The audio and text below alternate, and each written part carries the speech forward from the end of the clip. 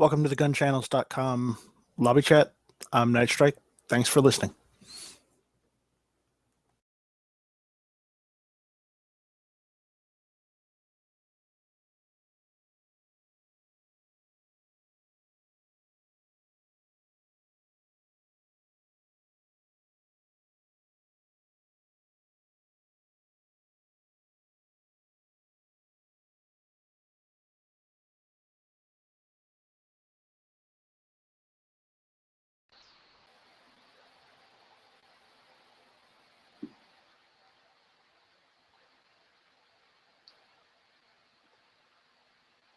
And it's the Flipster and Wayne.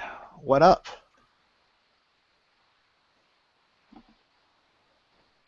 Trying to get all my panic buying ducks in a row.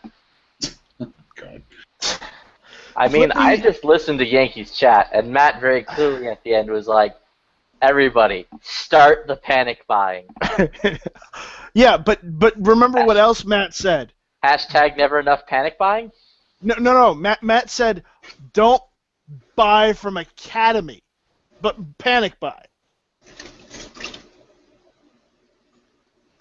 Hey, Yankee, what's up? Not much. I heard your podcast. I was commenting in the chat, and yeah, you know, I agree with most of what you said tonight, which is scary. That's because I'm almost always right, so every now and then you're right. Well, no, you're not almost always right. You're half right.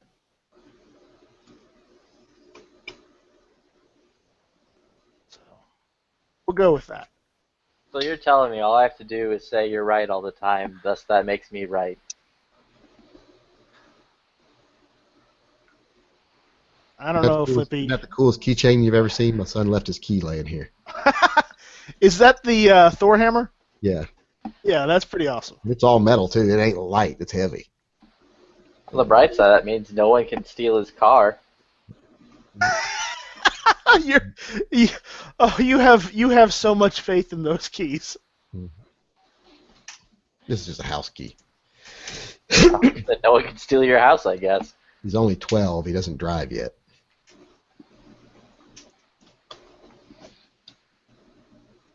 I was just sitting here trying to figure out what stinks, and it's me. I need to go take a shower. Too much roller skating? No, I just haven't showered yesterday or today because I've been sick. Ooh, that sucks. I was trying so hard to get through the podcast without coughing. Every now and then you see me stop talking and just be like, that was me trying not to cough right in the midst. Didn't you say you were coughing when you muted it? Yeah, I was. Can I comment on the show and not so much as what you said, but you know how we're going about some of the things? Do you mind? Yeah, if you want to, I might just tell you kiss my ass. Oh yeah, and I'll just tell you go fuck yourself, so we'll be good. But You'll owe Matt money. I will, but I'll gladly pay him the 25 cents. But you know, the Democrats don't want to call it Islamic terrorism, but the fact is, technically, there's nothing Islamic about it. They're not even going by the book, apparently, from what some Muslims say, which I'm not even sure that's true or not. I'm not going to argue on that. But the issue is, technically, they're not. They're Arab terrorists. They're not Muslim, because I'm sure the Quran says something that you should go indiscriminately killing people because Allah said so. I mean, actually, it does. It does say to stone Muslims, or not Muslims. It actually does say that. I mean, like I say, anyone who wants to defend the Islamic religion should go listen to the recordings of Dawkins and Harris. Read their publications. They'll go for you word for word, and these are some of the greatest minds in our country, in our world today, and they will explain to you why Islam is one of the worst cancers on society. But I was also seeing something. I saw something, in the news because I was checking out BBC, and they had a piece on Black the fact. chick? No, it's the English news network. But they had a piece on Indonesia and the fact that, or not, it's either Indonesia or Malaysia. One of those countries over there is like primarily all Muslim. I'm not sure which one it was, but it's in that area. And they were touching on the fact of how how oppressed women are in that country. Women are very repressed by the Islamic religion. Yeah, and that's another thing. Islam wants to say they're all for equality and whatnot, but the fact is, yeah, equality for all the men. No, well, if you read the Quran, Equality for them, and all the men either.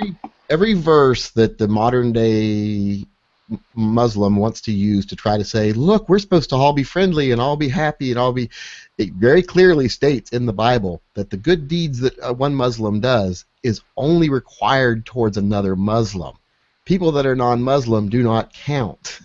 So when they say we're told that we should love our brother as we love ourselves, yeah, if he's a Muslim. Well, I'm not arguing that. I'm not arguing. I'm just saying, I was just saying, from another perspective that, some of them are saying they're trying to be equal, but the fact is that even their own society is not equal. Their society's not close to equal. I've told everybody, name me one Christian nation that does the things that pretty much every Muslim nation does concerning gays, women, being able to beat their children, etc.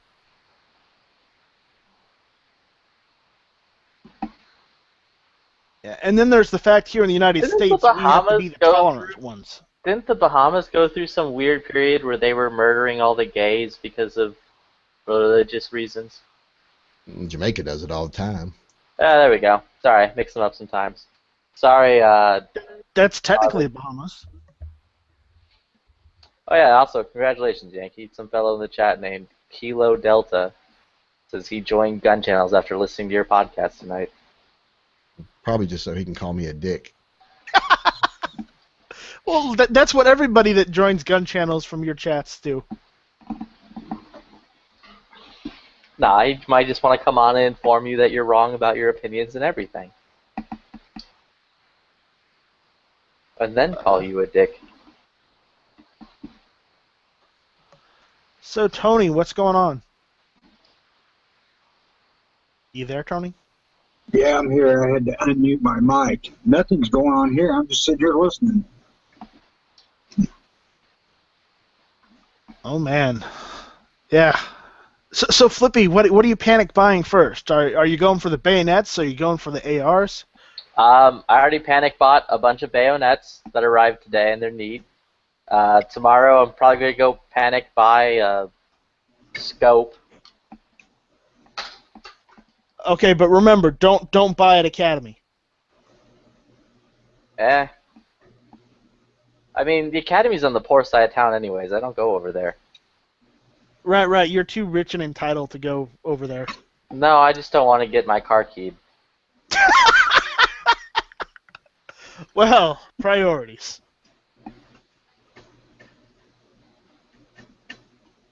Has everybody watched the latest NRA video concerning the list thing? Yeah. That was pretty good. I have not. Can someone link me? Long story short, NRA is about the list. You just gotta fix some shit. Oh, that's wonderful. And when I mean wonderful, I mean not at all. I mean, you'll understand when you watch the video. I meant to cover it in my chat, forgot about it, but the way the Republicans are proposing the list is far better than the way the Democrats. The Democrats just want a list. You're denied your rights to buy a gun, period. If you're on it, there's no oversight of who's on it, no judicial oversight, no recourse. The Republicans, the one that the NRA is supporting, they're saying, okay, if you're on the terrorist watch list, the FBI gets 3 days to go to a judge and show that you're a threat and have you denied your purchase. If they cannot, then you get to buy your gun. That's a little bit different. Yeah, well, I don't. That doesn't seem that bad to me, but at the same time, I can see where some people dislike the whole idea at all because of the factor that, because there's no regulation on it. That yeah, there could be a thing where the Democrats could pass something else and put everyone on the list, but still let them fly on planes. And that's why the whole regulation thing is. I'm not going to say it's a gray area. It's a bad area in general. Because there isn't any. Everyone on the no-fly list should be allowed to get on a plane and fly, except all the flights that they could get on should be going to Syria one way. No, we should do Yankee a favor and send them all to Turkey. I mean, there's 700,000 people on it? 800. Oh, people earlier today were saying 7. Whatever. Fucking 800,000 people on this fucking list. That's so We like, only have ridiculous. there are only 13,000 FBI agents. How could they possibly investigate 800,000 people?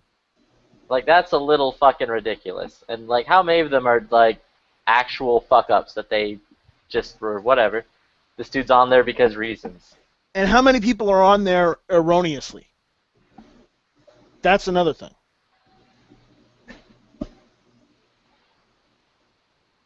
Because I'm sure a few people are on that list by error and they aren't terrorists, but they're on that list anyways. Although it would Granted, be yes, nice I am giving them the benefit of the doubt. Terrorists in America, we're in trouble whether they're on the list or not. Right. I mean, I would like if the FBI were to send a little like greeting card to everyone on the list, being like, "Yo, you're on the list." Look, you have to get activated, get out there, make sure you have your guns, ammos, your preps, your PMags, and get out and make a video to tell the Democrats to go fuck themselves, because this is Gun Channels, and if you're listening to this broadcast on the internet, you are the resistance.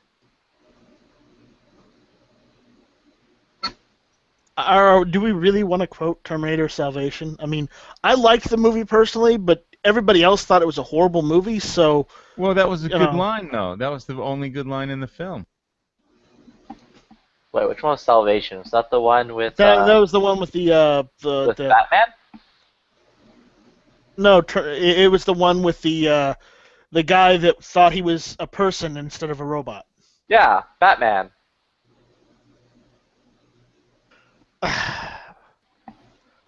Flippy, so many things wrong. When you go to like the Guitar Institute of Technology, what they teach you to do is they teach you to steal everyone else's licks. So what I'm just doing is steal everyone else's line and repurposing it.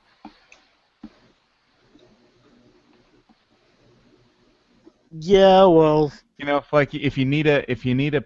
if you need a pouch for all your magazines, for all your Glock 17 magazines, and all you can find is a shotgun mag, but all the Glock 17 mags fit perfectly into the shotgun pouch, then make it a Glock 17 pouch. You just use it for a different purpose. So what's your problem? I'm confused. Where are we at now? Why are we talking about shotguns and Glocks? Why not? Because this is Gun Channels, and we do talk about guns. Well, I guess now that I have my bayonets... Terminator dialogue line to support the Second Amendment. I guess now that I have these, like, fucking American bayonets, I should go get in... Why were you panic buying bayonets? Whoa, which American bayonets? The ones from America. No, which ones?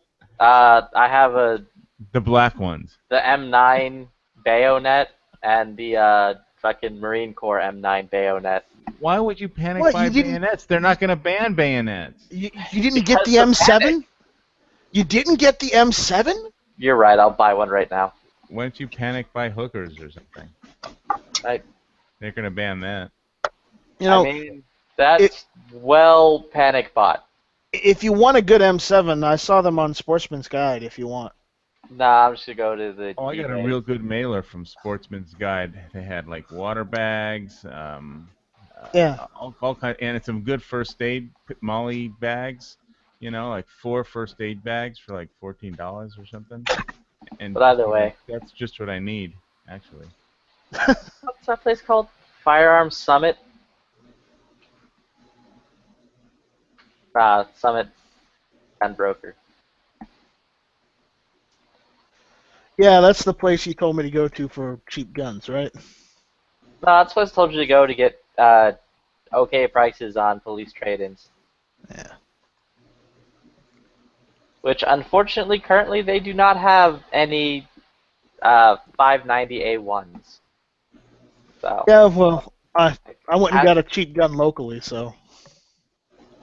So I have to panic buy my 590A1 somewhere else. Well, you better hurry before they run out.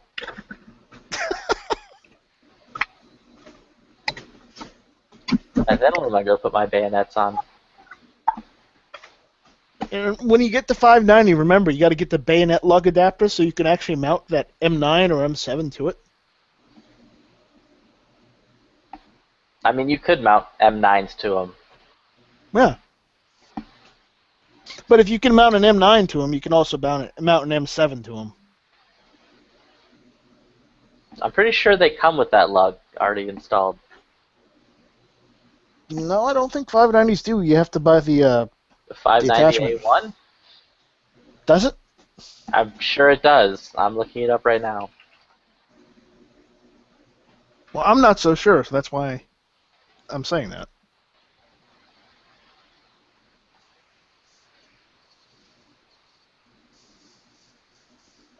Yes. Yes, it does. It does come with a lug, then get it. Even if you have to get it off Gunbroker. Now's the time. And then I need to buy the ghost ring sights for it, get it like drilled and tapped, get the heat shield put on it. You got to go all out. Mm-hmm.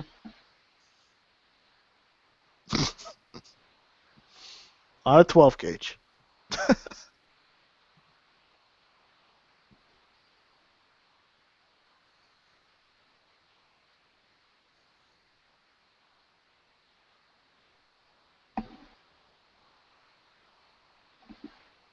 Then also going to have to go try to find the lower to pick.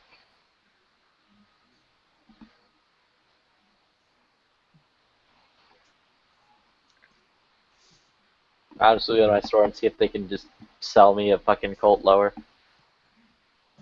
Need to panic buy some Jack Daniels. Oh, panic buy Jack Daniels? Dr. Jack. You need to pan and buy some Three Wise Men. I think my wife was telling me earlier today we need to go panic buy some milk. I think I'm all out of that. Jack Daniels, Jim Beam, and Jose Cuervo.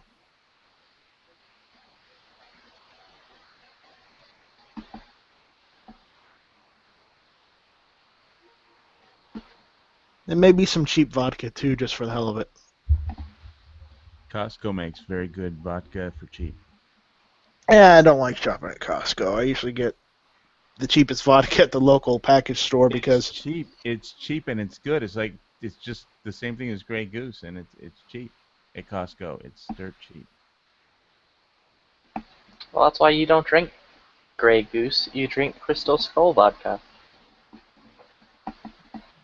I usually just drink Aristocrat. It's made in Kentucky. Well, I like Glenfiddich.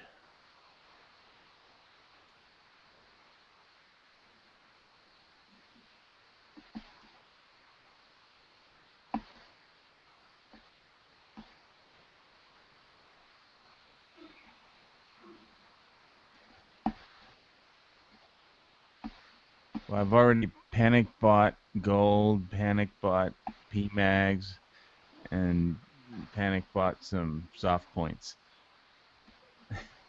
I don't know what else to panic buy. What's on my list? Oh, wait a minute. I do have a shopping list that I started. 1 second. Didn't you say you had to buy another first aid kit? Yeah, well, I had to buy some bags to put all my first aid stuff in, yeah. But I found my first aid kit actually. It took like 2 weeks of searching. The damn construction remodeling crew took it from right in the center of the living room and put it when they re when they installed the Pergo Golden Tiger flooring, um, uh, laminate flooring. They took this bright red first aid bag and put it in the upstairs closet behind all my long guns, buried it underneath a bunch of bags and old clothes. So that was like the last place I looked, because I just opened the closet and said, okay, all my long guns are there, where I had just like bicycle. Um, I used a bicycle lock to lock them all together. Nobody had touched them, but they did throw a bunch of stuff behind them, so I couldn't see. Because I was tore the place upside down looking for a bright red first aid bag, and so finally I found it. So I don't need to. I do need to get a new bag for it because the old bag was a cheap Chinese one, and I just need a better bag. You need an American bag. He needs big American bag. Yeah, but I also need like a smaller Molly one, so I could just have a separate, IFAC kit that I could haul around with me, and because I'm gonna get a big first aid bag, which is gonna be, a dedicated first aid bag, but I need like a smaller one that I could just throw onto my bug out bag that doesn't have the whole kitchen sink in it.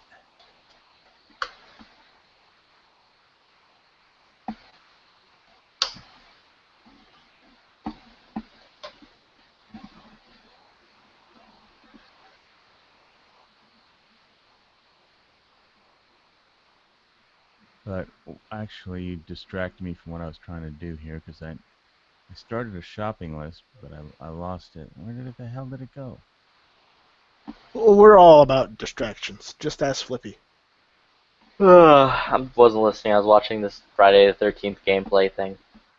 See what I mean? I backed that game on Kickstarter. Ugh. That and the one that the people who made Friday the 13th sued because it looked a lot like Friday the 13th.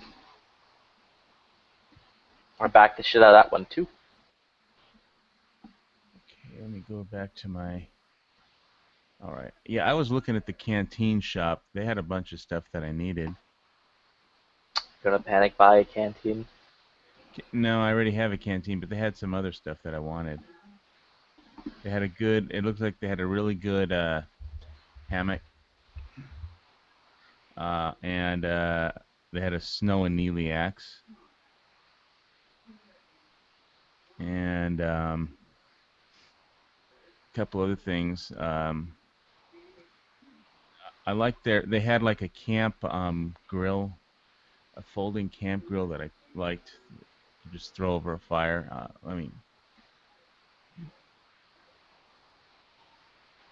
I hit view cart, see if it still remembered what I had thrown into the cart. I have to start all over. No, it's empty. I have to start all over. Fuck. All right. What did I want from the canteen shop? More gold and silver. Oh, they don't Another sell that. canteen. No, I already have a titanium canteen. I spent more money on that fucking. Don't not buying any more damn canteens.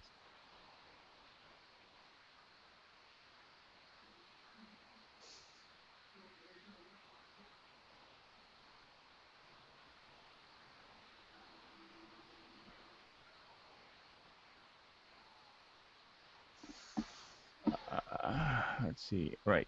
Click on cooking. First thing I needed was not the canteens. Not the canteens. So if I can't buy a Colt lower, should I buy an Ovesky lower?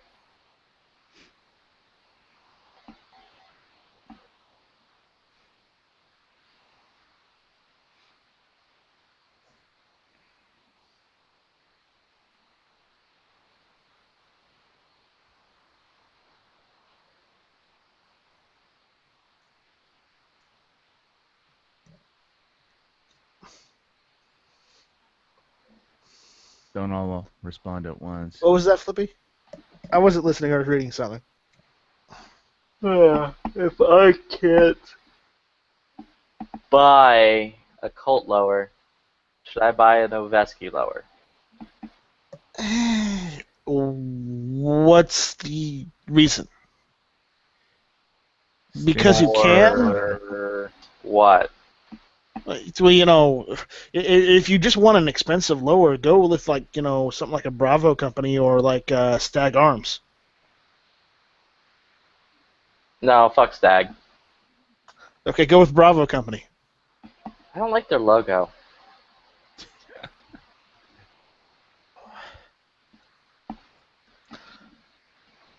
Thanks, Flips. Thanks. Jesus, what is wrong with this website? Yeah, their website is still. It said they're rebuilding their website at the Canteen shop. No, well, it was loading stuff earlier today. Maybe if I didn't have 100 windows open. I don't know. What the fuck? I might have to buy this. What is it?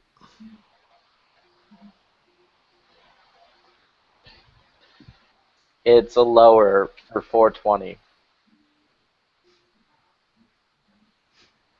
Wow. Like they're trying to charge me 420 for it. So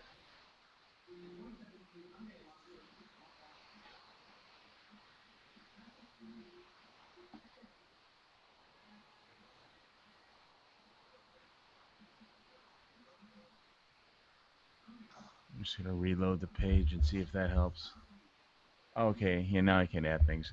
Okay, first thing on the list: stainless steel bottle hanger, $3. I'll buy that. So I can hang stuff over the fire on this stainless steel bottle and boil it.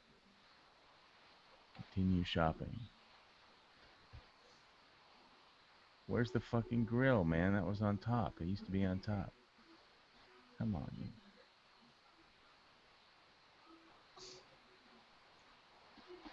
but yeah, I don't want to buy off Gunbroker. I want to buy from my local store. I will see if there's any way they can order me in a lower. Oh, you know what they had on where the hell did the grill go? You know what they had that was really cool? Oh, here it is. Canteen shop iron. God, it's not on there. Fix your website, you bastards. You know what they had that was really cool was they had an insert for Zippo lighters that lets you load it up with butane and it doesn't leak. And if you have Zippo lighters, it's basically instead of the cotton thing on the bottom, it's like a plastic thing, that'll hold indefinitely hold the butane. You fill it up with butane instead of regular lighter fluid. And it's just like I don't know, it's $13 or whatever. So you just insert it into your Zippo, and basically it turns it into a zip, like a Bic lighter, so it lasts forever. Once you load it, it won't just leak out in a couple of days, like regular lighter fluid does when you just, turn the cotton thing upside down to load it. Oh, here it is, backpacking ironware folding grill. I so need that. 3 pounds, 8 ounces. All right.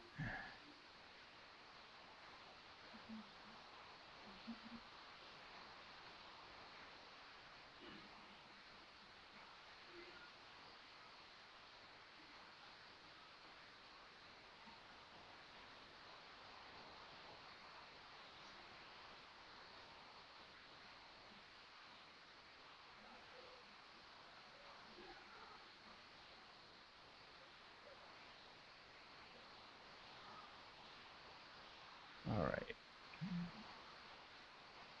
Where is it? Fire. That'll be under fire.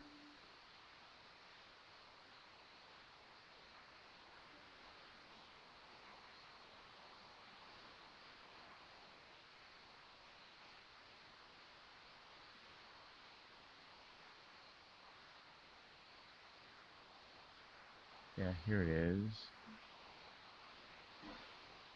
Exotac Fire Sleeve? No. It was, yeah, the Vector Thunderbird butane insert for Zippo lighters. Well, the Vector Thunderbird butane insert will make your old or new Zippo lighter a useful, reliable piece of kit. No more we have to worry about the fuel drying out in a matter of hours or leaking out from the old traditional cotton insert.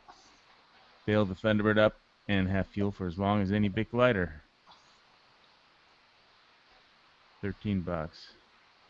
Link me. I need one. I have a Zippo. Go to the canteenshop.com. You have to get on their,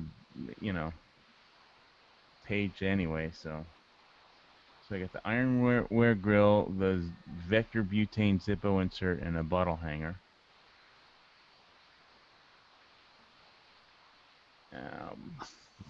You have to hit continue shopping every time you add something to the flipping cart, though.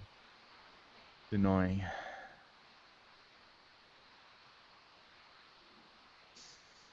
I already have the lighters. I don't think I need anything else. I already have that exact same brand of Exotac ferrocerium rod, so I don't need that. I don't need any more fire starters. The zombie tinder looks cool, but I really don't need it. I already have like Uber Fire. It looks like little cherry bombs. I don't know, some kind of weird bomb. Zombietinder.com. Looks funny, but I don't need it. Vector Thunderbird. That looks pretty good. Yeah. Yeah. I used to have a butane lighter, but the problem is it broke on me, and I never bothered getting another one. So I still have a can of fuel for it. Well, I have butane fuel for my I have one of those portable butane stoves, powered stoves. So Right. I got tons of butane for that. Yeah. But I've got a bunch of Zippos, but they're all just regular ones. So I'm gonna get at least one of those inserts. I've got a bunch of propane too, so. But check out the grill top. Check out the ironware backpacking folding grill. That looks awesome for Camp House, doesn't it? Okay, where am I gonna find that? Is that on the same page? Yeah, canteenshop. Yeah, .com. It's on the fire page. Okay, I'm on the fire page right now. Oh, well, it's on the bottom. Oh, I gotta scroll all the way to the bottom? Oh, that's too much effort. I know, it is.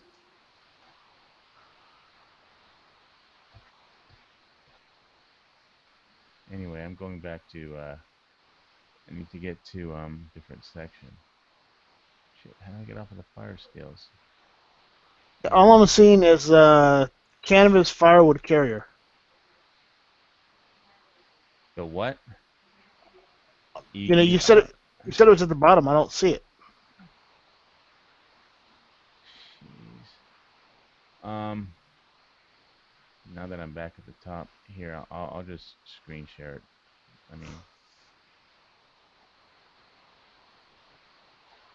let's see. Google Hang. Oh wait, it's hard to screen share. Canteen Shop. Well, how come I'm at the canteenshop.com/fire.html and you don't see it at the bottom? Is it in one of those? Is it in the original gear section or? Here.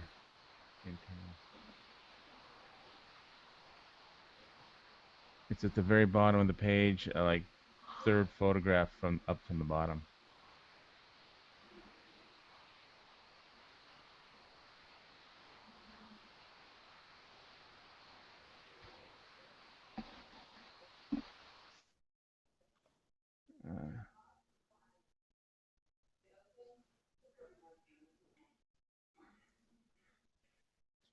Let me hit the shelter button because they wanted to get that. I like that hammock.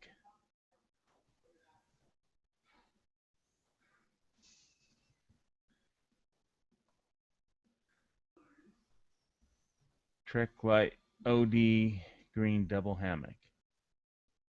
6.5 feet wide, 10 feet long.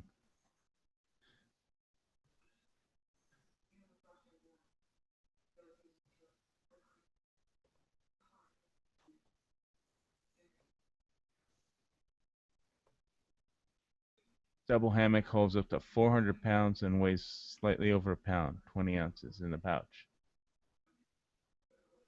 It's a double hammock, basically. Hmm. Add to cart. It's $69.99 though, so. But I need a hammock because I don't have one. I've got plenty of tarps, but It's a tarp. it's a hammock. It's a double hammock. What do you see? It's under the shelter. It's in the shelter section. So. All right, I'll take a look. But did you see the grill, the folding grill? Yes or no? Did you find it? I think so. It's in the middle and the bottom, right? Ironware grill. $30. Yeah, it's third photo up from the bottom on the fire section. Why? Well, it should be in the cooking section if there is one. But basically, it opens another page with your. I don't know. No, it doesn't. It just you have to hit continue shopping, and then the view cart button all the time.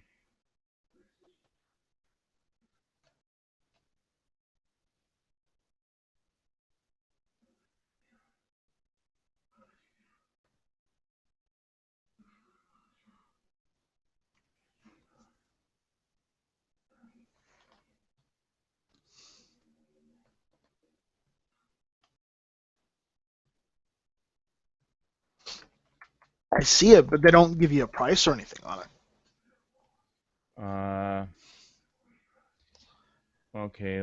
Let's see. Let me go to the sections again. Hit cooking. Hit the cooking section. All right, give me a second.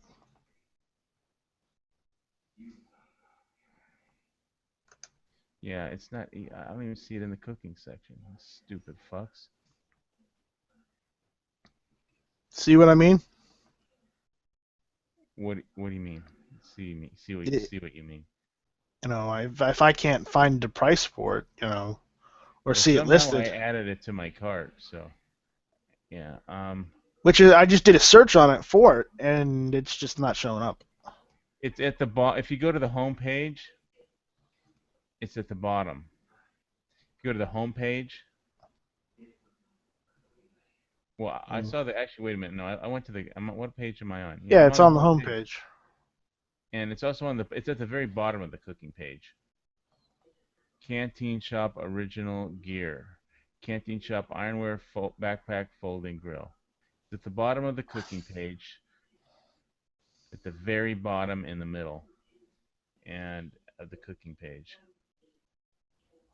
If you click on that, oh, it's under handmade. Backpacking Ironware Folding Grill, right? Yeah. I don't know if I want those. Those are made in Ohio. Made in Ohio, these grills are sturdy, dependable, and last forever if taken care of properly. What the fuck? How can you improperly? Oh well. Some people don't clean their grills. Each side of the grill features both legs on the same hinge, so the legs move together instead of separately. This makes setup easy, and the base is incredibly sturdy. Legs fold for easy storage and transport.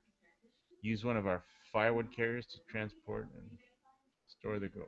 Why would a firewood carrier? They want to sell me something else? Nah, screw that. I'll just throw it in a paper bag. Paper bag all the way.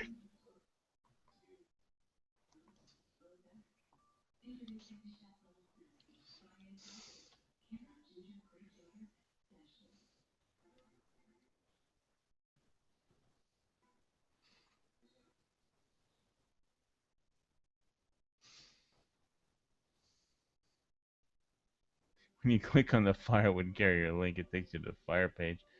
I think you have to scroll all the way back down just to find it. Yeah. Jesus Christ. That zombie tinder looks so cool, but there's no way I'm buying that. I don't need it. Ooh, M1 carbines. Or carbine, or however the hell you're supposed to say it.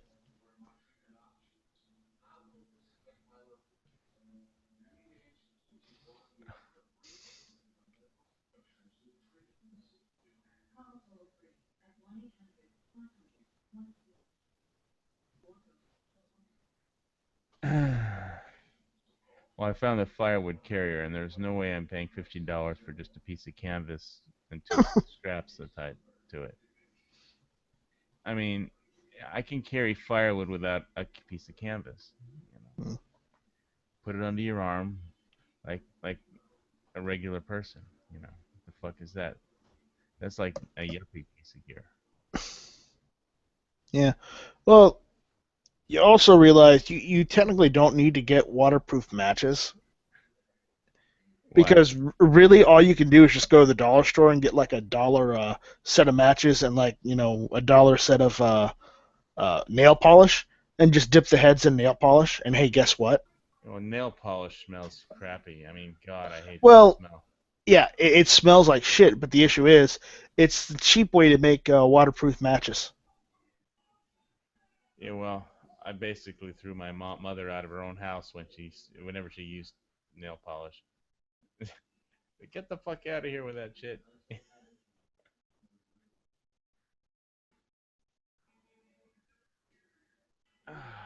God, let's see now. What else was on my list? But that's one way to do it without buying specialized ones, and it only costs you, $2. Well, I wasn't So planning on buying that from here. Besides, I already think I have some waterproof matches somewhere in my bug out bag. yeah, well, I'd rather make them myself than actually go and spend $7 or $8 on waterproof matches. I don't think I spent. I got them shit for cheap off of Blade HQ. You know, one of my just go click buying. That was funny.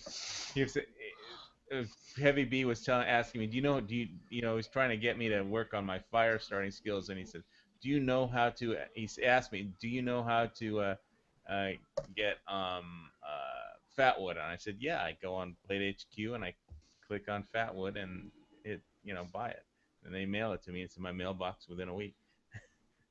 Then he went through the whole thing of explaining what kind of wood and what part of the tree. And I told him, dude, I already have like tons of the shit in my bug out bag. I don't need to do that. But thanks for telling me. We don't have that. I mean, there's the only pine trees I know of on the Big Island where to get that kind of stuff is in a park. And if I start cutting down trees uh, uh, in the park, I think one of the rangers will write me a ticket or something. Poor Heavy B, him in California. Feel so sorry for him. I mean, I have like a million ways. Well, I live in Hawaii. It's not that much better, but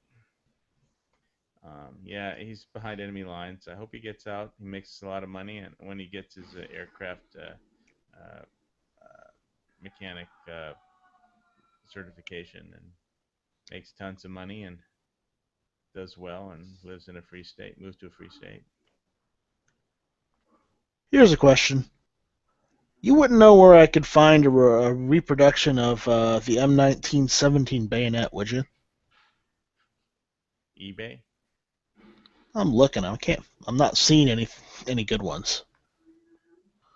I mean, they're all originals and they're ridiculously overpriced. Or maybe they're worth that much. I don't know.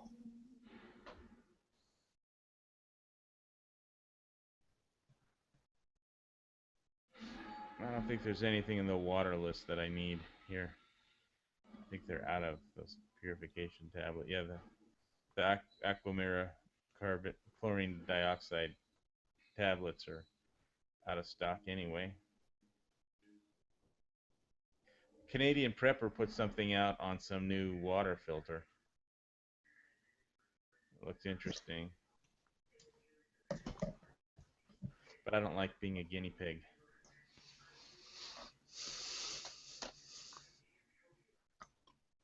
And Aren't I you also one already?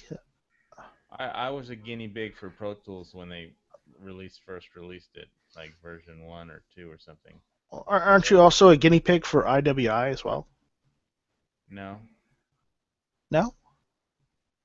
no. Isn't your Tavor a first gen? Yeah, so what? There's nothing, it works great. That Goes bang. technically means you're a guinea pig for IWI. No, I was not a guinea pig for IWI. It was working.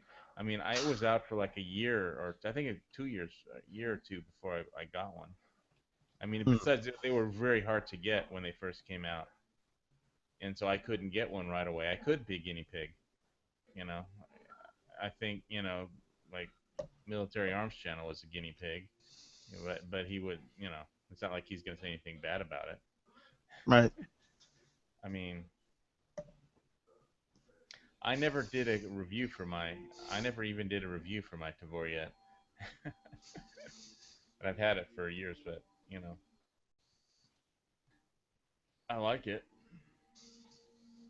It hits whatever I aim at. I said I have a setup for CQB, and if I ever have to use it for that, which I hope I never have to do, whoever I have to go up against, whatever evil bastard wants to commit evil in the world and on me or my loved ones is gonna have a real hard time. They're gonna find themselves ventilated.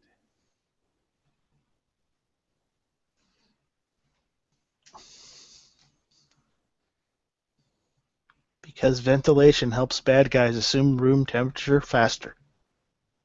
Well, actually, that's from James Cagney in White Heat, that old black and white movie.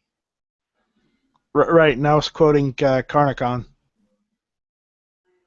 Where they uh where somebody says, somebody asked James Cagney's character, you aren't gonna, he said, you wouldn't kill me in cold blood. No, you aren't gonna kill me in cold blood, are you? So it's like, no, I'll let him warm up for a while. And he stuffs the guy in the trunk. And later in the film, the guy says, he goes up to the trunk. Cagney says, "How are you doing in there?" And he says, "I could use some fresh air." He says, "Oh, here, quick, I'll ventilate it for you." He ventilates and just shoots him in the trunk, through the trunk.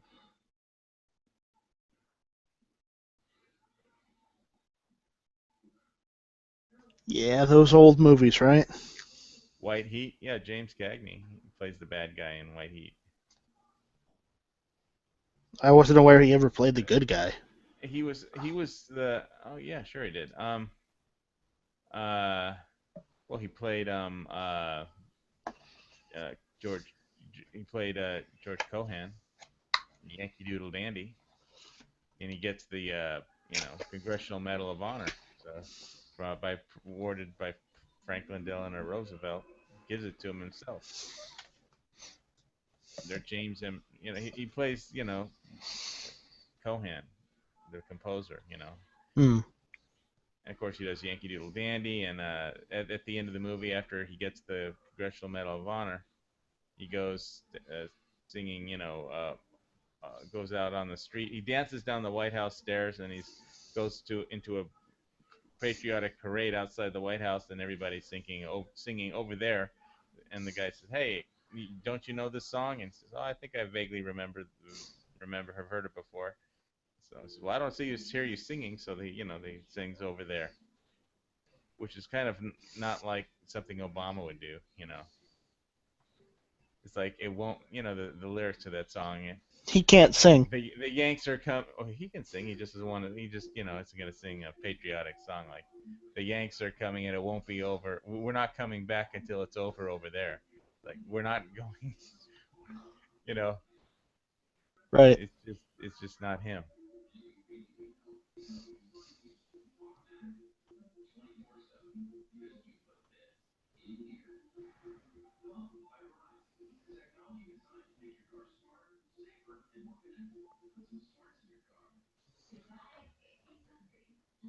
But didn't that grill look like a real handy camp item for a fire pit?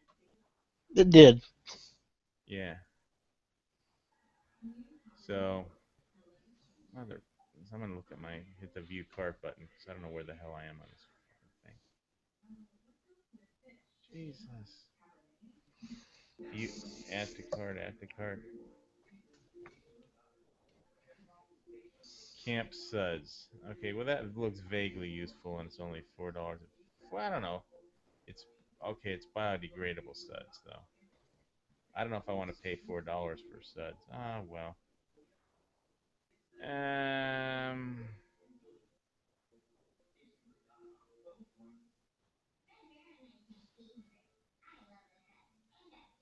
Environmentally safe. I don't know.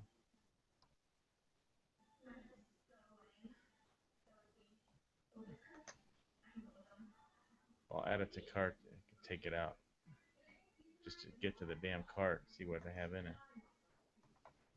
Okay, so I got the camp suds, the Trek light rope system, the Trek light, olive, drab, green, double hammock, the Vector butane Zippo, ironwork grill, and a bottle hanger.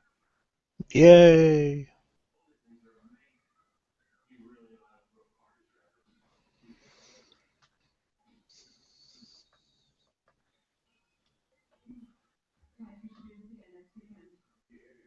Yeah, I really needed a hammock for my kit. It's been on my list for a long time.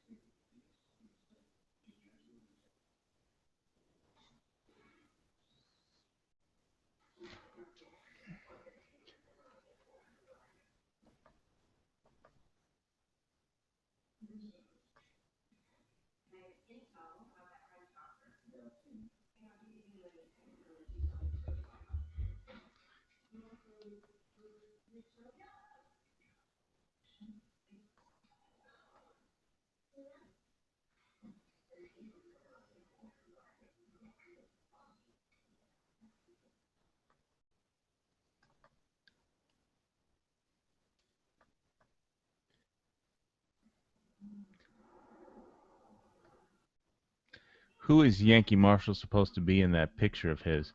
Looks like a cross between Rob Zombie and Judy Garland from The Wizard of Oz.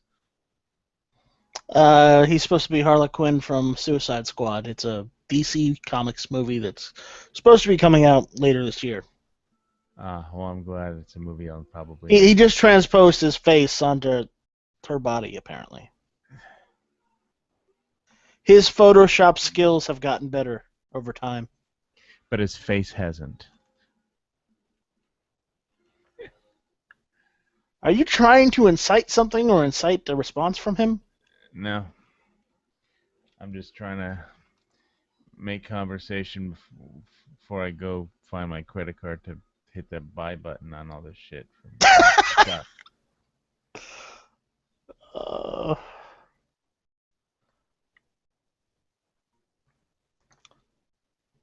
So, are you feeling better now? Feeling better than what? Than you did before? Before when? I mean, before I had my surgery? Yeah. Yeah. Of course, before you had your surgery. Yeah, I mean, I don't have pneumonia. I don't have an infection. And there are no obstructions to the arteries feeding blood into my heart. So, yeah, I feel a lot better. So, did you actually have pneumonia before, or was that just a misdiagnosis? it wasn't a misdiagnosis. More like I had pneumonia and congestive heart failure.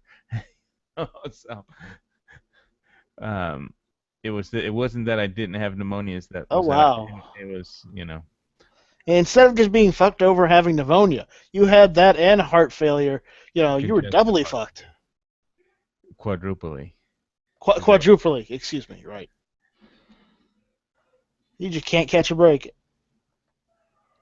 Well, I caught a break. I did catch a break. Very much so. When I went to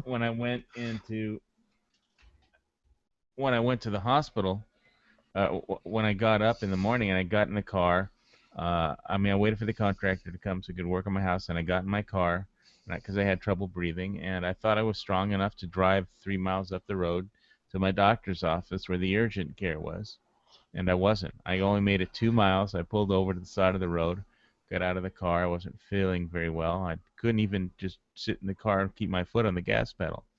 I didn't have enough energy. As I got out of the car, I was sweating. I wasn't looking that good. And within 60 seconds, two Good Samaritan Christians, a husband and wife, Kenny and his wife, Tracy, stopped off, and they prayed for me. And, I was only sitting there for 60 seconds. They practically demanded to take me, to drive me, a mile up the road to my doctor's office.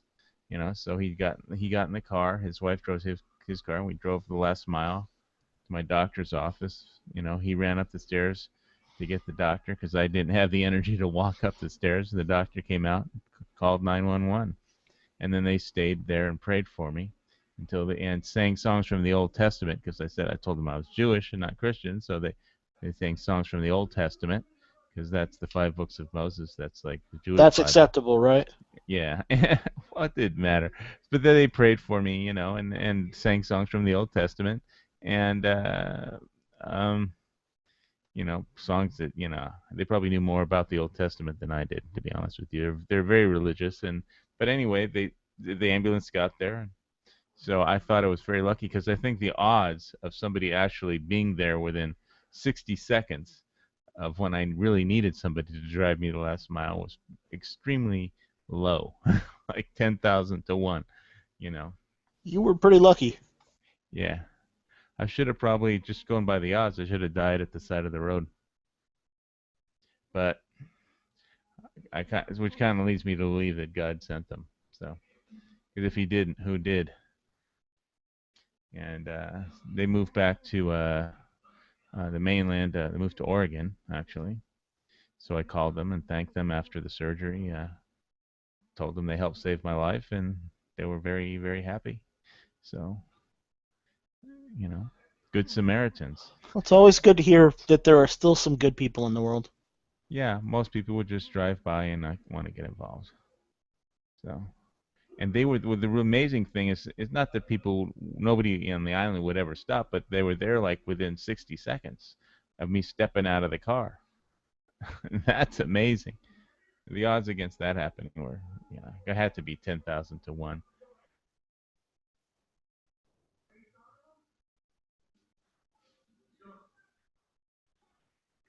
And so, when all the doctors heard about the Good Samaritans, like, the top, thoracic surgeon wanted to be on the case, the top cardiologist wanted to be on the case, because the Good Samaritans helped, so they wanted to have something to do with it, pitch in. I mean, of course, the insurance company paid them lots of money, but well, of course, right? They had lots of cases they could have picked from. I mean, they do lots of those every day. So. So Wayne, are you there? Still? It's just us. This is like hit and miss. No. Yankee is scared of the volcano is what happened. I came on and he ran away. I don't think that's it at all. And it's just not just like hit or miss, normally I have more people now. It's something.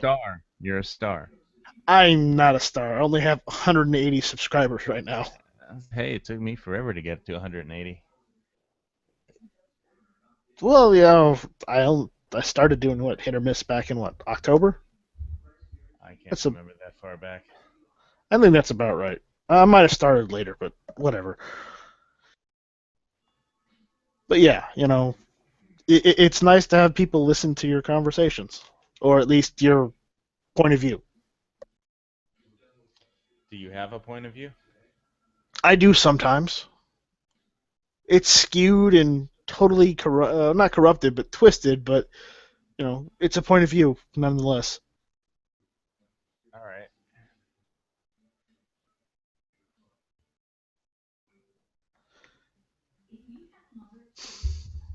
But you have a problem with me stealing lines from Terminator Salvation to help promote the Second Amendment? No, I By don't. standing. I don't have problems with promoting the Second Amendment. I just think that there are better quotes out there to promote the Second Amendment. Okay, like what? I don't know. Oh fuck! If you're gonna tell me to use a different quote and there's better quotes, then name one. Shit, you know, you're gonna put me on the spot. I'm not into quotes. What movie can I steal from? RoboCop. Oh, I knew the producer of that film. I don't want to steal from him. There it is. There it is. That says I never saw RoboCop.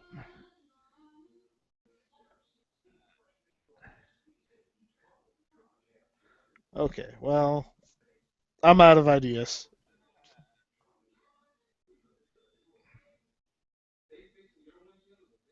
Yeah, I can't use anything from Disney because you're liable to get sued.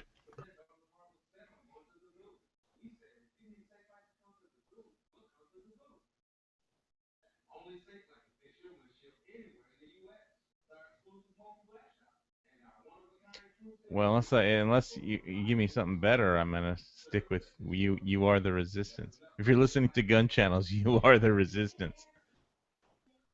The resistance against tyranny. You know, the resistance against Hillary.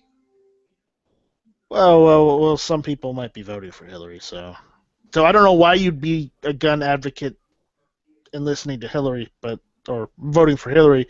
Shame on you, but you know it's Well, your I life. thought Do it with Yankee whether you Marshall want to. liked Hillary or something. No, I don't think he likes Hillary. Well, basically, the problem that I was trying to explain earlier and typed out in the chat in Matt's chat last night was how the Clinton Foundation works is like Putin's Uranium One Corporation makes a donation to a charity in Canada, and then Canada gives that money to the Clinton Foundation from Canada to the U.S. because Canadian law doesn't require the Canadian charity to identify its donors. So basically, Putin can donate to the Hillary Foundation through a Canadian charity through Uranium One, and then as Secretary of the State, Hillary could sell U.S. Approved sales of U.S. uranium ore to Russia's um, Uranium One company, and then Uranium One company, Putin could sell the ore, processed ore, to Iran, or whoever he wanted, or North Korea if he wanted, Oh, or heaven anybody. forbid, North Korea. Well, we don't need to help them any more than they already have. I wasn't aware So we were far, helping North Korea at all. And well, oh if my we God, are thank helping God, Brandon's here. the foundation. Yeah, Brandon, well, what's up? I liked his Trump hat the other night. That was awesome. Yep, the Trump hat was pretty good.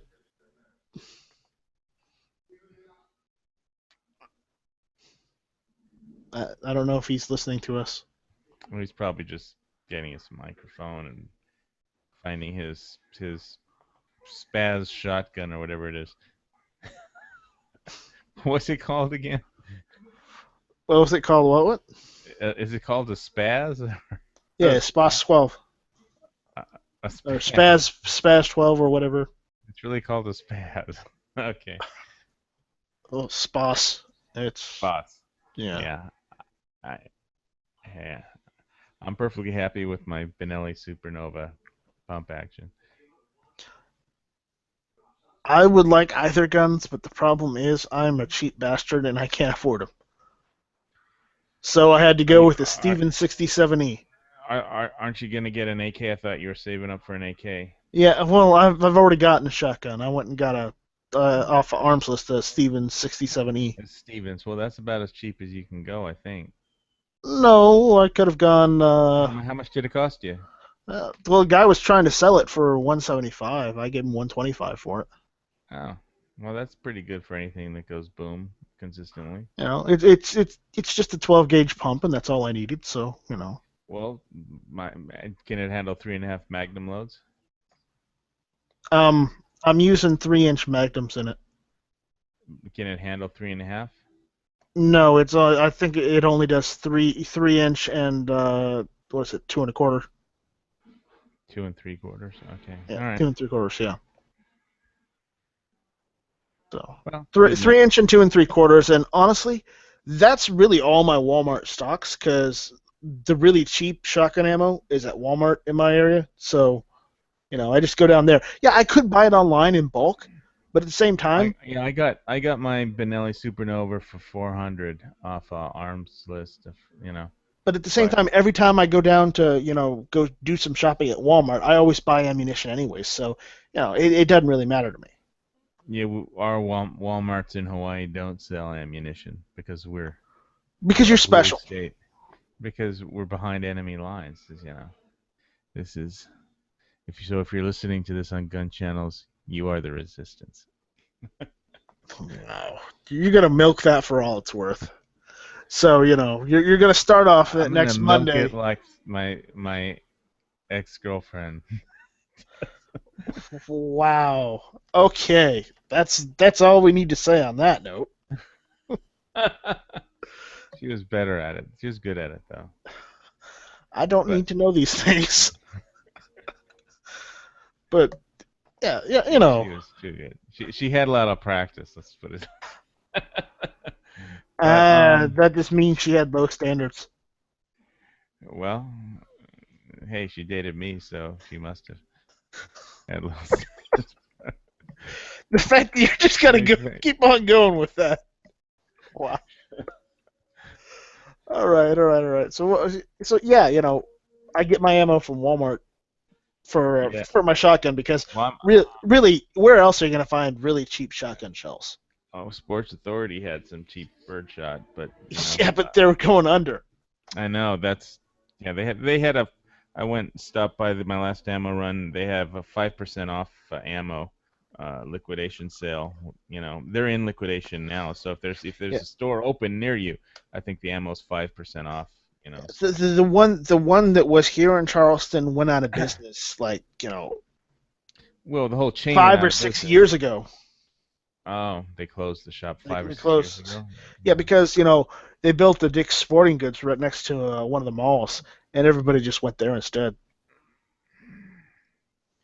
Well, it And sucks. the thing about it, Dick's is I'm on an island in the middle of the Pacific Ocean, and we don't have a Dick's or a Cabela's or a Bass Pro to go to. We just have some one local gun shop left, and maybe there's a hunting shop and one local gun shop. well, The- don't get all mad. I don't like going to Walmart too much either. You know, I get most of my ammunition from my local hardware store. Hardware store. I think Ace stopped selling stuff here too. They used to sell ammo, and now they don't. Yeah, my Ace sells The ammo politicians got to 'em.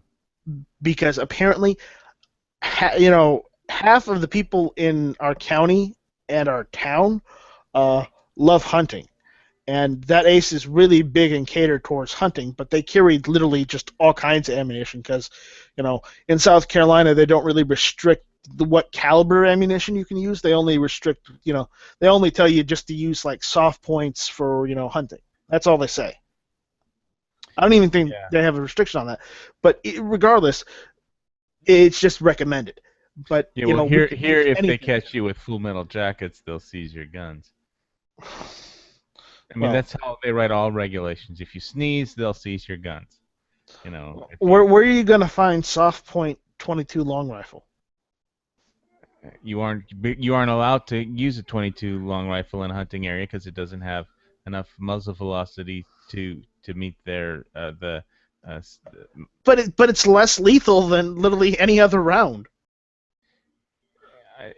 well, they want you. They just want a reason to seize your guns, and so you can't take your kid out with a 22 and teach them how to shoot because you're not allowed to use it to go hunting because they're Oh a my bunch of God, left-wing it's commie Darren. fascist bastards.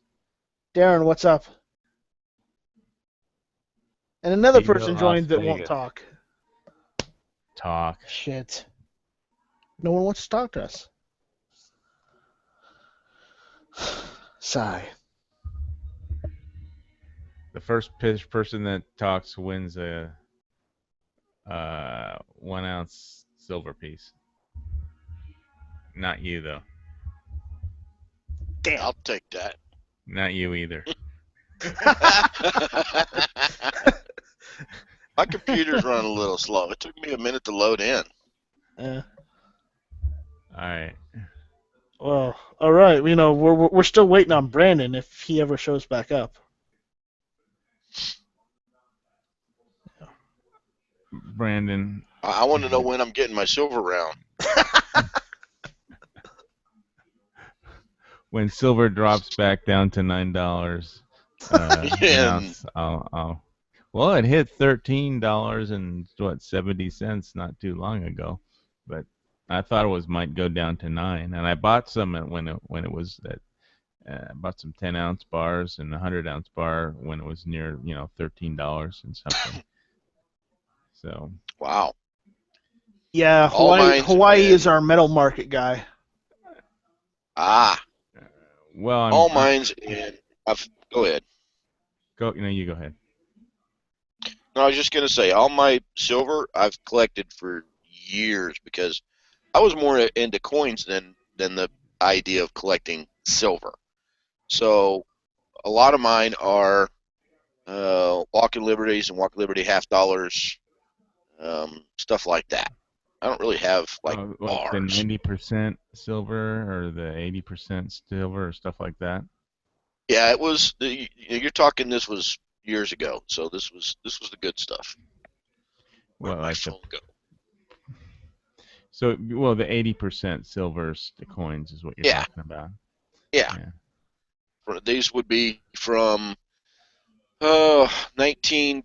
When did it start? 1924 through 1963. Yeah, something like that. Yeah. Fun times. Yeah. Well, I'm pretty. Yeah, I collected a bunch of those before. 0.99999%. Pure. Got it. The noose. I have like a 2003 Silver Eagle. What's pretty nice. But I've got a couple Sacagawea coins. What are they? They're just $1 coins. For a while, for a while, they were pretty popular, and so popular, in fact, that even Coke machines in the area where I was living at the time had, were available to use with those coins, and I was like, really? You remember those, right? Not really. Sure. Yeah, they look too much like quarters. They were kind of gold colored, and people got confused all the time. Did you see the wild ride today for the gold and with the whole thing with the Brexit and that British Minister of Parliament that got shot 3 times and stabbed to death? And now what? Yeah. I heard about the officer that got shot. Yeah, it was either today or yesterday. No, the Minister of the Minister of Parliament. It wasn't an officer. It was an MP. Minister of Parliament. No. Jo Cox was her name. Yeah, she was a Labour minister in the House of Commons there in Britain. And she was for the Remain, which is the people that want to remain in the EU. And she got in between 2 guys who were arguing, and one of them was, wanted to Brexit the EU and leave the EU. And I guess two guys were fighting. She got in between them, and she was shot 3 times and stabbed a bunch of times. And it's like Wow. the last shot was to the head, and then he was still stabbing her after that. So they got the guy, I Okay. think. But so then um, what happened was first during the early more part of the morning, gold soared to like over $1,318 an ounce because people were, afraid of what would happen if the Britain leaves the EU, and then Hmm. she got shot, and then they suspended all Brexit campaigning after she died. So the rumor was going around that they're going to cancel the election in a week, which is supposed to be in a week for the Brexit vote in Britain. And so then gold just took a nosedive as soon as that rumor got out. And it went, you know, so first it went soaring, and then it went, as soon as she died, it went crashing down. So it was Wow. like, it went up to 1318, and then it went down to like, 1270 or something, But, and same thing for silver. It went, up in the morning and down in the afternoon. But, it set a new 2-year high. Gold did today. So Oh. people are just wondering if it was going to break out, and they were talking about, okay, it's going to go to 1400. It's going to go to 1400, and then they suspended the campaign for the Brexit after she died, and I guess they just didn't want they didn't want any more people killing each other. So naturally, they figured the best way to prevent that Right. is to cancel the election that they didn't want to lose. And that's one way to win the election is by canceling it. They can't leave Yeah. the EU if they don't vote, so they just canceled the vote. You know, Mm-mm. so but they haven't officially said they're canceling the vote. They just canceled the campaigning for it because obviously if people are being moved to be murder over a fucking election, they can't just go vote like civilized people. Then obviously the Wait thing till to do our. is cancel the election, so they can't go vote like civilized people, and their only choice is to murder each other. So, I don't know. It makes Yeah. no sense. The whole world is going to hell. And then what was really crazy was that the whole thing that David Cameron, the Prime Minister of the UK, canceled his trip to the Rock of Gibraltar, where there's 3,200 British citizens that live there who want to stay in the EU because if they leave Spain, they're afraid that Spain is going to invade the Rock of Gibraltar because they say they want it back or something. Spain does. I think it's theirs. I mean, and there's like, so if Spain, launches a Spanish Armada again, to invade the Rock of Gibraltar, or I mean, because Spain is right there, they could just march in anytime they really want to, but you know, uh, if Spain and Britain start fighting, which side is the U.S. on? I mean, it's it, they'll probably blame us for some letting it happen or something, so.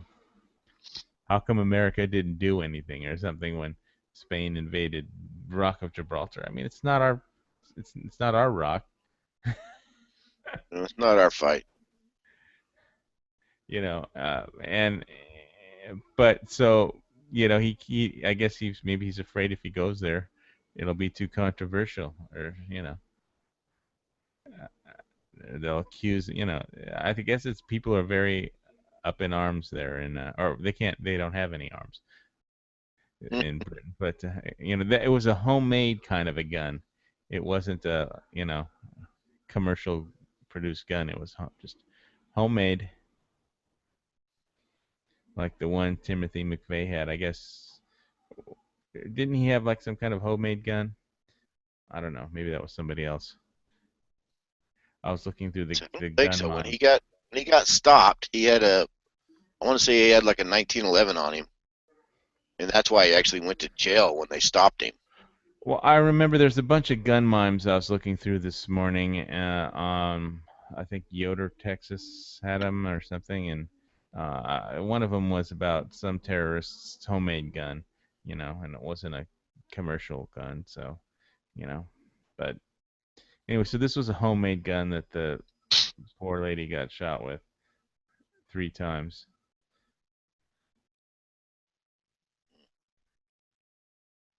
And basically the guy who shot her was yelling about immigrants. So naturally, just to make things even worse, the day after the Brexit vote, Donald Trump is going to be going to Scotland to go to he built a golf course over there, or refurbished it, or brought it back from the sorry state Okay. it was in, and so like the day after the Brexit vote, Trump is going over there, and Yeah, that should work well. yeah. I mean, him as he's, with him his policies towards immigrants, and this guy having just shot an MP for Yeah. and screaming something out about immigrants, ought to go over very well. But I mean, he's from Scotland, I think, and he, it's his golf course, he owns it, and he probably gave a lot of jobs to a lot of Scottish citizens Immigrants. to fix up the golf course. Yeah.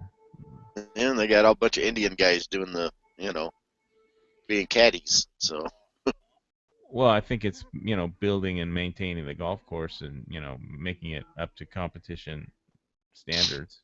It probably Of was course. a lot of work for a lot of people, but I'm sure it was.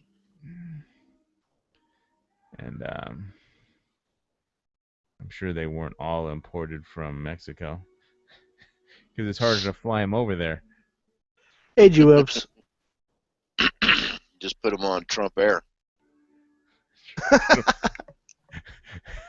Trump shows up, gets off the plane, and then they wait till night to sneak all the Mexicans off the plane. They're down in the baggage area. Yeah. Oh God. So I just think does that qualify as the racist remark that Matt couldn't get last night or something? Yeah. I don't know. Yeah, I'd say that'd work. Yeah, he didn't get it. He was looking for a Stone Guy comment, but the problem is, we've never been good at it. Stone Guy is the only one who's ever good at those comments. Yeah. Has he been around lately? No, Stone Guy hasn't been around since. When did he disappear, G-Webs? Do you remember? Another person that can't talk. Well, he disappeared sometime in what? November? And also somebody else who got sick, disappeared and hadn't been back. Quark. No, Quark was around a little while ago. Oh, well, I haven't seen him, but I was away for a while because I was. He's in been Honolulu. gone lately because I think he said he was working 2 jobs. Oh, I know I thought he got sick for a while. Where would you gotten sick? Unless that's a new development. No, it was an old development. I don't know. Life happens. Yeah. Things happen that prevent you sometimes from doing gun channels all the time. Unfortunately.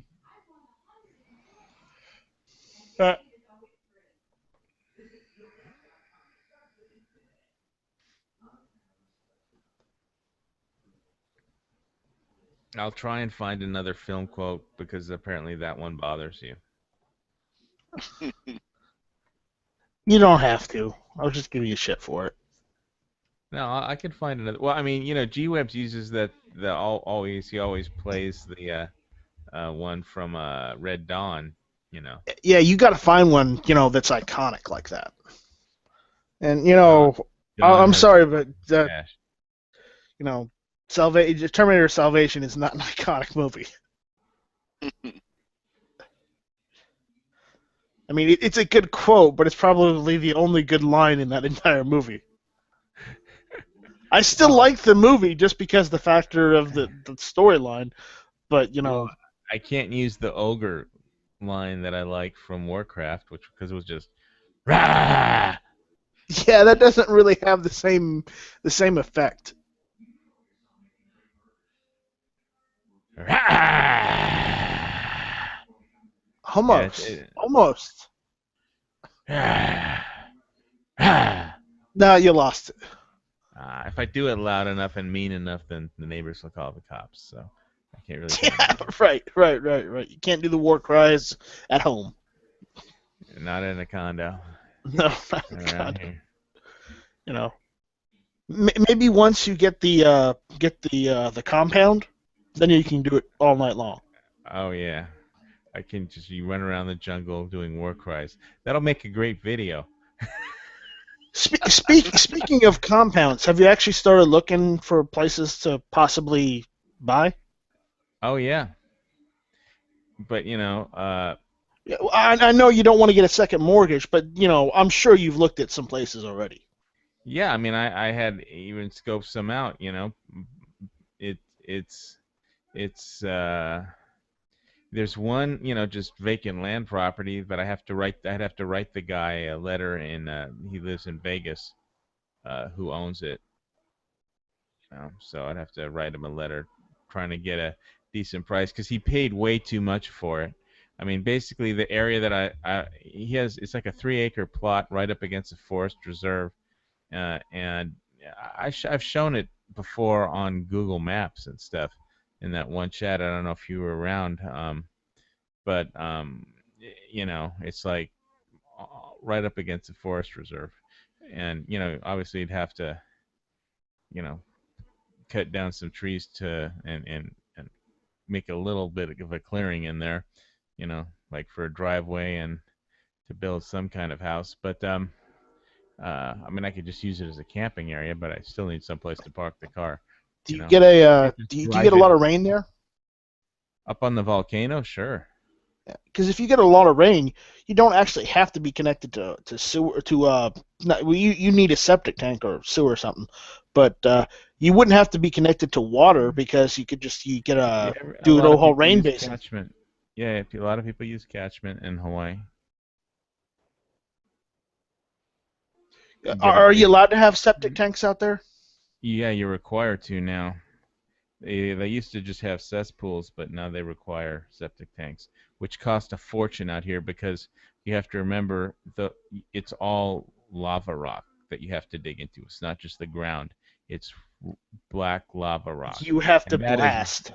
well, no, you can dig with a pneumatic hammer, which is how they do it. This hammer, they go, bah, bah, bah, bah, bah, bah, and you know what a pneumatic So like a hammer is? jackhammer.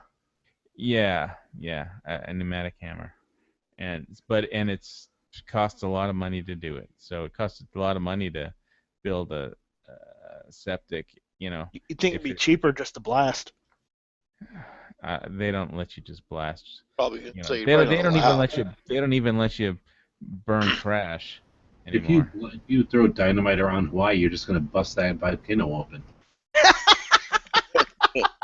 Well, people bring tannerite to the range sometimes, but I don't think they're allowed to. They just bring it in.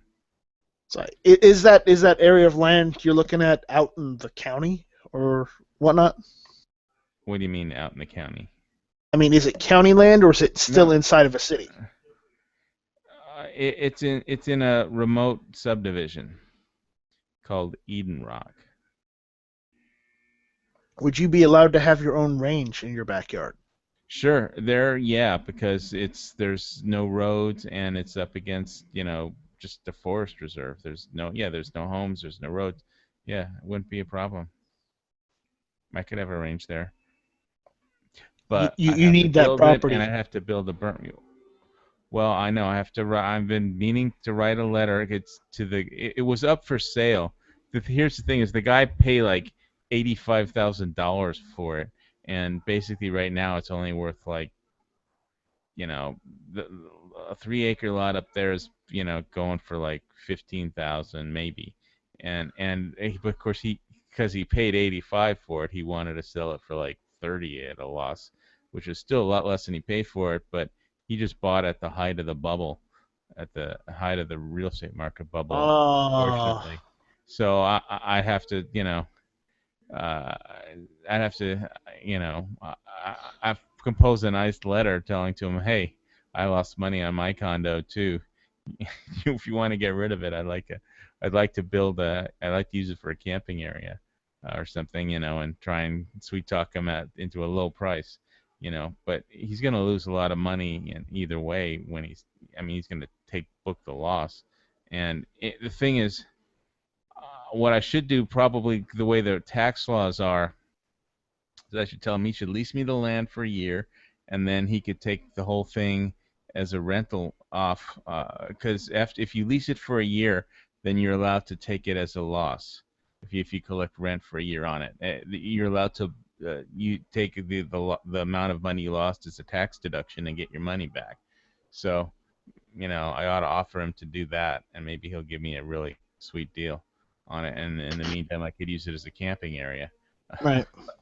But Well, you know, good luck with that. You know, though. yeah. You know, you don't know anything unless you send that letter. Yeah, I have to. It's, you know, I basically have to get some new printer cartridges for my printer because they're dead. So but yeah, I got all the information off the county tax website for the land and the owner's address, and you know, it says how much he paid for it. You know, it has all the information I need, and yeah, but it's basically vacant land. So in, you know, the far back of the subdivision. I got a question for you though on stuff in Hawaii like that. Could you put a camper out there, Sure. or like a pot house that already has its own septic? Wait, define pot house. Oh, you mean you Well, don't mean? God, there's so many different kinds. I mean, you know, No, I meant you don't they mean almost look like a sheds. You mean like one of those cargo container houses? Yeah, you. Well, those can be considered that too. You know? You can build an agricultural building there. It's ag land, and so yeah, you don't need a permit. You know. So it's to, exactly like my back property. It's called agricultural property. You know, it's an ag 3 because it's 3. This lot is 3 acres, so it's ag 3 land. So that means it's agricultural 3 acres, and the house can only be so big, you know, and it has to have a certain back set off of the, you know, lines, you know, and you know, there's a few rules, but you don't have to go through the entire permitting process like if it was just residential property. So because you could build an agriculture shed basically. You just have to go by county laws, right? Well, that is the county. That is it's the county agricultural laws. The only thing state law that is that you can't just have a cesspool. If you're gonna have, you know, a toilet, then you're gonna have to have a septic system. That's a new law they passed this year. But so you could like get a really nice camper and stick it back there, and then just live out of the camper for a year while you lease it from him. Well, I could just build a survival camp out there, you know, build a wild camp, right? You know, with some tarps. Where'd you store all your stuff? Okay. Well, yeah, that is a thing. Oh, a lot of people just get a shipping container, throw everything in there. Sure.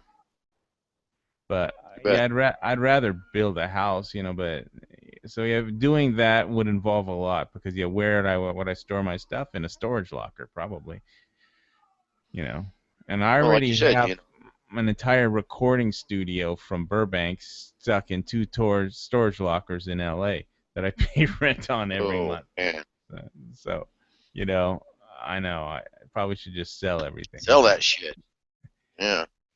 But I don't know. I'm still emotionally attached to my 40 input Trident mixing boards.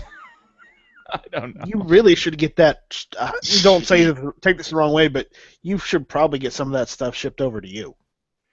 No, there's no use for it here, and it'd be harder to sell. It's an LA kind of a thing. It's a big city kind of a mixing board, you know. Maybe all my smaller equipment, you know. Well, if you're that attached to it, I'm saying. Well, if I live the way I want to live in Hawaii, I have no use for like a full-on recording studio over here. Are you crazy? You know. Then sell that stuff, man. There's your down payment for your little mobile home, you know, for an RV. Well, I'm counting on my gold and silver bars to just vastly increase in value. When so I'm rooting for the economy to collapse and world chaos to ensue, Right.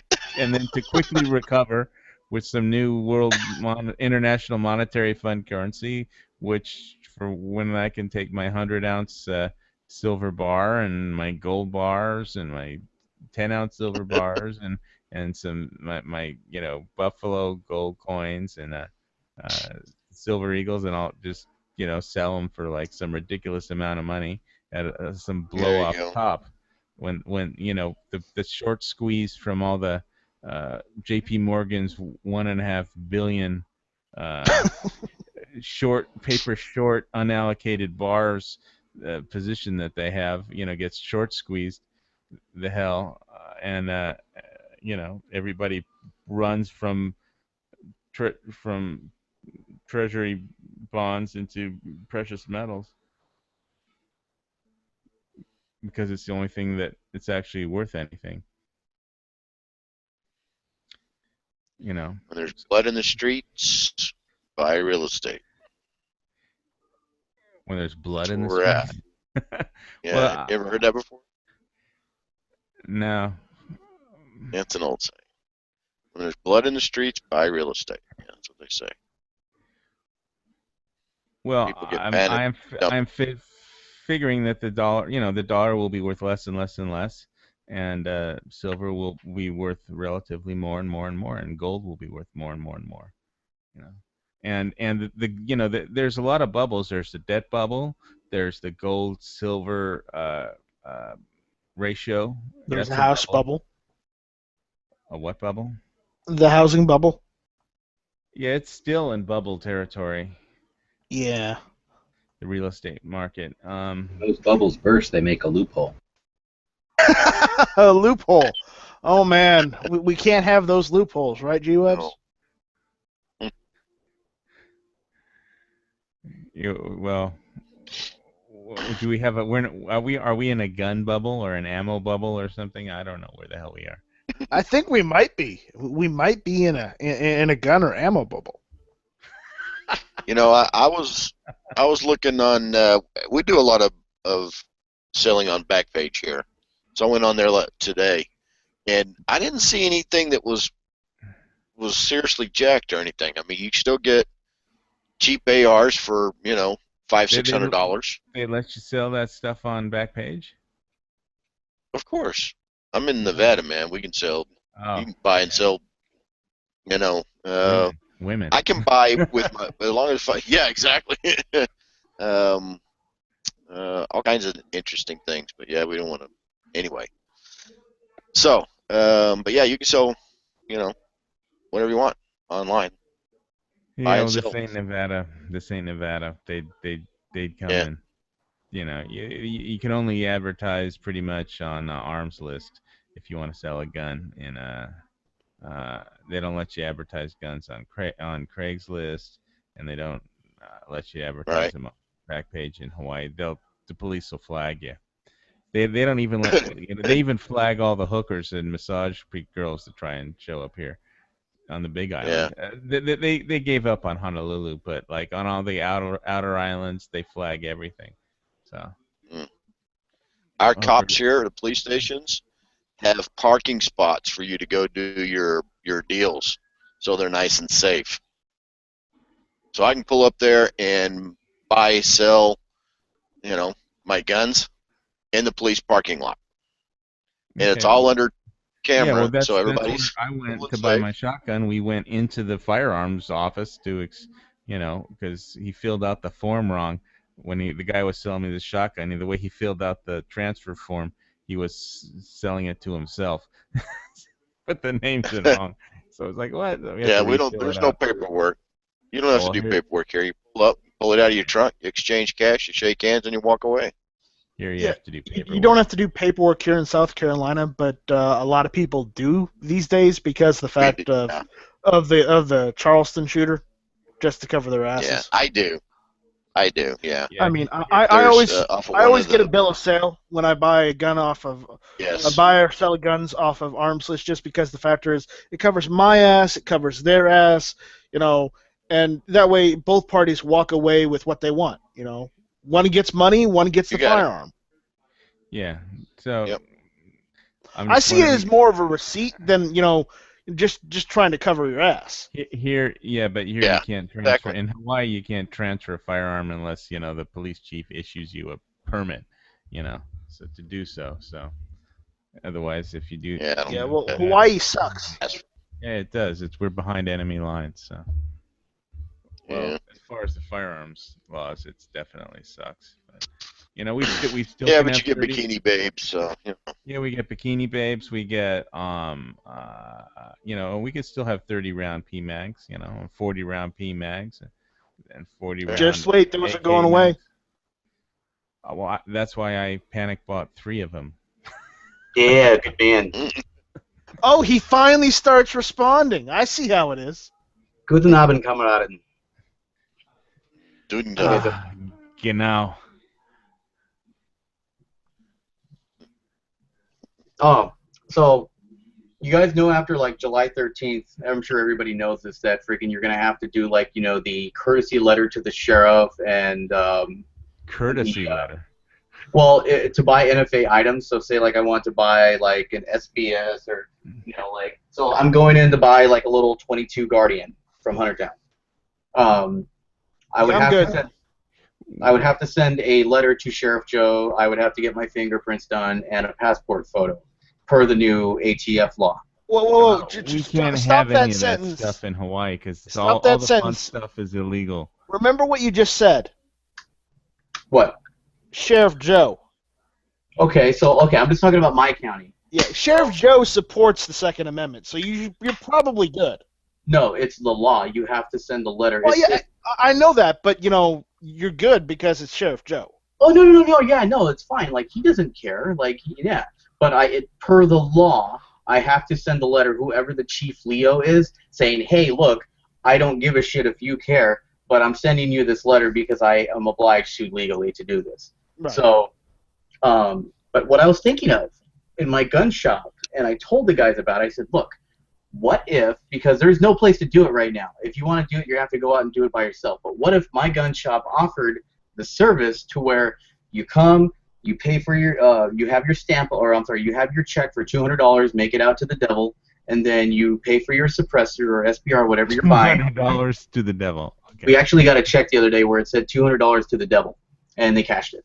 So, crazy, right? So, what if you could do everything there at the gun shop instead of leaving, okay, well, let me go to this place, get my fingerprints, let me go to this place and get my picture taken. We will have the photo booth, we will have the fingerprint, the life scan, for whatever. We've looked into it, it's possible. The machine, however, is $1,500. I obliged that I put up the money to do it. And then, I just get paid back, whatever, So we would charge like, I don't know, $50, so you don't have to go and jump around from place to place. Everything is conveniently done for you right there. As long as you're legally able to do that, that sounds like a good idea. Most of the Yeah. shops do that and charge you. So, like, Most of the shops I know that already do that, and they don't charge anything. They just do it. so right now you currently have to do the fingerprint stuff, or?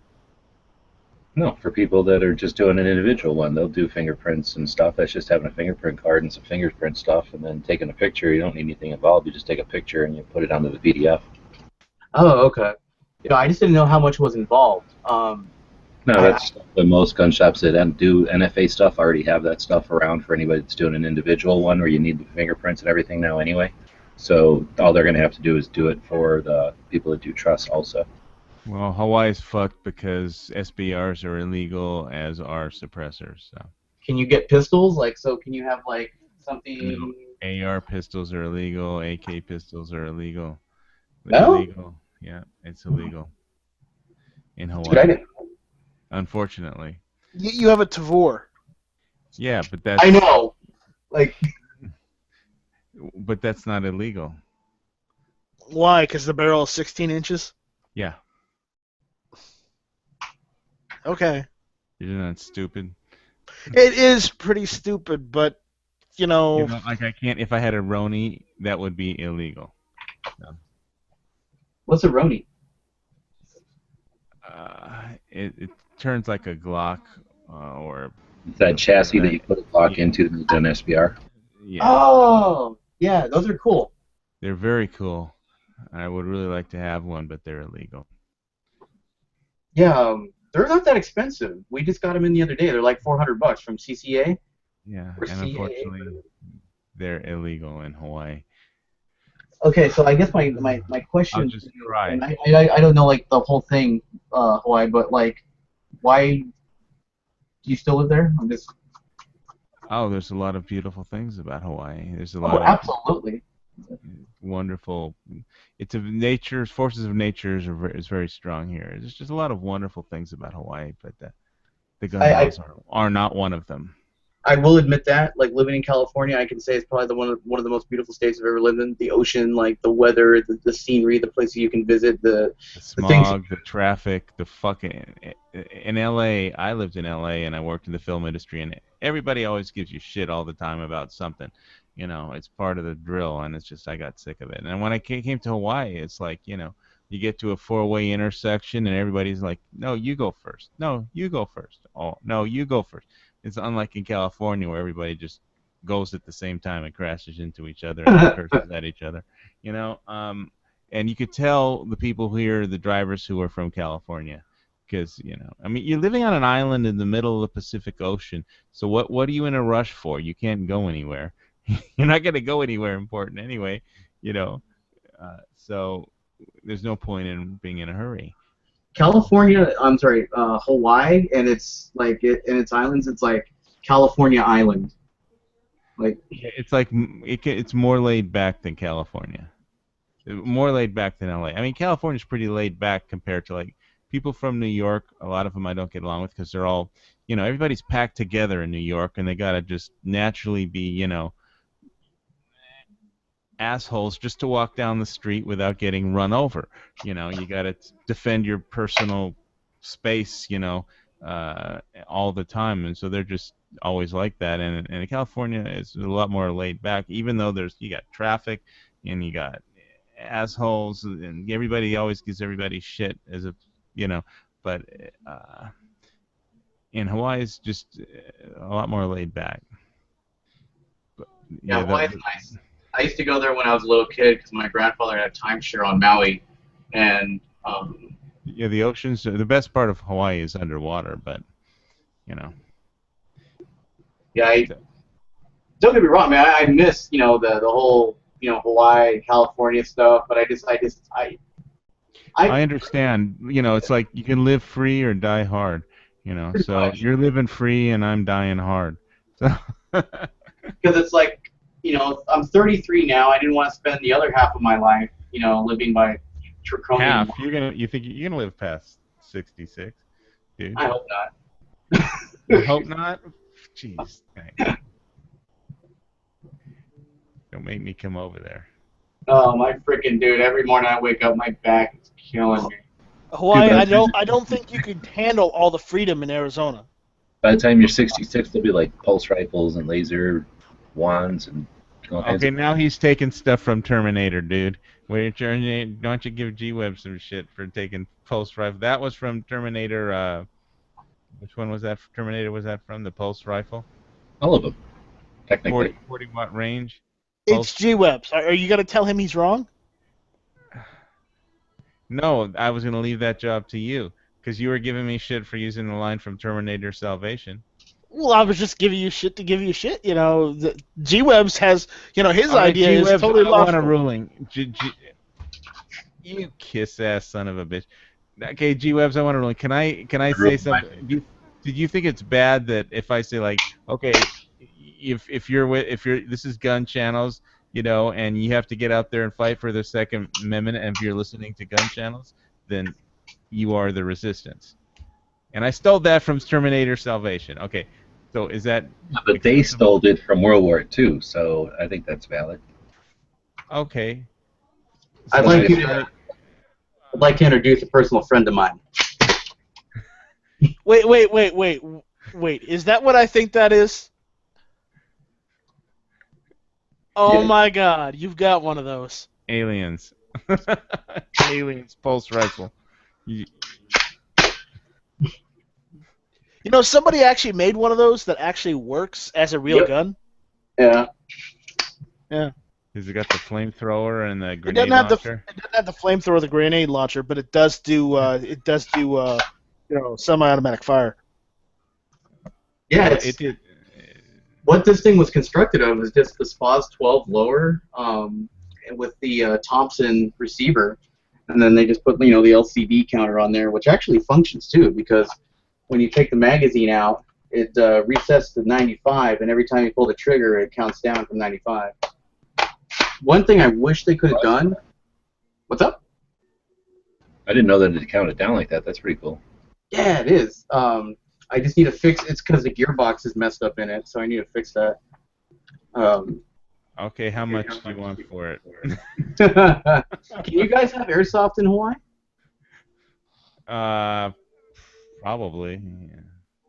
Yeah, we have airsoft guns. They have. Is that an airsoft? Yes. Oh, I thought I saw a shotgun shell in there. Well, it's what's cool about it is they painted it and they made it look like one, which is not really true to the original because the other one was I think it was like a 50 millimeter caseless grenade. But I don't know. It's cool Wait, enough can you though. make the numbers go down real fast? It doesn't like. It's Yeah, not you hit it's got the full fire controls right there. I mean, you just hit single to full auto, and it'll burn right through the ammo. It's got a 300 round capacity high cap mag. Okay. It's an airsoft gun, It's an airsoft gun. All right. but it's all metal construction except for the plastic pieces. And it's got a lot of the stuff is fully functional on it. So you can't really hurt somebody, but you can make them really mad by shooting with that. I don't know, man. I've been shot by this thing. It stings. It's like my girlfriend picked it up. She's like, "Babe, does this really work?" And she's like, and I was like, "Oh!" Yeah, but if you had an alien coming at you, you wouldn't want to shoot him with an airsoft rifle. Oh, hell no, no. No, he'd get out the actual SPAS 12 and just go to town. Yeah, I'd be like, I like to keep this handy for close encounters.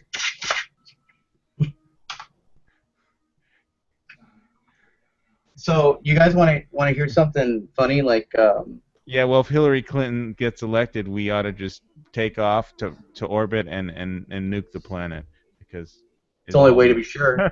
It's the only way to be sure. Wow. I say we take off, nuke the site from orbit. It's the only way to be sure. Fucking A. We need to nuke the Clinton Foundation from orbit. Can you see that? I get to see like freaking Bill Paxton coming out being like, maybe I haven't kept on current events, but we just lost our Second Amendment shit, pal.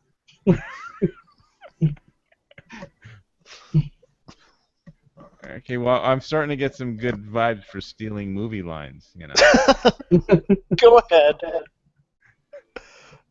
I won't complain this time. All right, so I've been getting some good ideas from you, Brandon. You got to make some of those videos. Which ones? To the ones you were just talking about. I gotta make aliens? No, the one where you. No, you got to come up with good quotes.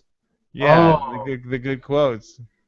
Maybe Right. you aren't keeping up with the current events, where Second Amendment rights are getting their butt kicked. I can see like Ripley going over to Hillary and she'll be like, you know what? I don't know which politician is worse. You don't see Trump fucking each other over for a goddamn percentage. I guess I've seen that movie way too many times. I think you I have. actually worked on a trailer for the Aliens that we submitted to Fox. It was like one of the first things I ever did to get a foot in the door to the sound department over there. You know what's so funny is a lot of the Red Band trailers are the best trailers, and the new one, like the ones that come out, the Green Band, are terrible. Like they're so heavily edited. Oh, I edited the crap out of the trailer that I did for Aliens. I mean, I redid all the music and all the sound effects. But probably their trailer was better. I was just all into action and I You didn't throw in some James Horner? I didn't. No, I just use a whole tone scale, so, and a bunch of synthesizers. But it was Go get it, Hans Zimmer. Oh, you know, the whole tone. Well, it's a horror movie, you know. So, but what I wasn't into, unfortunately, or not clued into at the time, was character development and you know, stuff like I am now. But you know, it was still a pretty damn good first effort. It impressed the people in the sound department, if not the you know, the people who actually knew anything about movies, beyond the technical stuff. So.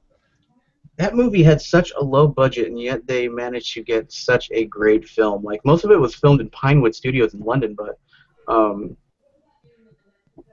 it was still like really good. Like, the sound stages and stuff were just amazing.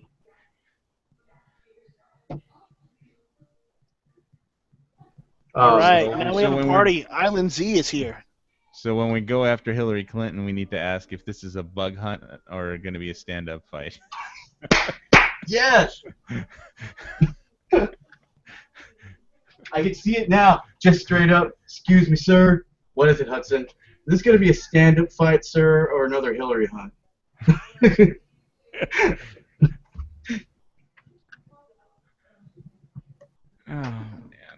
Oh man. Yeah, so tell me if you guys agree with this. So my profile picture is on Facebook. It's a picture of me holding my M4, but then like I also have like the stand with Orlando. Are we Some still guys doing Facebook?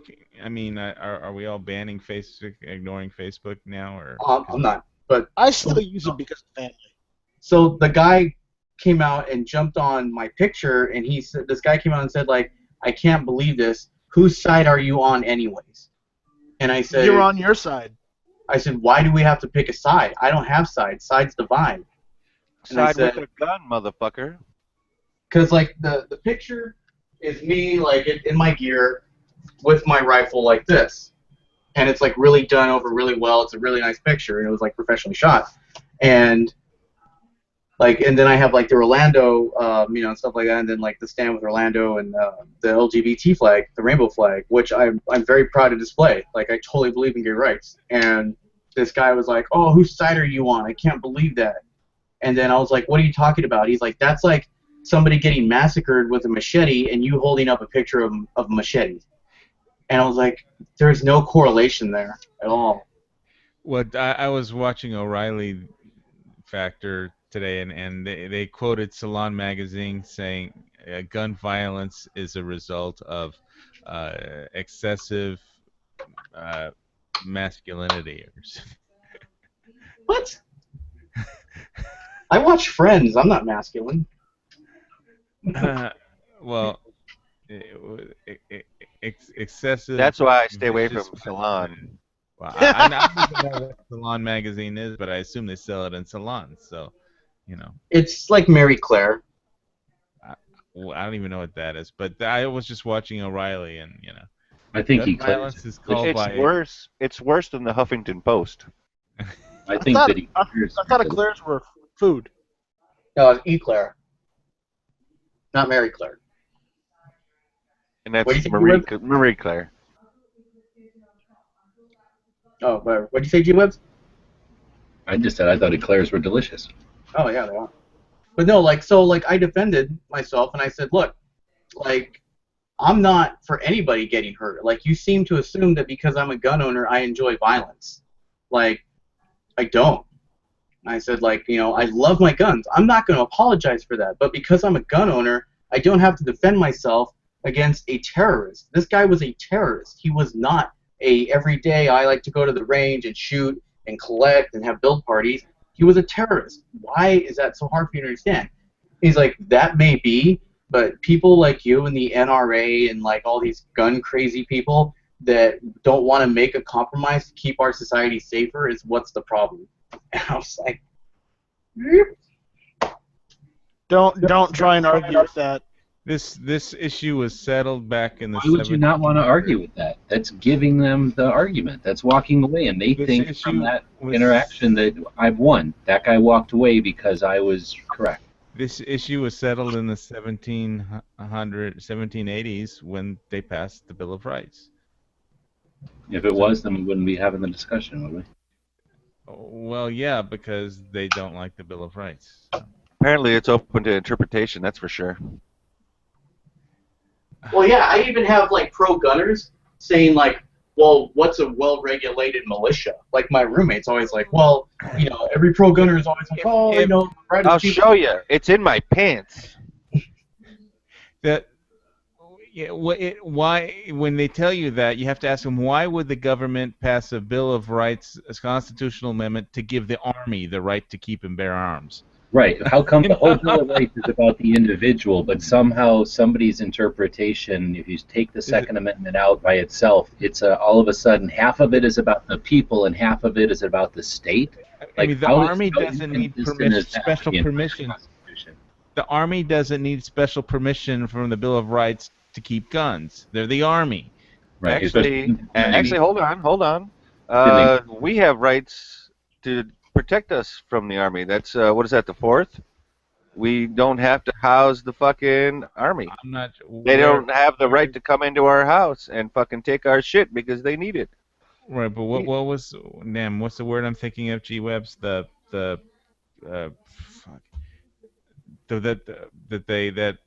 exit can be expended by jalapeno. No. Habanero. Ghost where pepper. the army can't be used inside. I'm pretty sure G-Webs was right. Jalapeno is the word. I don't know. There's the name for, what do they call, like occupying your house or whatever. No, they can't use the army. Suspending within the borders is what you're trying to say. Yeah, they have to suspend. What's the word? What's the word again? Habeas corpus or what? No, that's different. That's when they're trying to fuck you. Hey, so how come nobody's talking about what he did on Friday? What do you do? It's not Friday yet. Well, I'm not talking about this Friday, Smokey. I'm talking about last Friday, Smokey. What are we talking about? I was gonna say Clinton. Fuck. It's been a long day. I'm tired. Holy Obama? shit. Oh, bummer. Yes. What was it? It's like I think it was one of those super duper executive orders. It's basically gives him the right in wartime or not to control the resources and whatnot, and basically do the martial law thing if he feels like it. Now, because nobody's afraid of Obama having the ultimate command over all of our infrastructure. Nobody's concerned about that. See, why would we talk about that?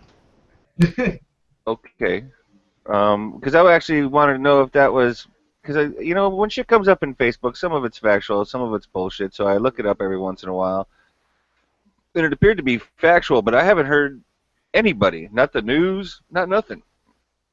It's probably bullshit.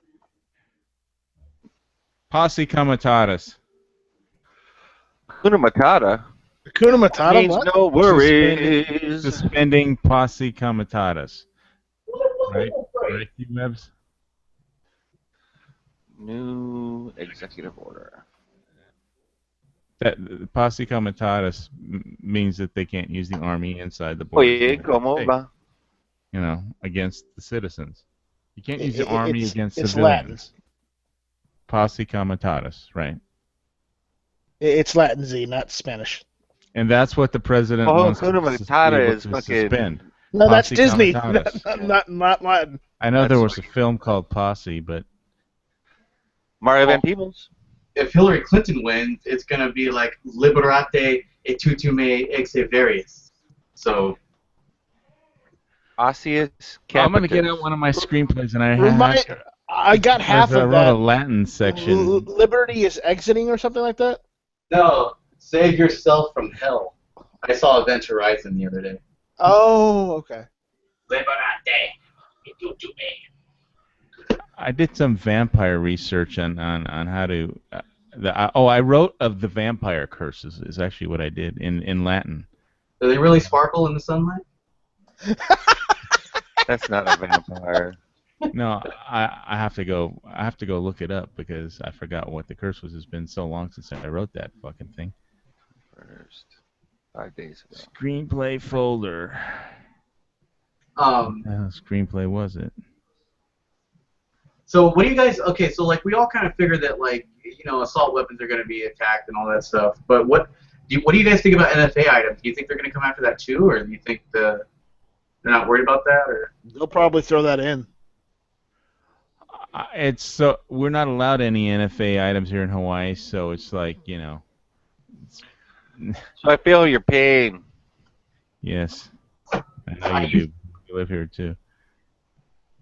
Cryptic. Was it in Cryptic? Yeah, I think it was in Cryptic. Let me find the Vampire Curse. No, it was in hieroglyphics. Tryptophan. That's turkey. Wait, what? Yeah, I started writing a That's screenplay turkey. called Cryptic that I never finished.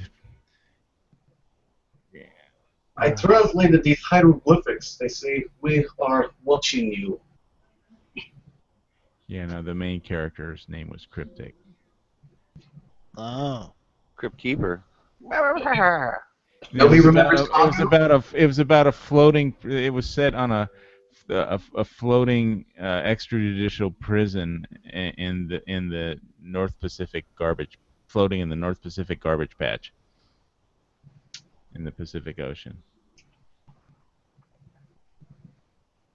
And one of the prisoners' names was Cryptic, but I never finished it, and I don't even think the vampire quote was in the screenplay, so it was a different screenplay. Sorry.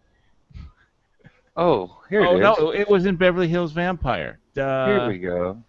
Of Here course, we go. It was in the Vampire. Now, Beverly Hills Vampire. click this shit if you feel like it. If you don't feel like it, don't fucking click it. It's not actual porn for once. Promise. Well, you're not Flippy, so. Yeah. Why do we want to click on it if it ain't porn? Oh, because we're still getting fucked, G. And they ain't even giving us a kiss first. Okay, so I'll read this the Vampire Curse from Beverly Hills Vampire. I forgot all about that. Now what the fuck? This is the one I tried to get Charlie Sheen interested in. What a bunch of bullshit. Like, it's the article that I wanted, but what the fuck? Yeah, the National Defense Resources Preparedness. Yeah, I read that. Okay, so that's a real fucking thing, right? Yeah, it is. It's a real executive order. But every president does something similar to that. So that in case there's an emergency, they can take charge of everything and then. Yeah, but this one supposedly allows them to do it in case if it's not an emergency. Here's the actual Forbes link as well. Yeah, I read that. Whatever the fuck that is. Well, then you don't have to click the link, man. I won't. I'm looking for the goddamn Vampire Curse. I hope you get steak, motherfucker. I'm not the vampire. Oh, so Are you you say. saying to read this thing, Z, or are you saying to listen to one of the chunks? Man, I would say the second link I put in is the actual article, which is what I thought it was first.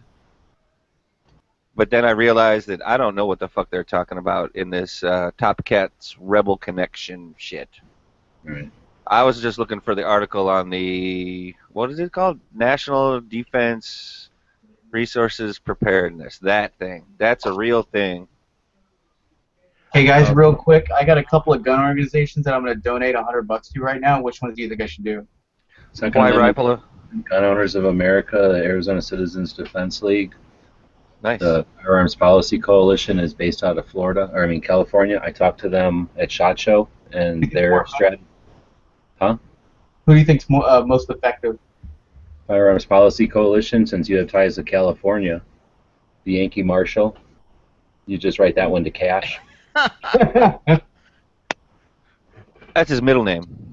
Right. The Firearms Policy Coalition is out of California. I met them at SHOT Show, and I talked to them for about 3 hours about their strategies because I didn't want to ever recommend anybody who hadn't met or whatever, right? And like feel confident about it. Their strategy is to approach the legislatures after like Newsom or whoever comes along with those bills, and they have conversations with the legislatures before they vote and they talk about the financial repercussions of these concepts. So they'll say, hey, that sounds great, and let's not even debate if it's a good idea. Let's talk about if you can afford to do it. So here's how his like grandiose scheme is going to cost too much for you to even do, so just veto it. And they've been fairly successful doing them one at a time. They were less successful when they threw 11 at them, but that's a place in California, going to 4 people, paying for them to be in, place to be to do their job. So they're good people. I can say the same thing about AZCDL, obviously here, and then Second Amendment Foundation's only $150 to be a life member. They're the people that brought CCW to Illinois. They do the Gun Rights Policy Conference each year in October throughout the country, and that's, in other words, they bring together all the gun owners' rights organizations together, and then the Gun Owners of America is like the parent group of the Second Amendment Foundation. That's Larry Pratt's group, right? Yep. Yeah, so is Second Amendment. They're kind of just offshoots because these groups are nonprofits, so they're restricted by what the parameters of each nonprofit that they are. Some of them can be a nonprofit to raise money. Some can be a nonprofit to raise awareness. Some of them can be a nonprofit to lobby, and so forth and so on. So sometimes these groups have like facets to them, and both of those, I believe, are maybe Second Amendment Foundation is that That's Larry? like, no, that's Alan. That's Alan Gottlieb. He's the fucking attack dog. Yeah. Love So that guy. the other one is Larry Pratt is by himself. I think it's Gottlieb that's the Second Amendment. He's with the Concerned Citizens' Right to Keep and Bear Arms. Isn't that like his? Here, I'll those two. Gun Owners Side of here, America. I would Gun Owners of America. recommend enough not to put your money into. That one Yeah, is there you go. Yeah, never put money into that one. I made that so mistake once for a T-shirt. So Gun Owners of America has a link to where you can click it and you can go shopping on Amazon, but 0.5% of it goes to the GOA. Yeah, that's the same thing with the Amazon link on gun channels. Oh, I didn't know that. Hold on. Yeah. I'll support you guys too. That's awesome. I didn't know about that. Yeah, whenever you buy Amazon. Where's that link to yet? It's on the main page of gun channels. When you log in, it'll be on like kind of on the left as you scroll down. So And then there might be a couple other. If you buy anything from Amazon, you and then you click on that link first, part of it goes to gun channels.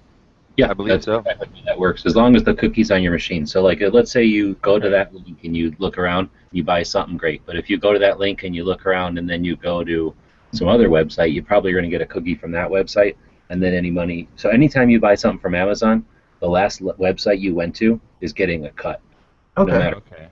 So it works out really well if somebody comes to gun channels and then looks around on Amazon for some reason and then goes off and goes to sleep or whatever, and then the next morning they wake up and buy a washer and dryer. That would be awesome because then we would get a cut of that.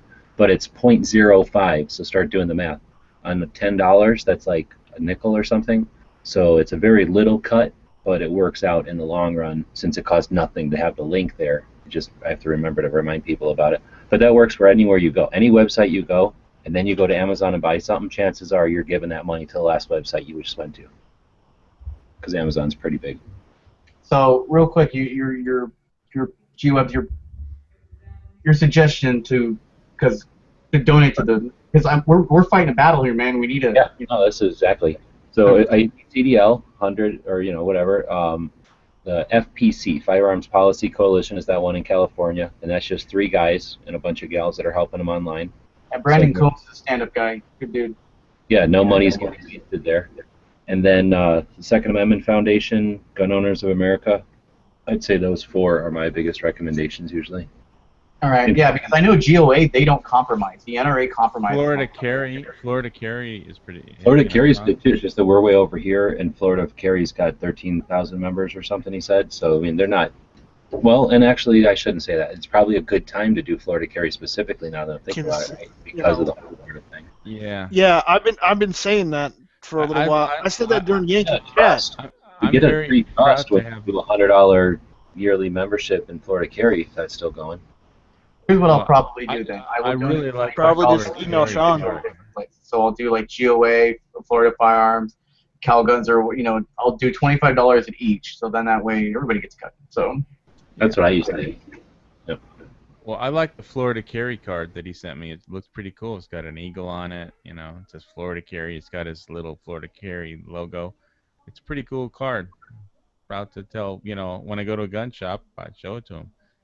I got my mom and dad, my girlfriend, her father, and I also just got my NRA recruiters package. I bought them memberships today.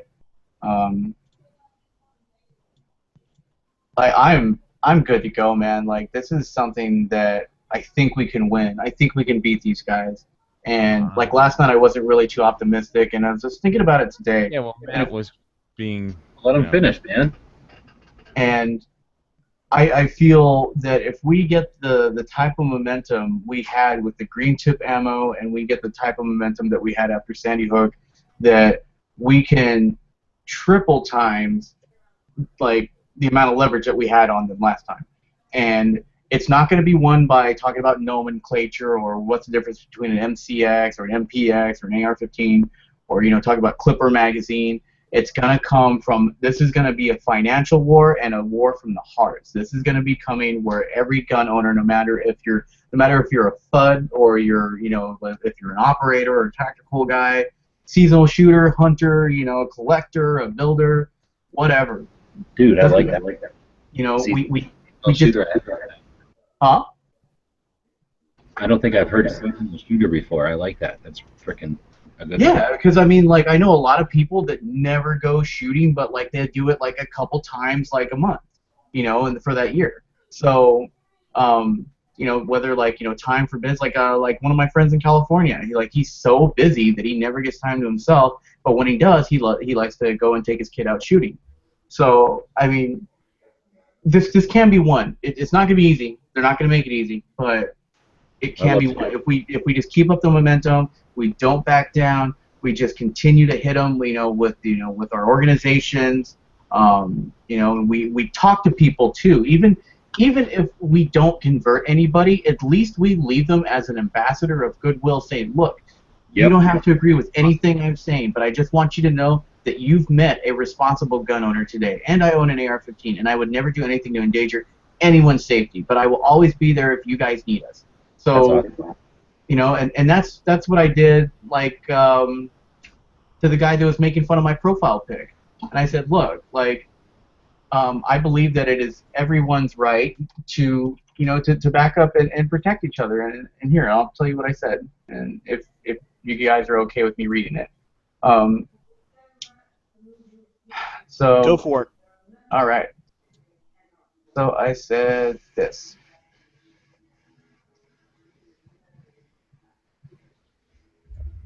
Okay. So I said that everyone knows that I am a gun owner, and that the oath I have taken is one. Okay, so the oath that I have taken is one that I have always stood by and always will. I stand for self-defense, and I also stand for the people that can't defend themselves. I will always do my best to be there for whenever my fellow man or woman needs. My brothers and sisters are the people that live in the United States of America. They are the people that cherish our freedoms and support our military and any other person that puts their life on the line to preserve our freedoms and our way of life. The people that want to take away our freedoms are not our friends. They are not human beings as far as I'm concerned. They are the enemy, and we all have one common enemy here, and those are the people that want to challenge our way of life. I don't want people to mistake me as somebody that I only care about guns, because yes, it is a right, but it is also a constitutional right, but just like any other right, I care about them all. I said, here's what's awesome about this. No matter what you believe in, I think we can all admit that we believe that nobody should be a victim, and nobody should ever just feel that they are vulnerable based on their sexual orientation, their skin color, or what they believe in. I stand and I fight with the LGBT community. I have always had their back, and I always will. I will definitely put my life on the line when it is needed to protect anybody. Nobody should ever become a victim, regardless of who you are. The sooner people start standing up to these son of a bitches that want to kill us and have a killing buffet just because of what they believe in by some crazy prophet or anything like that, the sooner the better we start sending them the message that we will no longer become victims, we will no longer become targets, and their days of having these mass shooting buffets are numbered. But until they get that message, and until people start standing up for what they believe in, namely self-defense and all of their constitutional rights, the more we will start going at each other. And Americans, at a time like this, we should be coming together and not falling apart. Hashtag self-defense. And he didn't reply. Very well said. Thank you. He did not reply. And I wasn't trying to be badass at that. I was just, from the heart, that's what I said. Well, I like your POV on it because I agree with you 100% on it. I think, though, that on that one, I keep recommending the tract of if you're not a self-defense type, then that's not going to appeal, right? If you're not the type to run towards the noise, if you're just not that inclination, then calling to that element of a person's nature is going to fall on deaf ears. So I just don't know if it's effective because it's verbose and then it just sounds like patriotic. That's what I suspect. I don't know because I'm not that kind of person. I don't know what that's like to be like that. But I suspect that there's different ways to talk to different kind of people. So I don't know who that person was you were talking to. Now, I don't know. So that's my. It wasn't super concise, but This was. The thing is, it's you, man, and that's the thing. I think that if there was 100,000 of you, that'd be better than 100,000, votes on an NRA petition or something. Just because you're not just that one post, right? You're the accumulation, at least to that guy or everybody else who's watching that conversation. You're the accumulation of all the posts. So they see when you're just in California on the beach, or you're, doing your what do you call them? I can't remember. When you're going to your drills, and they know you're all around who you are and where you're coming from. So I don't want to demean it at all because I really like the concept too. And Coast Guard. We're getting the Coast Guard, right? Yes. No, but he's like he just had his uniform up on the wall a minute ago, or was that yesterday? Oh, anyway. But I was just saying, on your Facebook, people know. So no, I think it's dead on. I mean, that's the thing. You're standing up for it. If they only hear the other side, then they only get that one point of view. But anyway, I think that it's like I was watching a thing earlier about a riot somewhere. These like fucking riot pictures or videos up everywhere. A bunch of kids are fucking pushing over a vehicle. How they push over a vehicle in a riot? They'll get on both sides of it, and it just kind of happens organically, and everybody starts rocking the thing, and it rocks on its shocks and on its rubber, right? And then eventually they get enough of a rock going that they all push at the right time, and then it falls over to the other side, and they all yell and go on and do their own thing. So that, I think, is like what it's like. It's okay. It's in a way, it's like a riot in the fact that we're all out here with a point of view, and we're all out here with with a willingness to do action, but we don't have an organizational. We don't have a conductor. There's no one who's organizing what we're doing. So we're just all kind of running around frustrated, yelling and screaming, and they're running around all frustrated, yelling and screaming, right? So what it seems like is this is the ball right now is this assault weapons ban or the universal background check, whatever the fucking flavor of the month is. Right now it happens to be AR-15s, right, and the universal background check concept. So it seems like they're over there pushing on that vehicle, trying to see if they can knock it over, because to them, they're just looking for chaos, right? They don't care. Any victory is a victory for them. Even going out and failing is still a victory for them. So they're just out there pushing over the vehicle, and that's really all they care about is just disrupting the status quo. Well, I say that I agree, this is one that they don't have legs to stand on. It's terrorism, it's adults, it was safe, what do you call it, a gun-free zone. It was a lot of stuff that they can't really, none of it lines up with their narrative here.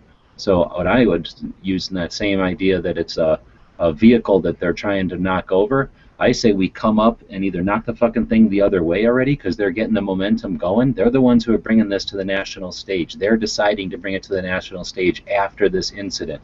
It can't be more obvious that the only times they talk about this shit is right after the incidents. So I say in a situation like this one, it's ours to lose because they have nothing to stand on. If we were to push the other way, I really think we could get rid of the 4473s completely. Like, look, this is you're serious after a terrorist attack. You're going to suggest that this thing that's burdened us for all these years. I've said this before. Like, we should attack them on the concept of the 4473. If they're going to suggest that we need to push it further, that their failed policy is working so poorly that they have to devote more time and resources to the futile effort, I say we cast light on that and we accuse them of wasting money and time and attention to the wrong things, and we force them to justify why we even have a background check. And if we can get people riled up not riled up in a chaotic way, but just aware and channeling their attention towards this, I think we could take the ball the other way, not just stop this movement, but then push it the other way, so that then they're on the offensive, or they're on the defensive, I should say. They are having to keep everything that they've got, and we start taking stuff back, including suppressors and 4473 sporting use, some of the big chunks, so that then we can start to evaluate if we ever need this NFA thing at all, or this gun rights or the Gun Control Act at all. Do we need the Hughes Amendment at all? Let them start defending this shit instead of them always suggesting that there needs to be more. Well, they've got that vote coming in the Senate on some stuff that'll, I assume, will never get past the House, even if by some miracle it gets past the Senate. I'm putting this, I'm pasting this real quick in the side chat. You guys can read it. It was a conversation between this guy and my roommate, and you guys met him before. G-Webs, you met him at SHOT Show, Frank, the ginger guy, sitting next to me at Olive Garden. But so basically what this guy came out and said, he said, you guys can lie to yourselves all you want, and whether or not guns is an important factor, and whether banning them would make a difference. The only nation on the planet that has that debate is the majority of the civilized world has already had that debate and came to a sane conclusion. You live your life, they live their lives relatively gun-free. You guys, it's like somebody who spent living underwater, breathing with a respirator. You're arguing for levels of breathing equipment. You can't even conceive that you might not even need them in the first place. But in any case, I wasn't referring to the pro-gun side. My roommate just came out and said, my daughter was killed in a car accident. You don't see me trying to argue that we should ban guns, or ban cars, because that is not the solution. And it wouldn't piss me off if somebody had a photo of a car. My daughter, because my daughter that's not advocating that we need to find better ways to make a car safer and not banning. Banning things make no sense. Banning guns won't save people's lives. Guns are used in far more self-defense cases than murder, but nobody ever talks about that. Yeah, Frank lost his wife and child in a car accident 2 years ago. Damn. Yeah, and he loves racing. He loves cars, and he's just an all-up stand-up guy. And he reminds me of another friend of mine who lost his son to a self-inflicted gunshot wound, and his son committed suicide. But he still goes out and shoots. He's still an NRA member. He said that it's like I couldn't have changed that. My son, was 24 years old. He lived by himself. He made his choice. It destroys me, but he's like, that was his choice, and I wish it would have been different. But he was really broken up about it. But he didn't let him change his view of okay, now I'm gonna ban everything because of something that somebody else did. It's hard because with guns, I feel there is an emotional argument to be made with some people, and they feel that they're justified in making this argument, especially if you're not in the gun. Argument they have What? Is emotion. The only argument they have is emotion, and what I hear from everybody and every politician, their argument is enough is enough. That's their argument. Well, I say I don't like guns. Say I don't like guns at all. Say I don't want to own one. I don't like shooting. I just don't like them. They don't matter to me. And also I don't like what they do to people. Say that. Okay. Say I'm one of those people. I would probably be pissed off if we've had these many shootings, and I'm just being devil's advocate, and nothing happened. Nothing got done. And every time I came out and said, why can't we do something, a gun rights organization comes out and says, well, no, nothing will change it. I can see their frustration, but they're misinterpreting how it would work, how it would help, because it wouldn't. I think they want an answer. They want a solution. But what they can't understand and what they can't grasp is that there's no solution to be made. Yeah, they want a silver bullet. They want a silver bullet. Thank you. Yes. And for this guy saying that, I've been breathing with a respirator my entire life, and I would never know what it's like to live in a gun-free society, and I should try it. I don't want to live in a gun-free society. I love my guns. I love shooting. I love collecting. Hell, I do more collecting than shooting. Like, I'm glad that my grandfather taught me at 5 years old how to shoot. You know, I've had these great memories with it. You know, and it's just. I was just gonna say, I think the metals company that I buy stuff from actually sells silver bullets. Oh. Let me see if I can find it really quick. Okay. Silver bars, silver coins. Yep, silver bullets. Here, I'll screen share this, I think. It lets me. They have silver shotgun rounds, silver 20 millimeters, silver 50 millimeters, silver 30 millimeters, silver 45s, and silver 308s. I have silver bullets. Of course, they won't really fire. They're just solid silver and look like bullets. But basically, we don't have silver bullets. We just have like green tips. So. Yeah.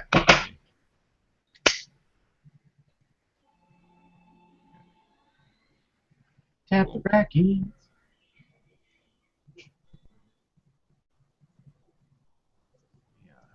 Try and get this page. Yo, is Yankee here, guys, or? He might be. He might not. He might be. He's locked in busy. my basement. Hey, so are they voting on this on Monday or what? I'm not sure. I know there's going to be some vote in the Senate because Obama was all happy today. You know, because my girl Kirsten Joy Weiss, she's saying this bill is going to be voted on Monday. As far as she can tell, it's a bill that denies firearms to those on the terror watch list. I believe that's Weiss. Weiss. It happened, but not one time, but twice. All right, so there's all the silver bullets. Can you guys see them? Yeah. Yeah, man. Yeah, dude, I got a bunch of those. They fire like my silver bullets. The 45s are 22-36. I don't think these are ammunition. Except they got a gnarly hollow point in them. Check that out. 100 ounce. Oh, wow. And hey, look, it's Aaron. I haven't seen you in forever. Yeah, man. I've been doing things, and I've been getting good grades in school. Actually, I'm out of school now. You've been getting older too, and almost old enough to buy a gun. Almost old enough to buy a gun, yes. Halfway through my senior year, I'm going to be able to buy one. Yay! Yeah.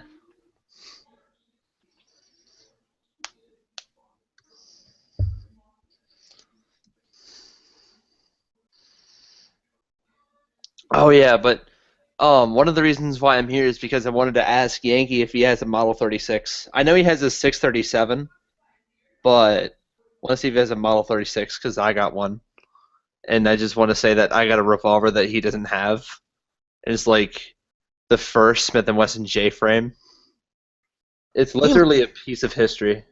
He might have it.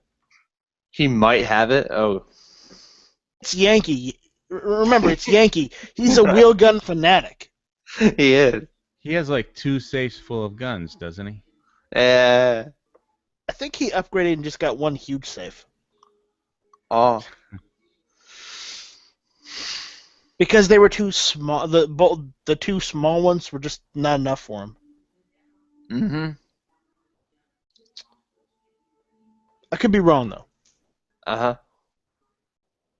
Oh, cool! It's actually working. Check this out. Oh my God! It's night vision. Night vision. Hey. Thermal? Mum 14 Gen 3. Hey. NATO. Still pretty cool. Yeah, man.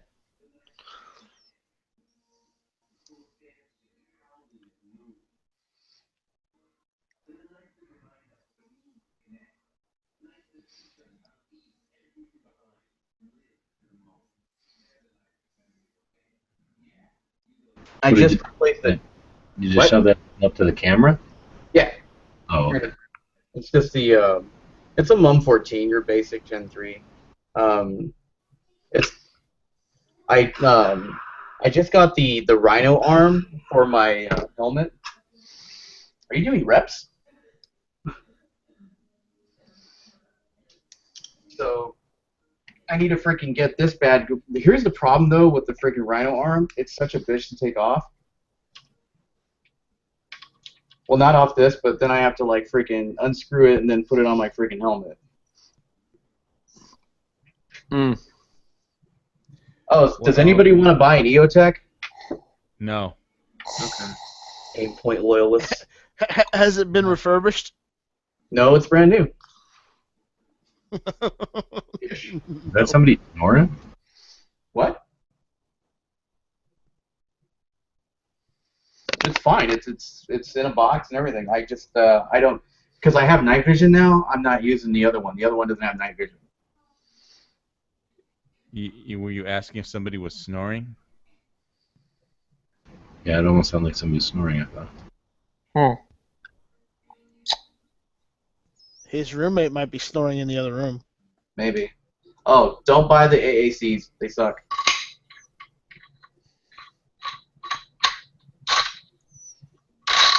What problems do you have with it? It's pretty damn loud for being such a heavy suppressor. Yeah, and especially like with the look at this, man. It's like a musket. So regardless of how you feel about giving $200 to the feds, just do it because this is what you have to deal with if you don't. But what I think was one of the best things ever is they just came out with the freaking thread adapter for the Scorpion. And this thing is loads of fun shooting suppressed. For under $1,000, you can have yourself like a nice little SBR setup.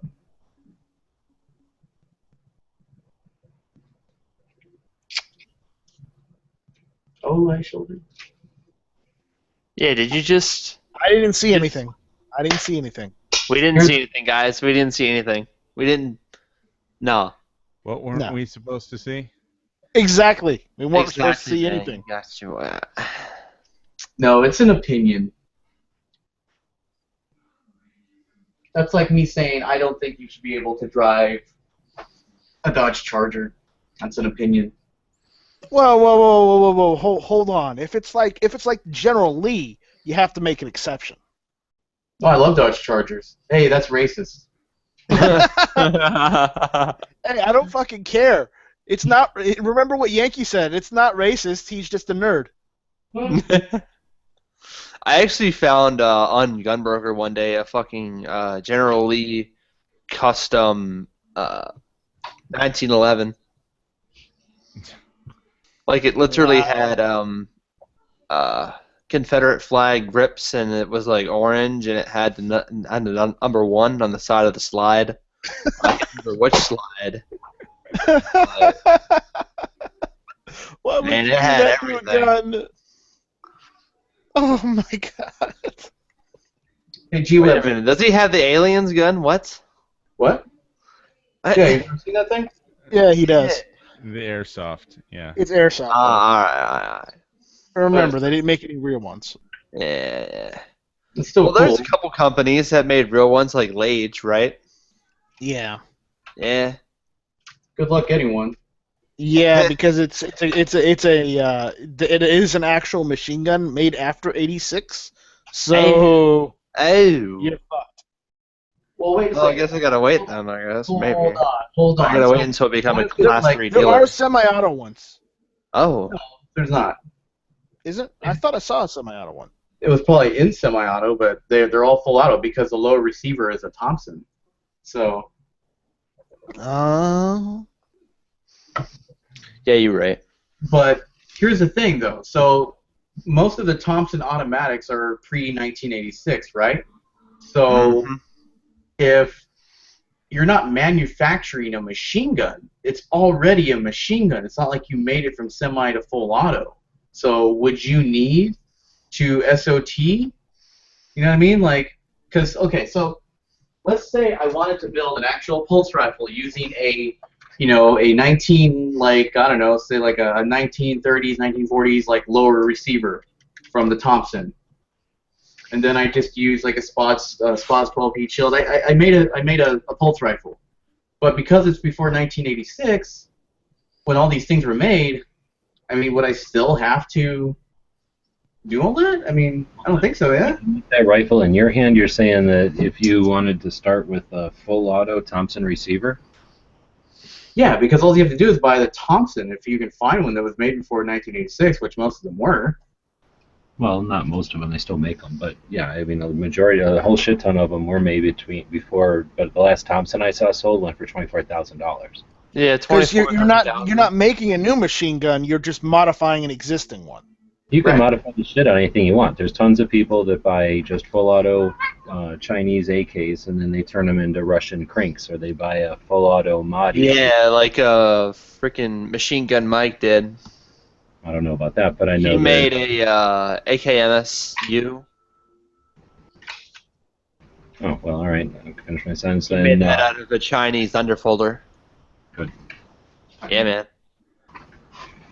It's fun. It's really hard to find transferable AKs for me. I haven't seen them on Gunbroker. You want to make one I out know of there's a more places than Unbroken. Oh fuck, dude!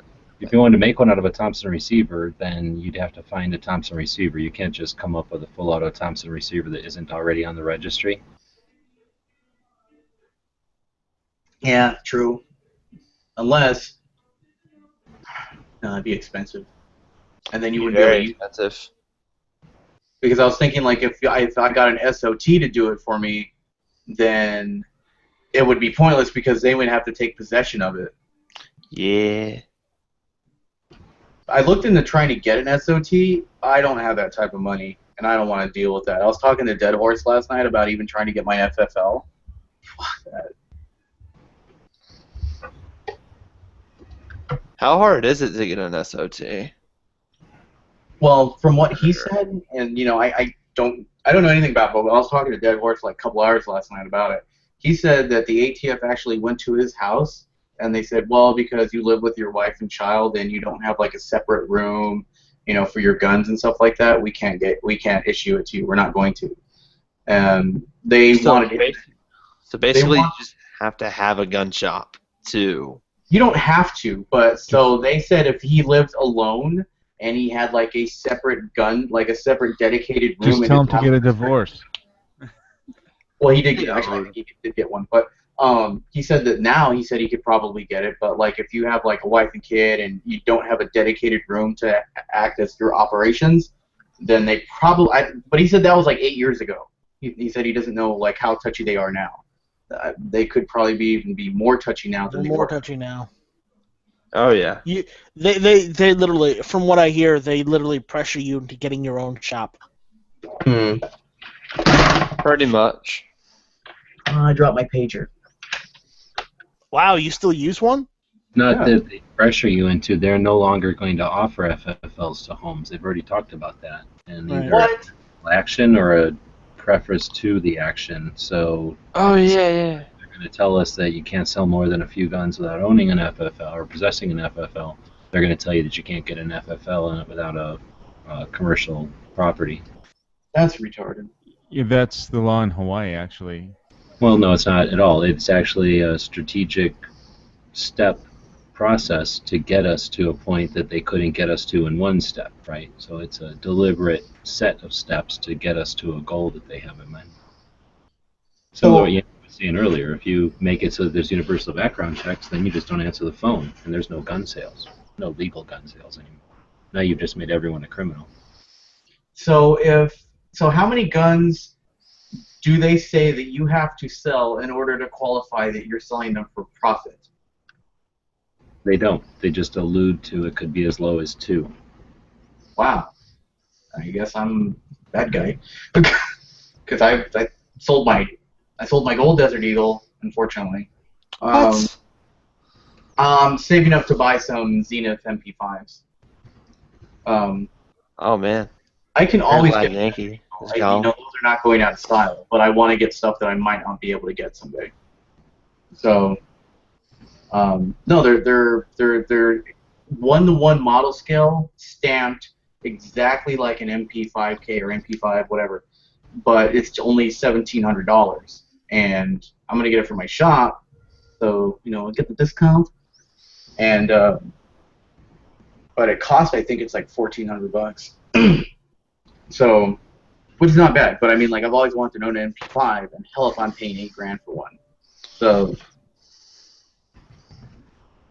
they came out with like these new MP5s that look like the SP89, and it's made by this company called Brethren, and they want like $4,200, $3,800 for it.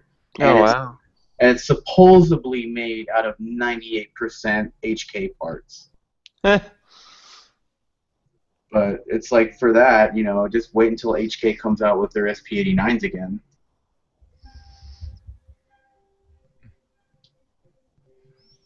Yep. Who fell asleep on gun channels? Somebody. Somebody was snoring earlier. I can hear them breathing. The sleeping dead. Right? I was just fucking with you guys. No. Dude, did you, like, have you guys been watching, like, the new Fear of the Walking Dead? I've been watching Hell on Wheels. I've been watching Preacher. Okay, so you guys don't like Fear of the Walking Dead. Okay.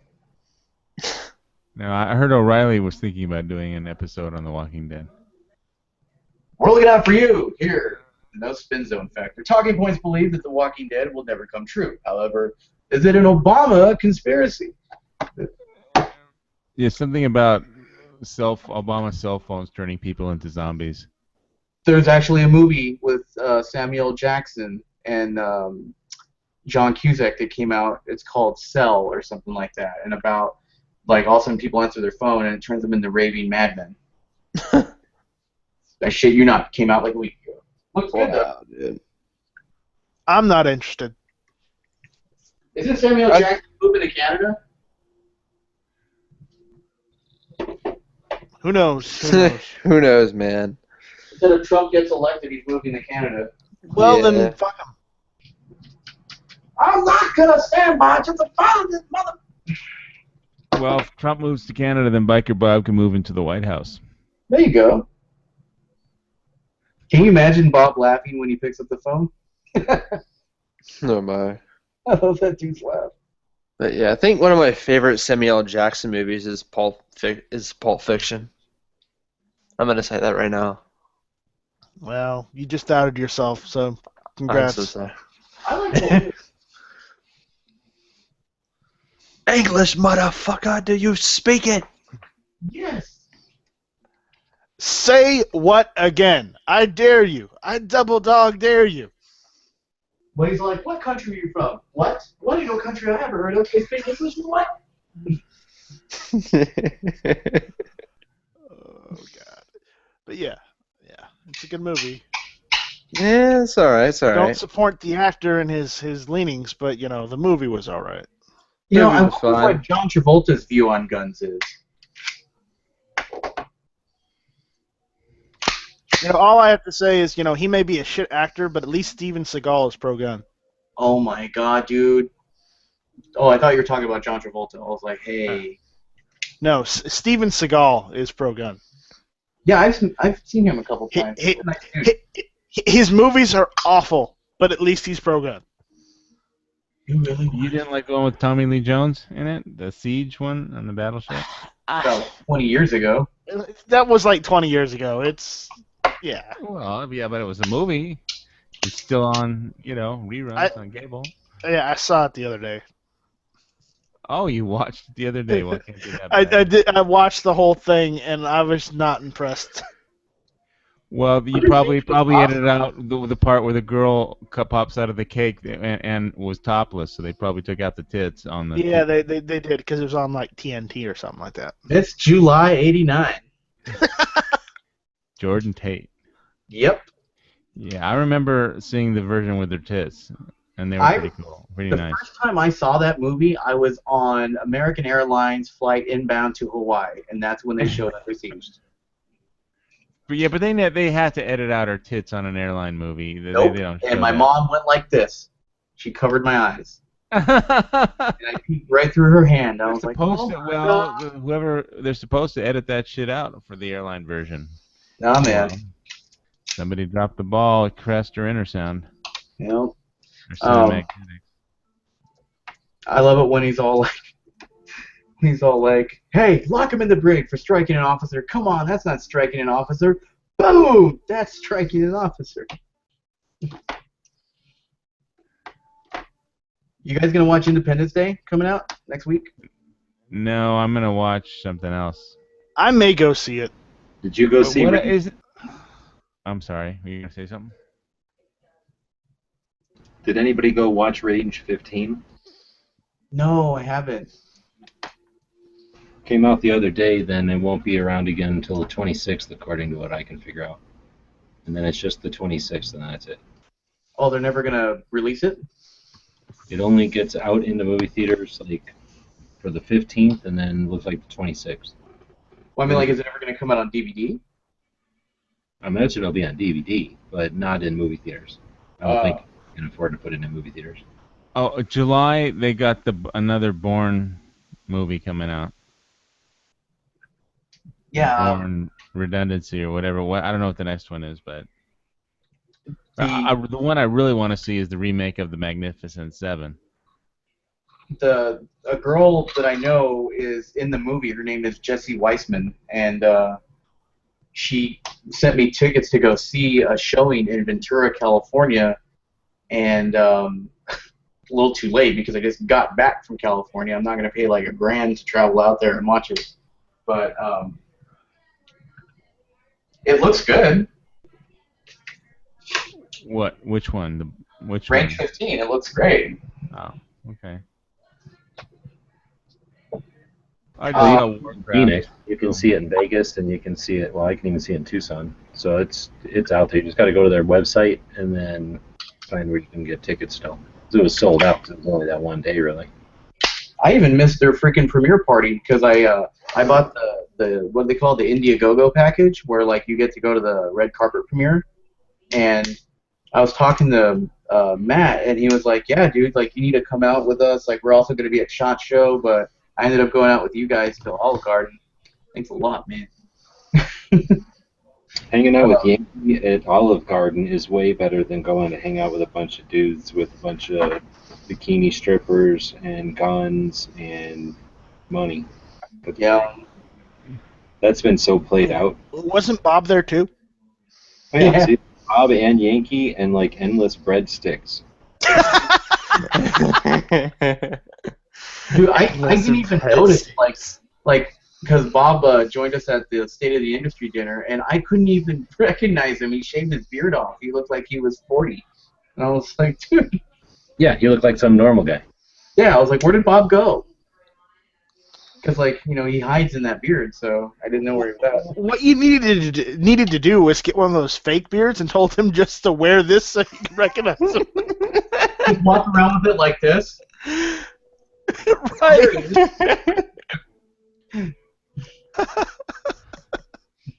I gotta go take my medications. See you guys.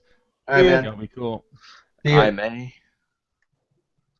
No, that was one of the best times I've had in a while, man. Because yeah, SHOT Show's awesome, but what I enjoy more is like meeting the people there and networking and that's what does it for me at SHOT Show. Because like, and I think GWF can agree when I say that, like, guns is something that no matter what you believe in, no matter like what walks of life, what your income is, like what socioeconomic class you are, guns are just something that offers something to anyone, whether it's old, new, collecting, building, seasonal shooter. Like, there's all something in guns. Because I don't really like really, really old guns, but I think it's really awesome that I can sit there and talk to somebody and share like the passion about either side. Like, we can talk about M4s, we can talk about like Flinthawks, And it's all so cool because every gun has a story. And it was my coworker saying the other day, he's like, I wish guns could talk, because can you imagine they would tell you where they've been, whose hands they were in, you know, what ships they've been on, what, you know, like imagine if like a Mosin Nagant could talk, you know, like it would just, the history and all this stuff, you know, that's the other fascinating part too. And also the thing that like no other sport really, for a limited budget, can you go out on a Saturday and have one of the best times in your life with all your friends. Like, you guys may not like sports together, or you may not like, you know, certain movies together, but if you're gun owners, you can enjoy that, and that's awesome. Just saying. Yeah, especially I kind of wish my 36 could talk, because sometimes I wonder if it's been carried by some FBI member back in the 50s. Well, Probably, though. Most likely. There are some guns that I'm glad that can't talk. So, oh my, yes. Does that actually have like a Nazi insignia? yeah, it does have the stamps on it. Oh. But, You might have all kinds of cool stories, and obviously the people that, if it was a Nazi shooting people, those people's story would be important. So. Right. I mean, it is. No one. You have to have It's some kind of translator, because it speaks in 9mm. Speaks in 9mm. Well, that's a problem, because I only understand 45 AARP, you know. That's like a hearing aid. I know. You know what's funny is they should do like a skit on what type of personality a round would have. Like, I see the 40 cal being kind of like the stuck-up alpha male I know it all, and like the jock round. That is like the round that's like, yeah, I'm super fast, I'm tough as shit.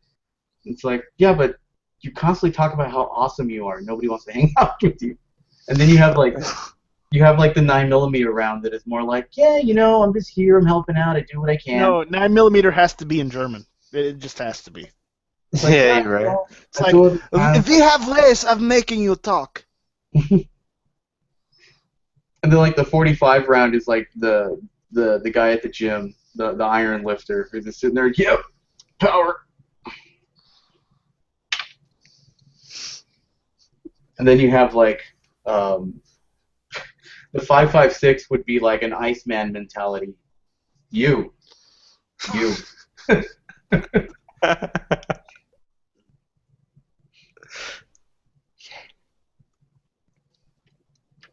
Yeah, and the 7.62 by 39 would be the Russian guy going, "Da, we can blow that up."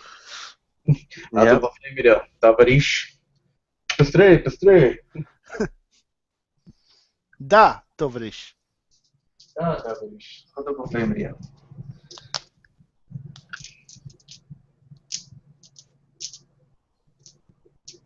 And did you see Michael Moore's comment about how if you just take a wood shop class, you can turn any lower into an automatic? Yeah. You think those are real posts that guy does, or is that just people making shit up? Well, I mean, yeah, he's making crap up. I've attended plenty of wood shop classes, and I can't make an auto. No, I mean, do you think that Moore wrote those things, or do you think people just make it up and put Moore's name on it? It was his official account. I went to his Twitter account, and I mean, he has to. Yeah, then he's an idiot. Oh yeah. He doesn't, though, because he knows he wins no matter what, right? So, I don't care.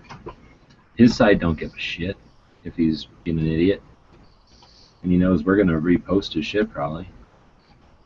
Tell him about how much idiot he is. Yeah, I saw that, and I was like, so wait a second, he defeated his own argument, G, because he said that, you know, with over 5 million ARs in somebody's home, then he's supposed to say that as like something that's scary. But if you think about it, with over 5 million AR-15s in somebody's home, and everybody is, for lack of a better word, is fine. Like, nobody's dying in geometric numbers. Well, I mean, naturally, like Sunday was bad, but like if you think about how many people are in the United States and how many AR-15s are in the United States. Well, you got to think of it. There's what? How many millions? What did he say? He said there was like 4 million or 7 million. Other times people say there's 10 million. So another way to look at his own statement is 10 million or 9,000,000.99999 AR-15s didn't do nothing. Exactly. Every single day that you've existed, not just today, but every other fucking day, ever, like all days they've done nothing, and there's a shit ton of them. That's like saying somebody threw a rock at somebody. Let's be afraid of all the rocks. Well, there's fucking rocks everywhere. Why would we be afraid of rocks? Yeah, I totally agree. I think he even went into the. Oh, go ahead. You can always die from rock. You can always die from a brick. But we have no reason to believe our fellow human beings, not even our neighbors, just people that we exist with on the planet, they have a million different ways they could kill us every day, and they don't. If they wanted to, they could pick up a brick and throw it. They would be anonymous. There'd be no fingerprints on it. There'd be no way to know why or who. Somebody could just go around throwing bricks at people's heads, and they could just pick up rocks and bricks or chunks of ice or anything that's big enough to kill somebody, and they could just do that. But we got to acknowledge that somebody could do that, right? We know that that can happen, and we know that those rocks and bricks and everything are everywhere, but we don't fear it because it never happens. And nobody's running around saying, bricks are the problem, watch out for bricks, don't go anywhere there's bricks. That's all it is. So they're being told, oh, you got to worry about ARs, and all of a sudden they're worried about fucking ARs. Out of nowhere. So yeah, his statement is there's a shit ton of them, so you got to be scared. It should be like there's a shit ton of them, so there's no reason to be even worried in the slightest. If they were a problem, you'd know it. Right? I mean that's yeah, exactly. The place would look like Beirut or some shit. It would look like the aftermath of Mogadishu. Right? Yeah, I mean like the U.S. like people say there's like there's so much violence in the world, but I would say with over 360 million people, give or take, I think we're doing pretty good. Like, violence is at like an all-time low. Not only are we doing pretty good, we ended racism. We gave women the ability to exist as human beings, equal human beings on the planet. With most other countries, that was still being done. We stopped slaughtering everybody. We stopped taking every piece of land we ever went to go help. We freaking spend quite a bit of resources to help people secure their freedoms around the globe, and then we don't take them. We don't even give them any obligations, really, other than maybe some bullshit like we have our base here, so you got to trade with us or some shit. I mean, we don't force anybody to change their way of life because of us. Yeah, exactly right, man. Like that EOTech on there? Yeah. That's one of the night vision ones, though? Mm-hmm. Okay. I need to get a... Where do you go shoot with your night vision? Do you? Yeah. You go shoot at night places? Yeah, I go out to Four Peaks out here, like Table Mesa, all that area. And what the fuck up there? How long does that take you to drive over there? It's behind my house, so it's about a 30-minute drive. Table Mesa is? I thought you were way west of there, or way east of there. I was saying it's like Table Mesa, so you just drive off the highway and get out there. Do you ever get out to like Roosevelt Lake or Canyon Lake? I've never been out there. Is it cool or? Oh man, dude, I would say just to do something different. Whenever you get the hankering to do something different, take a drive up to Canyon Lake. It's a pleasant drive, and then there's a Marana or whatever you call it there, where you can rent boats. From I think either the state or a commission from the state, like from a place that's pretty decent.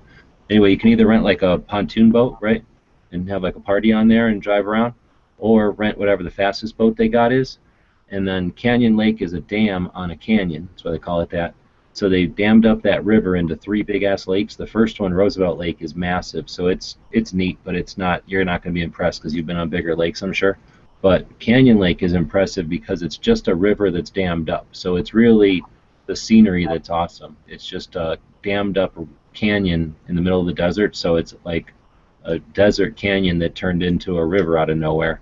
So there's mountain lions and rams and pretty much all kinds of cool shit just to see. And then I don't know if you go fishing or not, but it's just fun to rent a boat and then haul ass down to the dam and back.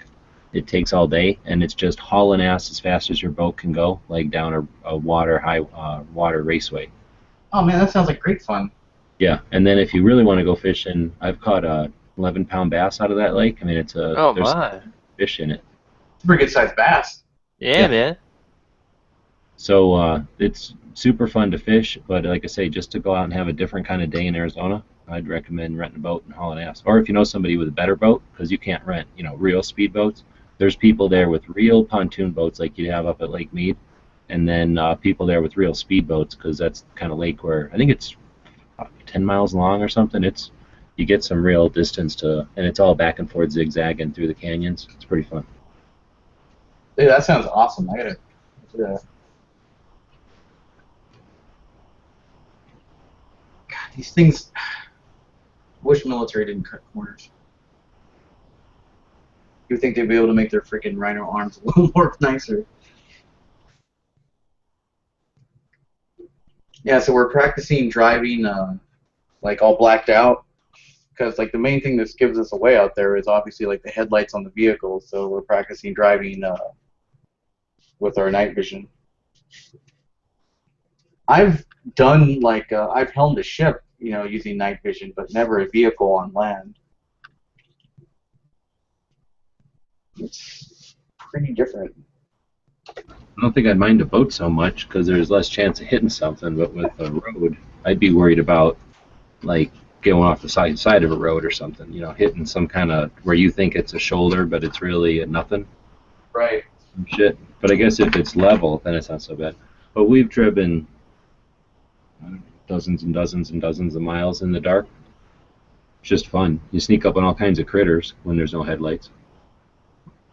Oh yeah, for sure.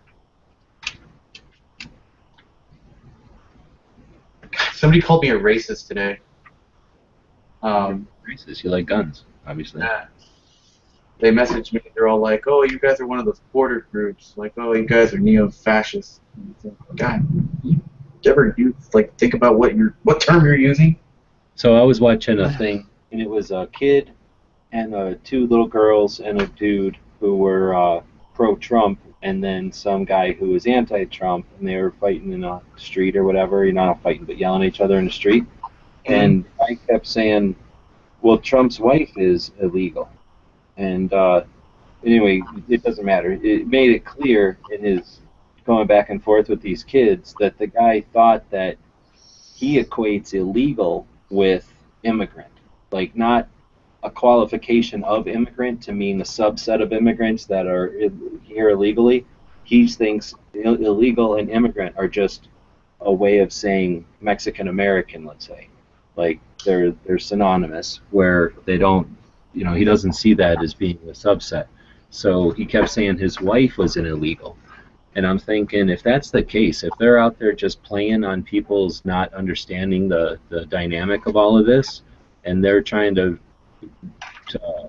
keep gambling, I guess, or keep using the fact that people think that Trump is against all immigration when he says illegal immigration, you know what I mean? Then that's basically unscrupulous. And that seems like there's an opportunity there to just educate these people and go, hey, you do realize we're only talking about people that jump the border. We're not talking about everybody coming from Mexico. We open the borders to people coming from Mexico. That's what we have the border points for, to open those doors.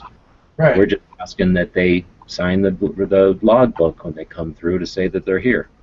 So we're not talking about all Mexicans for damn sure. We're talking about just the ones that are jumping the fence, jumping the turnstiles. Yeah. Yeah, like they were saying like, like why do you want to vote for somebody like Trump that wants to like send people over, back to a country of which they're escaping from? And I said, that's like me going into Switzerland and then being pissed off because they're sending me back because I didn't go there legally. Like, I don't have a right to complain. I snuck into the country illegally. And then, like, they were saying, oh, well, you're white, you're privileged. And I said, okay, first of all, not white. Second of all, why does that matter? I said, third, it's the law. That's what it comes down to. You don't like the law, change the law. Okay? I'm with you if you want to change it, but as long as it is the law, we have to follow it. Like, you know, and they're like, but these poor people. I'm like, look, I get that, you know, but sometimes I do feel that people should try and change their country. You know what I mean? Like, hell, we're trying to do it. You know, the other side's trying to do it for better or for worse. But right, we're not bailing. But on the other hand, there's nowhere that we can go to that just has a bunch of free money and that we have the opportunity to go work at. Right. You know, it's not like Canada's offering a bunch of jobs or anything. Go up there and watch honey drip or whatever the fuck they do. Maple drip. No, you got a point. All right, so one of the YouTubers I subscribe to and was watching his newest video, and he's commentating on this Joey Salad's terrorist prank it's pretty infamous right now, and he's low key just calling it racist, and I'm just like, what? What? They're talking about religions, like, okay. It was in like, what, 3 minutes into the video? Right about here. YouTube prank. What's up, guys? I'm Joey Salads. I'm here today with my good friend Stevie Croutons.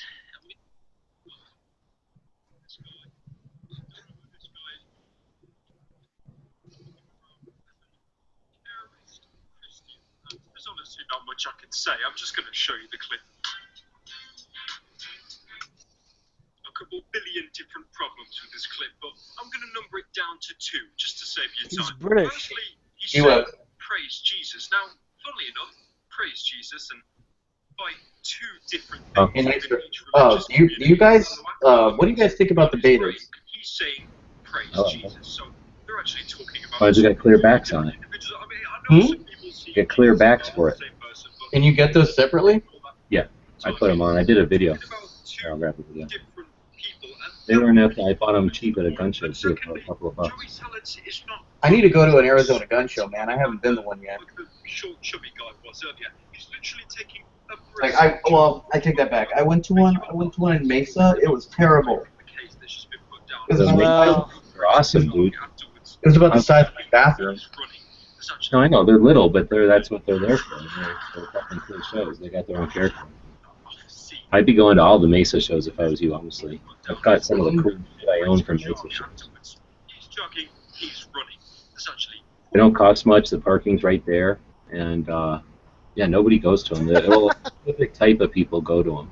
None of the like I do gun shows for a living type of shit go to them. I like the one at the Phoenix Fairgrounds. Those were pretty nice. Yeah. Well, see, that's the other end of the extreme. That's where everybody who does them for a living. Damn, I thought I did a video putting the clear backs on. Didn't label.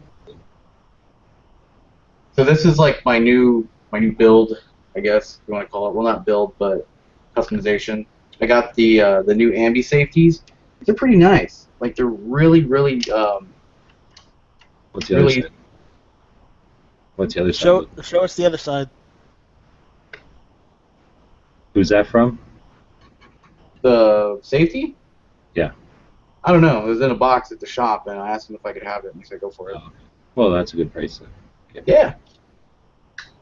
And then I'm trying to do a mock-up of what Roan had in 13 hours. What's the idea with that light mount? What's going on with that? What is that? Oh, this? The mount. It's a Magpul. Oh, really? Yeah. It's a little kind of out of the way, but what's nice about it is so when I have my suppressor on there, or if I'm, it gives it that off, so I don't get so much like barrel shadow. Yeah, I know what you mean. You're gonna be fucked with that no matter what you do, really. Yeah. Camera. But you don't have to look that much. You got nod, so you're not gonna use the light as well if you other people. And this one's like my very first AR that I just painted. This is the first AR I owned. This is the one that this used to have a bullet button on it. It's a Wyndham SRC carbine. Wait. It used to have a bullet button on it? I bought it in California. Oh, right. So what you're saying is you bought the rifle incomplete, and then you moved to Arizona and completed it. It was awesome. I went to Special Forces Outdoors when they used to be U.S. Auto Weapons, and I said, yeah, man, like, I'm originally from California. I just moved here yesterday. Do you guys have a mag release button? And he's like, oh, you want to get rid of that bullet button? I was like, yep. He's like, here you go. On the house. Welcome to America. I was like, yeah. You know, like, I've actually met the guys that built my rifle when I went to SHOT Show in 2013. Wyndham is a really good company, really nice people. You know, it's they were telling us, like, you know, how they came, how they, you know, they began and all that stuff, and they said it was really sad, like, when Bushmaster, you know, kind of just like shut down a little bit, and then they opened up Wyndham using like all Bushmaster employees. So, but no, my dad bought me this for my birthday because you know, we had like all types of bills going through and everything, and then we were kind of scared that AB 374 was going to go through. So then my dad's like, hey, what do you want for your birthday? And I said, I'd like an AR-15. He's like, why do you want one of those? And he's like, you can't use it anywhere out here. And I said, yeah, well, you know, I can use it, you know, in some of the gun ranges outdoors, Oak Tree Gun Club. And he's like, oh, that's true. He's like, yeah. He's like, I'll get you an AR-15. He's like, which one do you want? And I said, I want a Wyndham. So I got it, and this is what it is. I've never had a problem with it. Yeah, most of mine are Anderson and PSA. Public service announcement? No, Palmetto State Armory. I know. Oh, dude, I think it was Flippy last night. It was all like, I don't know. I'm like, what do you mean? He's like, I just can't show up to like and try to impress a girl and be like, I got my PSA right here. And I'm like, dude, how can you disrespect PSA? Flippy, don't be a turd. PSA has been there from the get-go. They're the only reason why people had ARs after Sandy Hook. Well, remember, Flippy's one of those elitist rich kids, you know, who works for his father's company and, you know, hasn't actually worked outside of his father's company. Flippy Rosarian? So, you know, he doesn't know what it's like. I don't know, showing up and buying a computer and then sitting there and supervising, quote unquote. I don't know if that's working so much as. Dude, why isn't Hosh in here? Hosh, jump in. Yeah, there's a bunch of stuff. I threw the link out there again. He's probably busy editing video. True.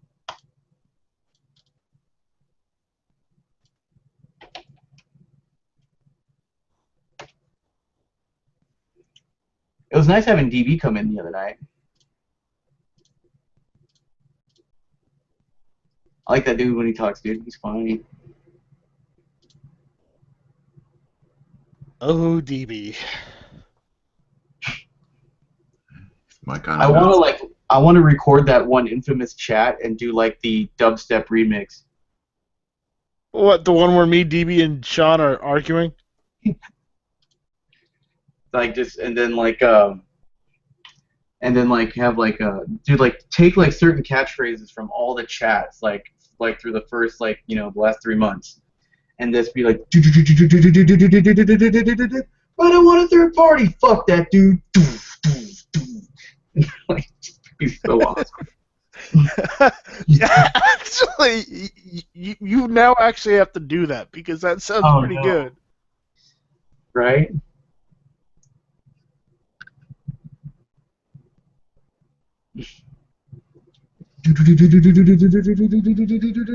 I don't even know you. That would be hilarious. It would be cool, man. I think you might even impress DB with that. Hell yeah. I would upload it to iTunes, dude. It would call like the Gun Channels Remix.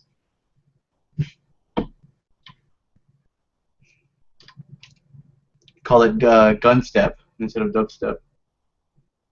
Oh God, we're coming up with our own music genre. Oh no. For every download you make, you donate to gun channels. Well, you know how they did like those guys. If you're gonna put guns in there, you might as well throw in some machine gun fire or something. Dude, if I knew how to make music, I would totally do that. I would totally take all the sound bites and all that stuff. Don't you have a Mac? Mm-hmm. You should play with that software. It's actually pretty intuitive. I mean, I played like music when I was a kid or whatever, and I played with some of that software like decades and decades and decades later, and figuring I don't know anything, I'll see what I can do. And it's pretty intuitive. It's just clicking buttons and shit. I mean, if you can, like, you just play with it, and it can create beats, and you'd be surprised how fun it is to put together shit like that. Yeah, it's GarageBand or whatever. I think it's just in your Mac software. It's called like GarageBand or something. Yeah, I think I remember something like that. The only music I've ever made has been like freaking what was it? Mario Paint. It was like for Super NES, and you had like a little mouse pad within like one of the famous games is like you had like a fly swatter that would hit the fly. Yeah. I've got that. Yeah, me and my brother were going through all of our old retro systems the other day, and we found literally everything. So when we were talking in Hit or Miss the other day, when we were doing rehashing Matt's show because he wasn't able to do his, we talked about video games, and Matt said, I'm going to lose subscribers because we're talking about video games. I ended up getting 6 or 7 that night. Dude, I love it when we talk about video games. Like, so we were talking about video games, and Matt went on the tangent about Ninja Turtles again. So I whipped out the cart, and I said, "Oh, you mean this game?" And he's like, "Yes, that game." And then he starts talking about the Legend of Zelda. And then I whip out the gold cartridge. Yes. He's like, "Yes, I see that." Dude, the gold cartridge, that thing is hard to find now. I've got the gold cartridge. It's a little beat up and scuffed because, I've used it forever. But it's still gold. You want to see some history? Hold on.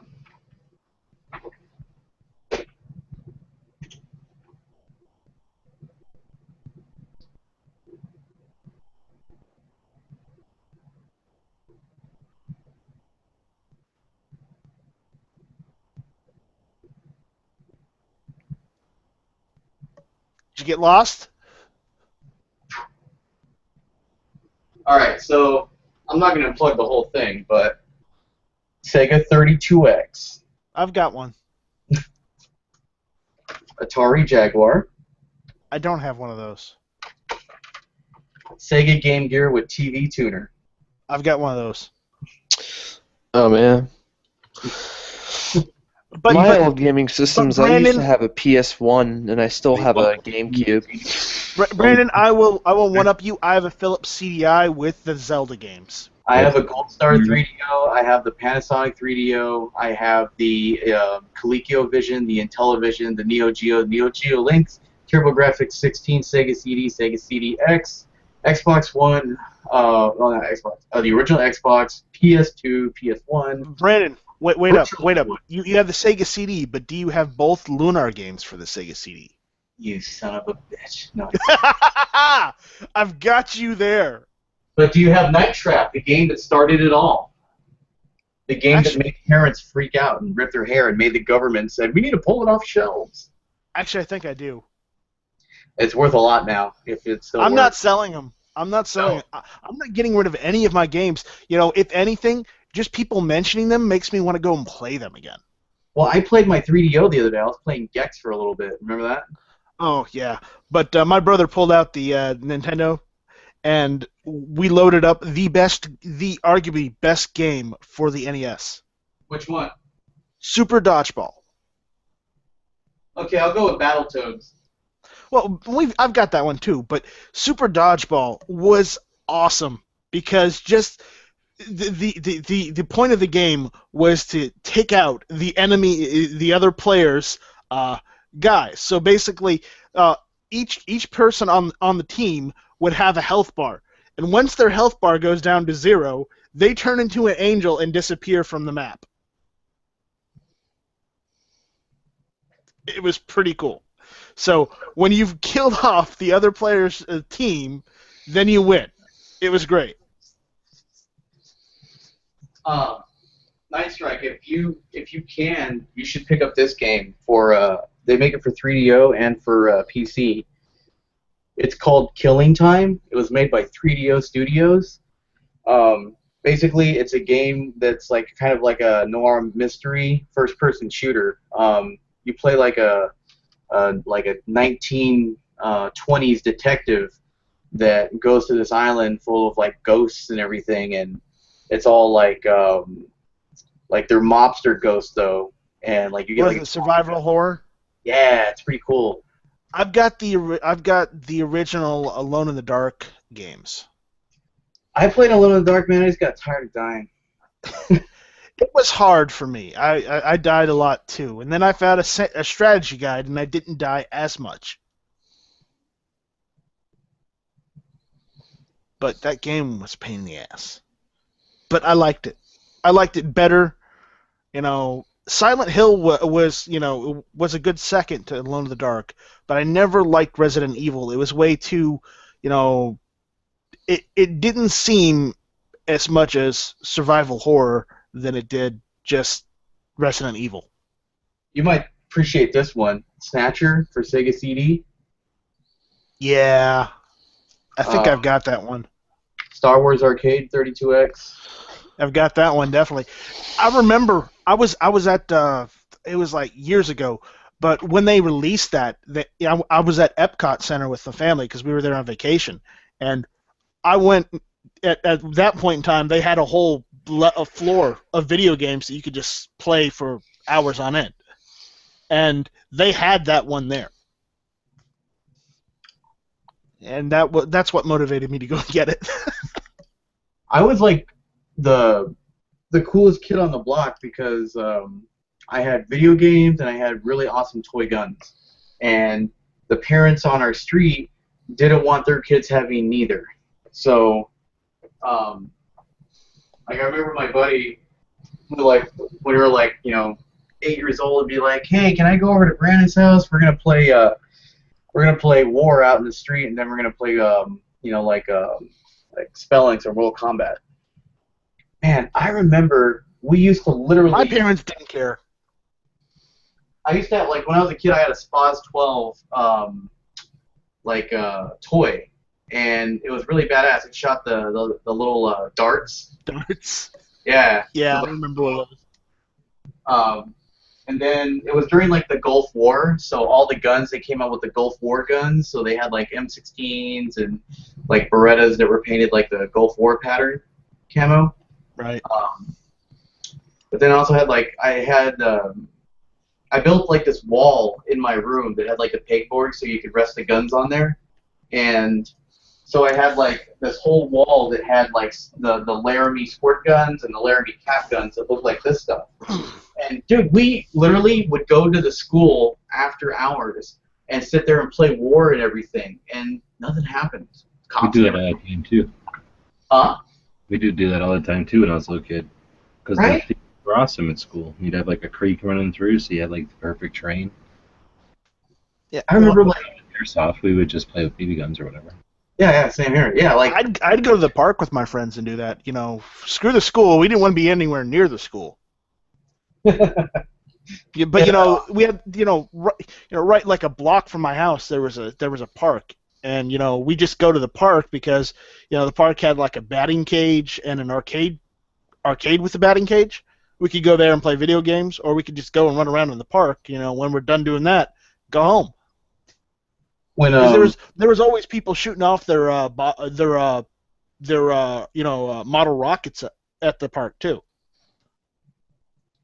Our school on Fridays during the summer, we would have squirt gun wars, and like I remember at the time there was like this big squirt gun company, I think it was Laramie, that made like the Super Soaker and all that stuff. But the biggest, like they were black, and they had like kind of like Bakelite wooden grips, you know, the Mimic ones.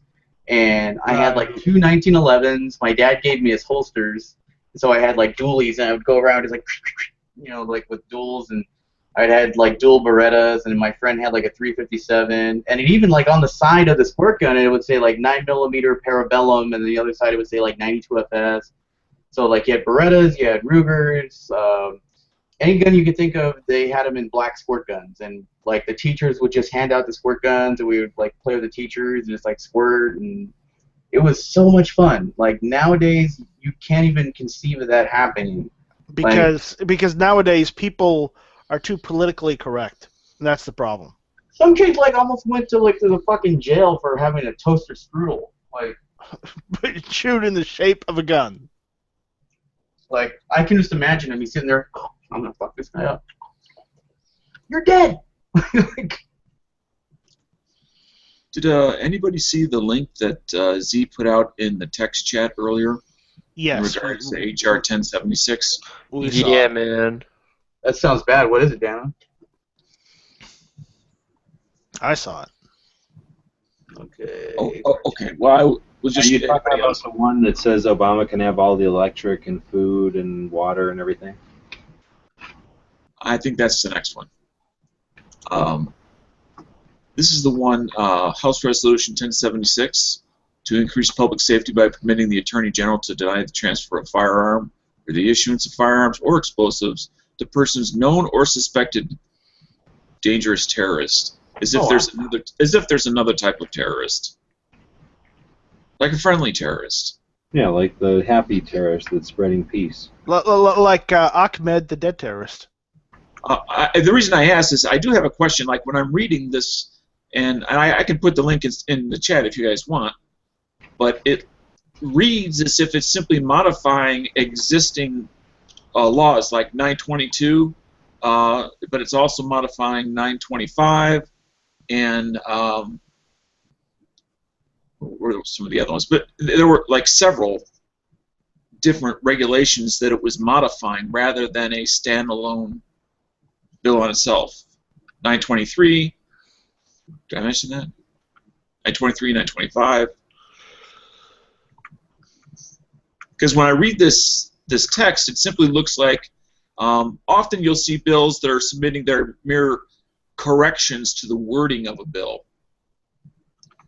And in some ways, this almost looks like that, with the exception of where they sent the intent is to give the Attorney General the ability to deny firearm and explosive purchases.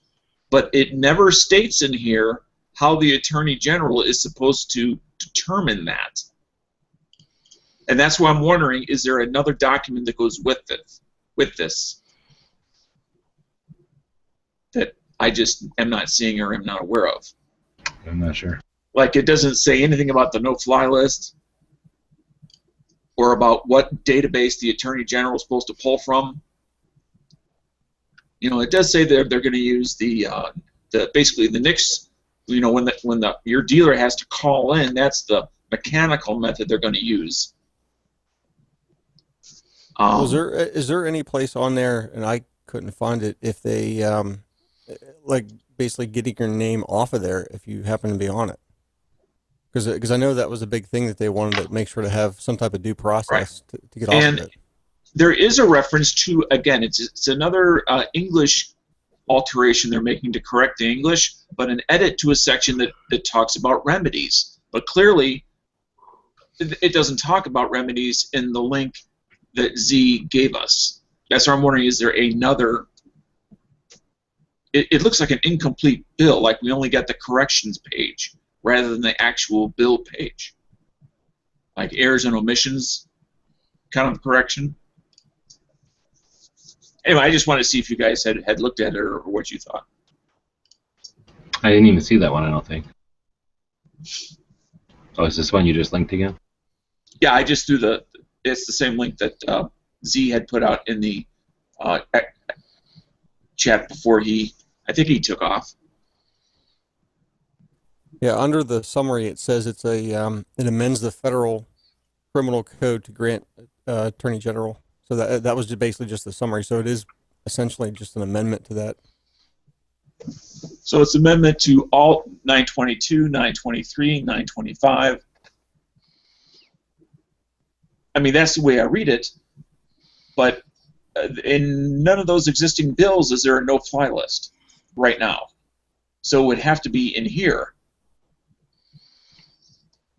But it never names the vehicle that the Attorney General is going to use to make that denial.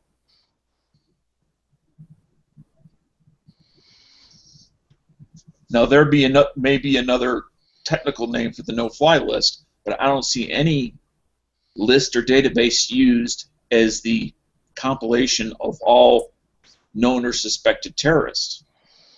No, it doesn't. I mean, the only thing it says is right at the end of the first sentence, a known or suspected dangerous terrorist. I mean that's it. Right. And that general wording is either extremely dangerous or there's another document that this goes with that does spell out those details. As well as, you know, it does use the word redress.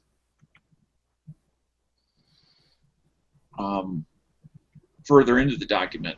So when you give the Attorney General these powers or this discretion, is that really saying any regulatory or enforcement branch of the any executive, or am I trying to say, any enforcement or regulatory division of the executive branch would be given this authority due to the Attorney General now having this discretion?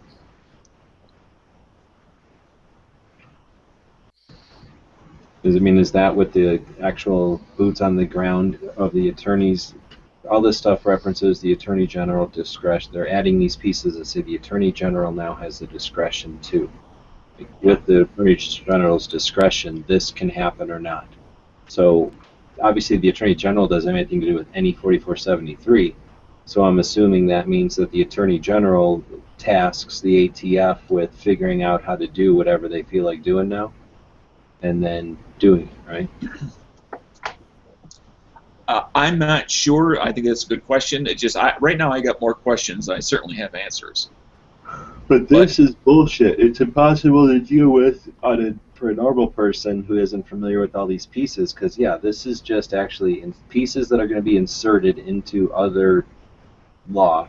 So if you haven't read 922, which is huge, and then more specifically 922 subsection A, then you wouldn't know what it is they're jamming this subset into.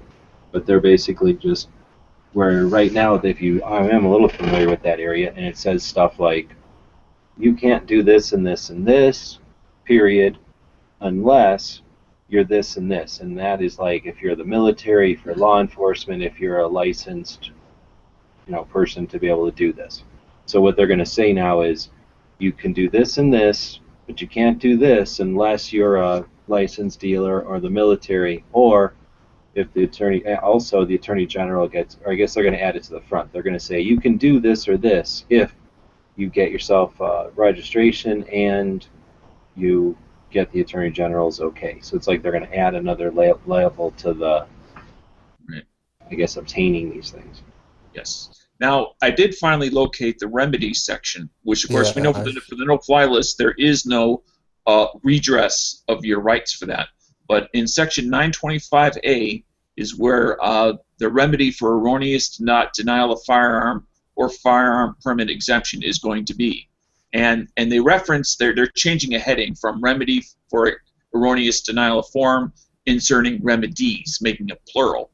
Well, that certainly implies that in 925A, there must be a remedies section, but it's clearly not in this document. They're just, again, correcting the title,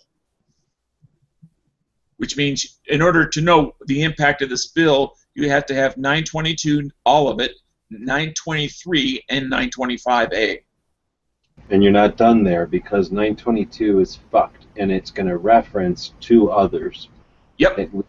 And then you're going to need those to qualify what you're actually reading in 922. No, there's a saying, and I probably won't get it right because I'm a little bit tired, but the more we practiced how does it go?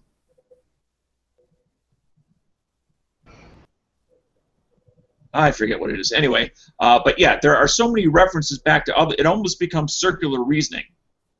Yeah, exactly. Or in this You case, can't I'll do call it this and circular this law. because of this, and you can't do this and this based on that, and you can't do that and this based on the first thing. Well, it's like, what the fuck? You just created a bunch of if statements and then completed your last one to feed the first one. So exactly, you're just making Mobius strips of law here. But just because it says that the word remedy is going to be changed to remedies, doesn't give me any faith that there actually is a public way to address your grievance legally in 925A. I have no faith in that. I know better than to draw conclusions off of a title. It's like the title of this bill.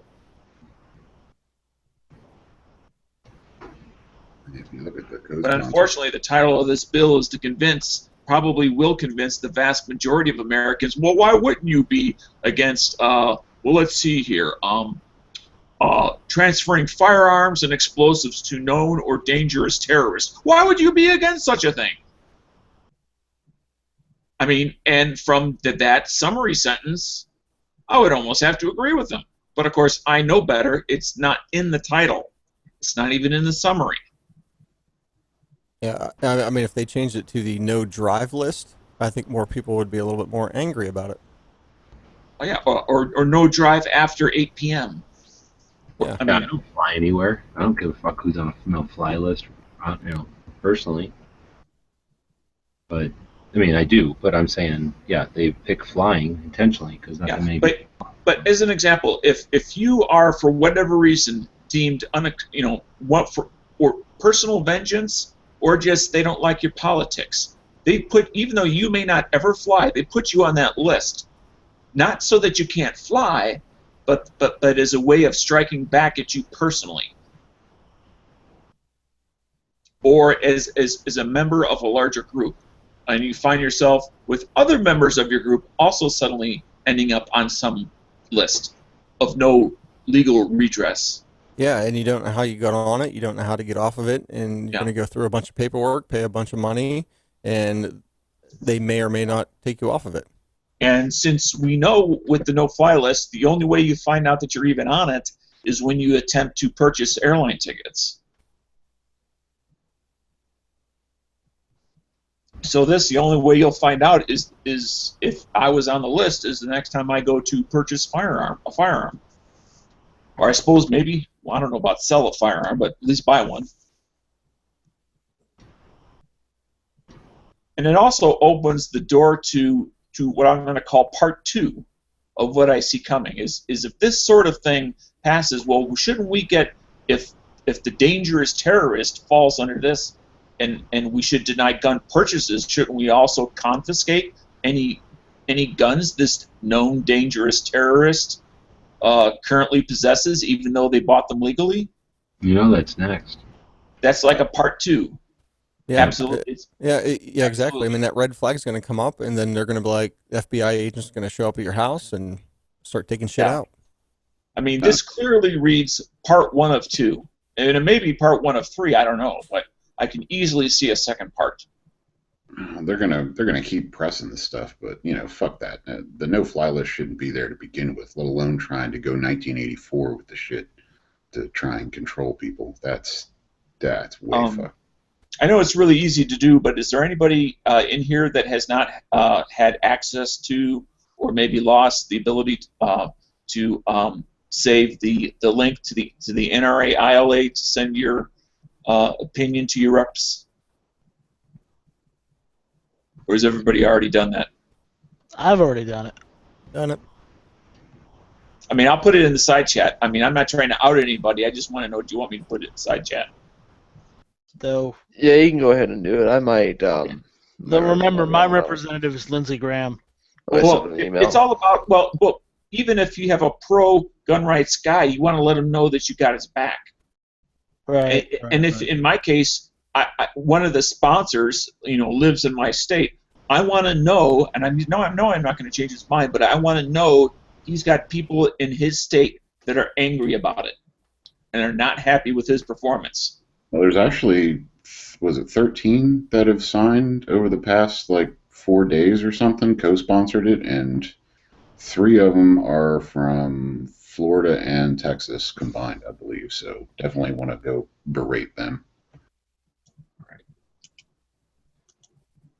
Like the other ones I expected from, like New York, California, etc. The first one I put up here is the NRA ILA, and that simply put in your name, address. You know, you have to put in some personal information in order for it to count. I also put in another one, which GWeb's found yesterday, which if let's say you know somebody that's very active, and maybe give them the information. Maybe they don't like using email. Maybe they're older and they prefer using a phone. That this next link is to get the phone numbers, or they want to do a letter, an old-fashioned letter, snail mail. Wow, Jim Cooper from Tennessee. Wow, he's going to be a single-termer. I mean, but it's the kind of thing that it's okay to vent because it keeps us from our anger from becoming unproductive. At least it does in myself. But then keep beating the drum on making sure that have we, at least in our own groups, have we crossed the T's and dotted the I's of our supporters. Absolutely. And I would expect everybody, in these chats, including the text chat, to be doing these sorts of things. And that's why I don't expect, all the Gun Channel's members to see these things when we talked about them yesterday. That's why it needs to come up, a couple, at least once per chat, just briefly, and then move on. I think it came up a little earlier anyhow. But also give them the here's something we can do part, not just talk about it part. A lot of people, well, not a lot, but some people get ticked off, when we talk about politics and stuff like that. But it's like, the way I feel about it is I think we need to talk about some of this stuff because these politics are affecting the future of this country, the Constitution, and most importantly, like the Second Amendment, our rights and our way of life. So I feel it is of utter importance to talk about this stuff. And because, like, I learn something new every day. I didn't know that Trump came out and said those things, the other day. Like, I mean, I don't have cable, so I don't watch the news. So, I mean, I think it's really important that we do talk about some of this stuff. And maybe people do get a little weathered by hearing about Trump or Hillary, but this is our country. And I'd much rather have people get irritated with me. That's okay, get irritated at me. I'm willing to beat the drums. If everybody ends up hating me, I'm okay with that. Yeah, and this goes beyond. This is. This goes beyond gun rights too. I mean, this is just freedom and an overreach of government, which should not happen. And Democrats, liberals, whatever you want to call them, keep letting it happen because they're like, oh, I'm okay giving up a little bit of liberty each time for a perceived safety or security. Yeah, a so-called, like, pretty much a false sense of security. This might be kind of pointless, but like I didn't know Barbara Comstock was freaking my representative. Holy crap! I also got Forbes and Brat. I'll be contacting them soon. I mean, we could certainly change the subject down to something else. I just wanted to make sure that this was touched upon, as well as what we would hope other people would do. And I'm thinking, for the majority, 98% of the people listening to this or watching it are probably similarly minded. Right. Maybe more driven than myself, maybe less driven than myself, but I'm just trying to get them to do something. That's good, thank you. Yeah, I'm pretty sure that everybody on gun channels is definitely for gun rights. I think some of the people that we need to also talk to are maybe the people that are not into the modern sporting rifles, like the people that feel that, it's okay to own a shotgun, lever action, everything else except, the modern stuff.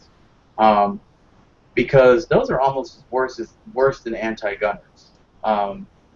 Because they have a way of talking to people to where sometimes if, say, somebody is not of into the black rifles or whatever you want to call them,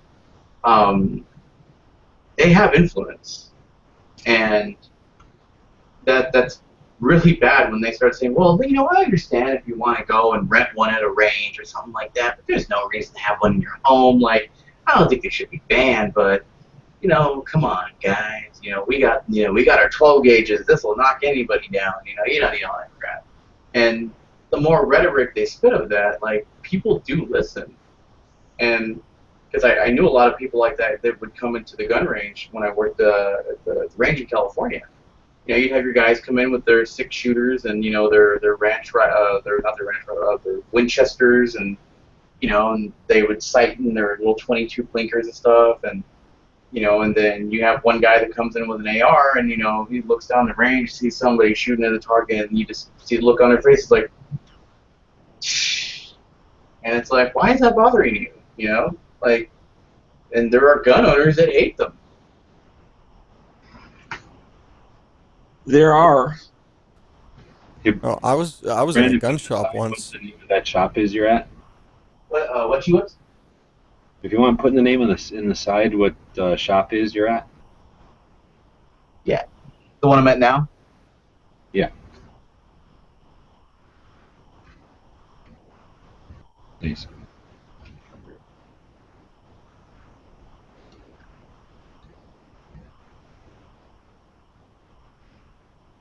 Well, not right now, because I think you're at home right now.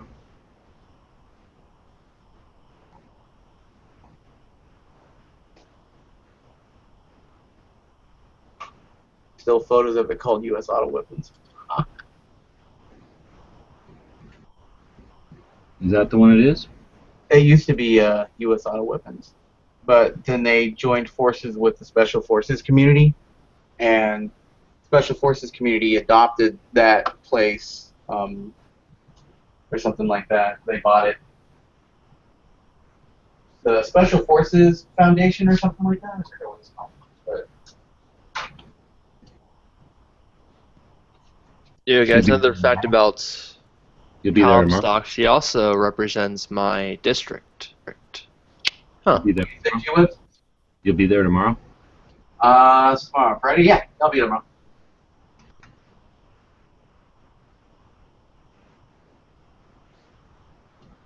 Yeah, the guys at work, man, they're pretty nervous. And I remember one thing that my coworker said. He was like, he turned around to me, he's like, "It's never gonna stop."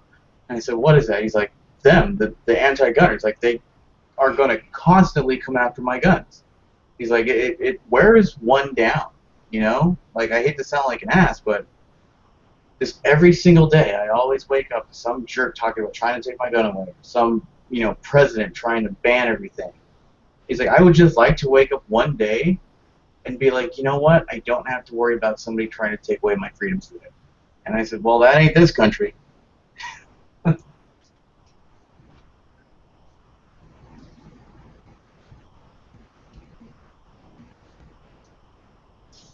But we're having a sale on 5.56 right now. Is it the one that's across the parking lot from the other one? Yeah, so you have Scottsdale Gun Club right here, and then you have Special Forces Outdoors right next door. Oh, okay, I know where that's at. Yeah, you'll never see anything like that in California, like two gun shops directly across from each other. Yeah, I mean, they might as well share a wall. If there wasn't a piece of air there, they would share a wall. Pretty much.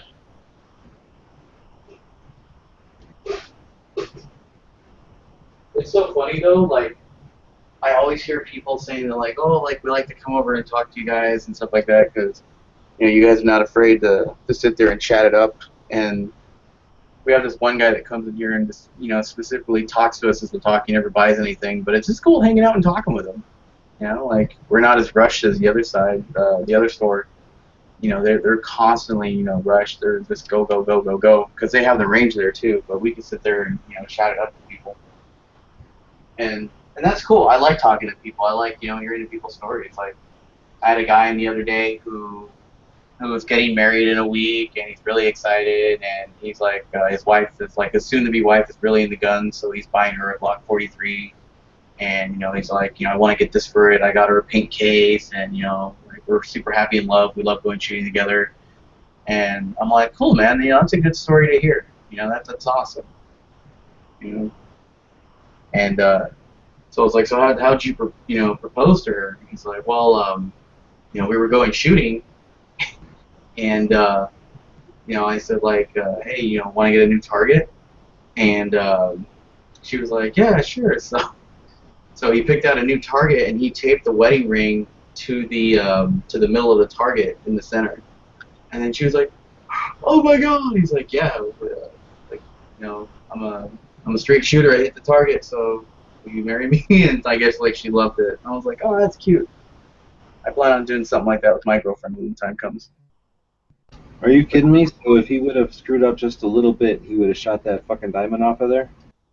I guess, yeah. I mean, crazy. Did you see the one where I think Ballistic posted it, or else Foos, and it was like a bunch of those targets where you hit the one target and that causes the other target to flip up. So like there's a steel, and when you hit it, it makes a paper target flip up into place, and then you have to go back and engage the paper targets after. Have you seen those kind of stages before? I did, yeah, the 3-gun stuff?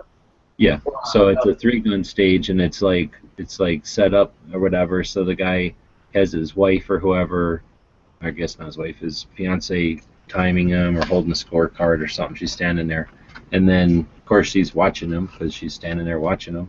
And then as he hits those steals, the paper targets come into place, like they flip up into place, and then they say something like, "Will you marry me?" So That's she's awesome. scoring and she's scoring, and then all of a sudden she starts crying or whatever. Yeah, that was really cool. I saw that. That was nice. Yeah, and when I think about all the people that hate gun owners and stuff like that, like, do they ever see anything like that? Do they ever see that, like, gun owners are just people? Like, they just have, like, a different hobby than the guy that likes to go get tanked at football games and hate guns? Like, I really think, personally, unless they can prove otherwise, that those people that hate firearms are just really angry people that are mean to each other, and they really would kill people if they could, and the only thing that's stopping them is the laws from killing other people, and then that they don't have something to easily kill somebody else with. But if they could get away with it and there was no, repercussions, I think they would just go around killing people. I think that's the kind of people they are. So unless they can prove to me otherwise, I think that's the kind of people they are. like they are really angry. They say some terrible things. Well, here's the thing. We know we're good because, number one, most of us have CCWs, which means the government has done whatever kind of bullshit they wanted to do to make sure we're good to go. A lot of us are military, so, we've basically signed our lives, at the time.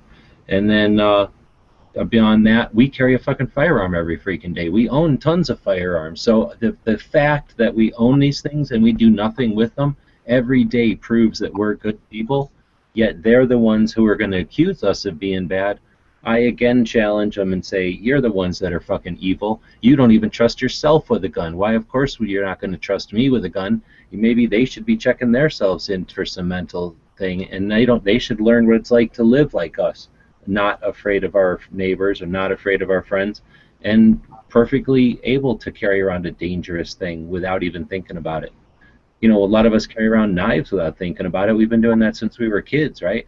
They don't carry around knives. They think that's a horrible, evil thing. So those people, are just bad people. They don't trust each other. They don't trust us. They don't trust themselves. So they're really the ones that we should consider taking off the streets, really. It must be like Hosh pointed out like a couple months ago, saying they wake up and they hate everything and they want to do this and they want to ban that. That must be a really awful, stressing, anxiety-filled way to live. Just waking up that you're so scared about constantly getting shot, or you're worried that you're going to get murdered because Joe Blow down the street just bought an AR-15 and he went to the range with his son on Saturday. And you know that if you had a gun, you would absolutely shoot that guy down the street. So that's why you're so afraid of him. Yeah, and some of them have actually I admitted would lose that. all control. I'm sorry, go ahead. No, some have actually admitted that they don't trust themselves with a gun. They've inherited one and they didn't even want to touch it because they were afraid they were going to do something stupid. That's like Well, that could be unfamiliarity and just naivety, thinking that by touching it the wrong way or dropping it, it's going to hurt them or somebody else. So that's not necessarily, I think I'm dangerous, please take this away from me, because they're not asking you to take their knives away. I think it could just easily be like, I'm totally unfamiliar with this, please get it out of here. Just like if somebody gave us a sewing machine or a motorcycle or ice skates, you're going to be like, I don't know what these are for, but somebody does. Get rid of them. Concern and fear. If you're fearful, that borderlines on a psychiatric issue. If you're concerned about it and want to take the appropriate steps so that you don't have to worry about your safety, that's a different thing. Yeah, but one you're is allowed rational, one is irrational. But one is allowed to say, I'm afraid I might hurt myself, and don't actually mean that they're in dreaded fear of hurting themselves. It just is a figure of speech. I mean, but that's one thing that words matter. And on a serious issue, they matter even more.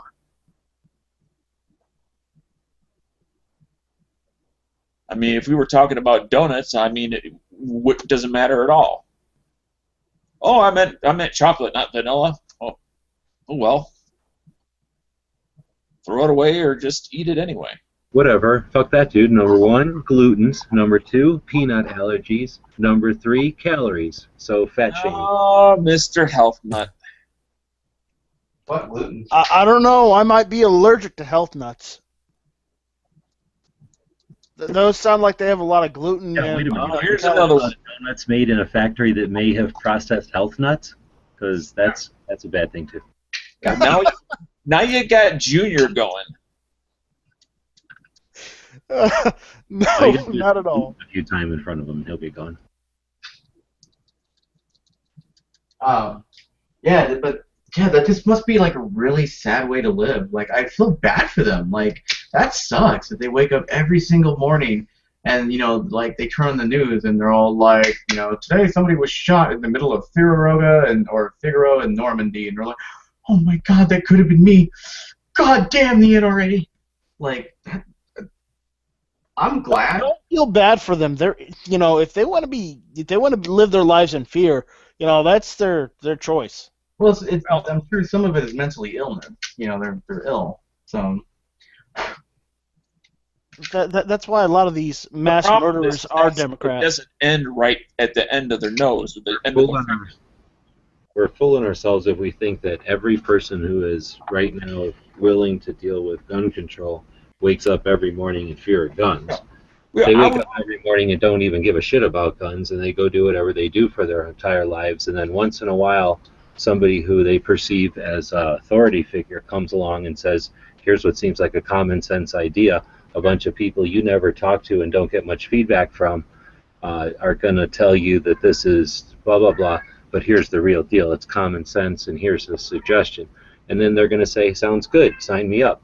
So I don't want to demonize those people and start off a conversation with, here's why you're such a schmuck, or here's why you're asleep all the time, and here's why you're afraid, or here's why you're wrong. Instead, why don't we have this conversation with them, because they're immediately regurgitating the stuff that they've been fed, right? They're immediately going to give us the talking points.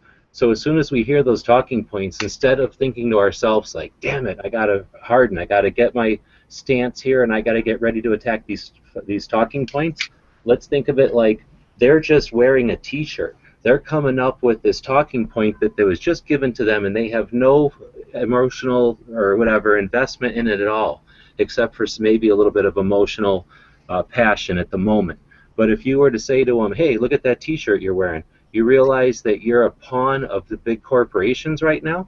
Like, you're not trying to confront them on the issue that they're prepared for, but instead you say, oh, it's a shame that you're so naive that you're working for the corporations and you're being distracted. And then they're going to go, what are you talking about? And you go, oh, yeah, why do you care about what a terrorist picked up, it's a terrorist. You know, you start thinking about a flank so that they're, you know, you're not challenging them because I don't think they wake up going, oh shit, guns are a scourge. It's just every once in a while somebody tells them, hey, guns are bad, and they're like, oh yeah, no one's ever told me guns are good. They must be bad. I agree. So we got the opportunity to show them, hey man, guns are fucking kick-ass, awesome, cool things. It's like golf clubs or baseball bats. If no one ever played baseball anymore, and a bunch of politicians said, you realize that little kids used to play with clubs back in the old days when there was the KKK and women couldn't vote, and then now that we're enlightened and we only play with footballs, so we don't use bats and savage implements of caveman wars, you know, to play games, these things should be outlawed. There's no reason to have a implement of caveman wars in your home. Then everybody'd say, yeah, fuck yeah, what do we need these bats around for? But no, everybody plays baseball, so it would be ridiculous to suggest that bats are more dangerous than any other piece of wood. So that's all we got to do is just get these people to realize guns are just these cool things like cars or like golf clubs, and some people hate them really bad, and they're using you to try to take mine. There's no reason to. Let's go out to the range and see how fun they are. Get you some. There was that thing where Leon Noir took out, I guess, a girl that really, really hated guns, and like that was epic. Yeah, it was pretty cool because she said that she probably would never get into it, but she said that she understood why people like them now. And then, like, you know, when he showed her the SIG brace, I think he was showing the Scorpion, and you know, he was like, yeah, like the government says I can't have this, but I can have this. He's like, because they feel that it's more lethal. He's like, does that law make sense to you? And she's like, no, it doesn't. And he's like, yeah. He's like, that's where our frustration comes from. He's like, so I can't put this to my shoulder because of their opinion, but if I pay them $200, I can. How does that make sense? And he's like, because it doesn't make this any more deadlier. And then she was just like saying, like, yeah, no, that makes absolutely no sense. She's like, I'm for some gun control, but that makes no sense. So, and then all she's got to do, even if that wasn't a video on his channel, which is big, so it got coverage, even if that was just one person, then she went and told her friends, you know, because I know how girls are. They'll be in like a locker room, combing each other's hair and rubbing each other's backs and stuff, and they'll talk about it, and they'll be like, yeah, I went to the range with this guy, and guns are great, and, you know, and then they'll rub lotion on each other. So it's a real to have their conversations like that. Wait, go on. Is this Penthouse Forum or what? I'm just saying, I'm pretty sure that's how the conversation would go down. It's true. Like my girlfriend has called me and forgot to hang up, and then she's like, "Do you want to go to the bathroom together?" And they go and they just talk. It's like, you don't see two dudes going to that. You want to go to the bathroom with me? Like, it's like, what are you, fucking gay?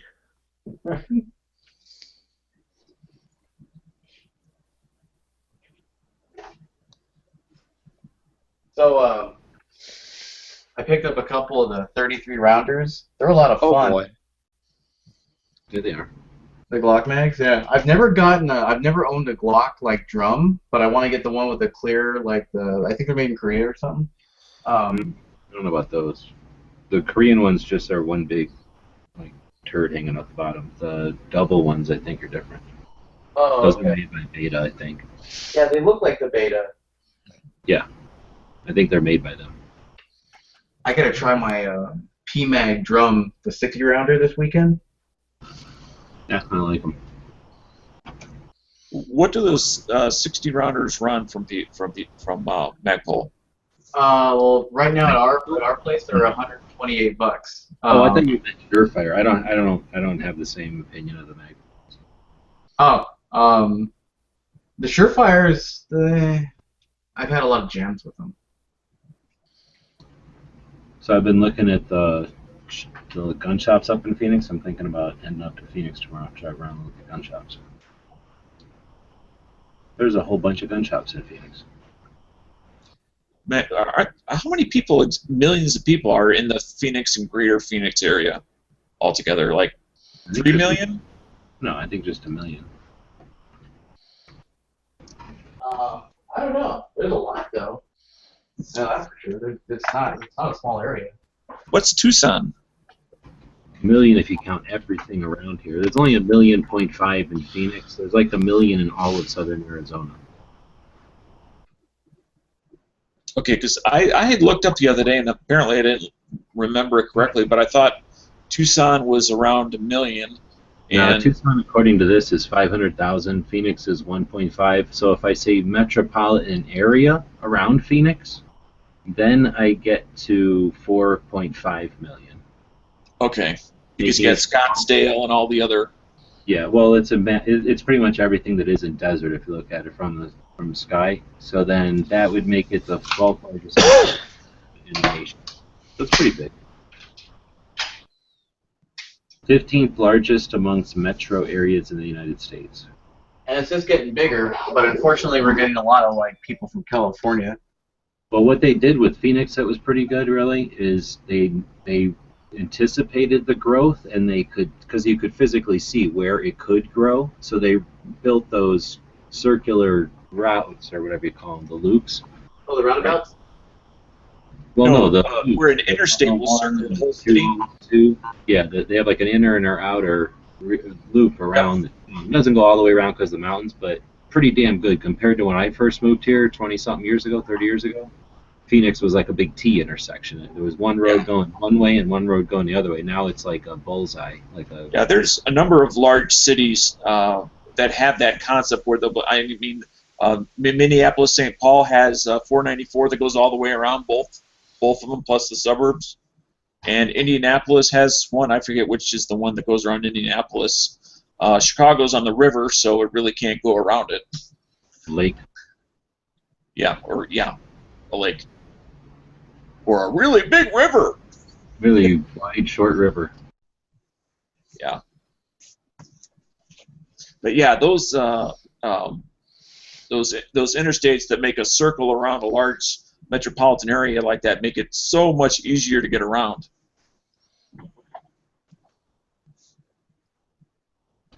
It's also one of the fastest growing nearly 400,000 residents from 10 to 15, and more than 1.3 since 2000. Well, that's not that fast. If I lived in Phoenix, I would be very concerned about all that growth in water source. Yeah, no shit. You can. It's great what they did for the tollways, but you can't drink it. Well, we steal our water from the Nevada, Colorado, Utah place. Well, that was Utah and Nevada. What is that? Tri-state. Well, Lake Mead. They've dammed up the Hoover Dam, and then Right. that makes a lake that hits 3 states, so we all get to pull the water out of it. That's what we do. Right. If I can get the gun show loophole thing going, I'm looking at a job painting that aqueduct. Pays good money to go out and paint that stupid aqueduct for 4 days out of the week. Because then you get government benefits and shit. But Is then the aqueduct between the dam and Phoenix open? Tucson. Oh, to Tucson, it's not covered? No. They lose less from covering it than they would have cost to cover it. Okay. It just seems like you'd lose a lot of water just from the heat. They do, but they would have cost them so much more to cover it than it wasn't worth it. Yeah, well.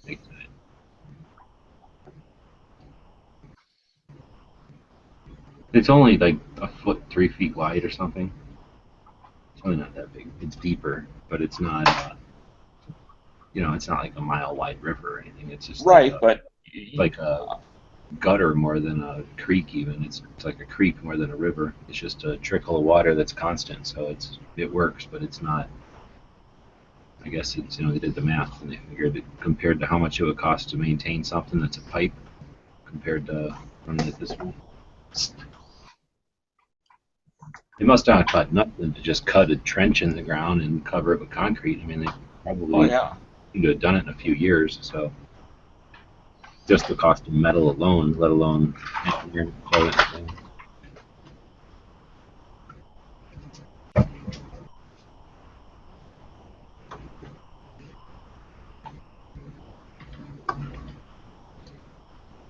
Damn it.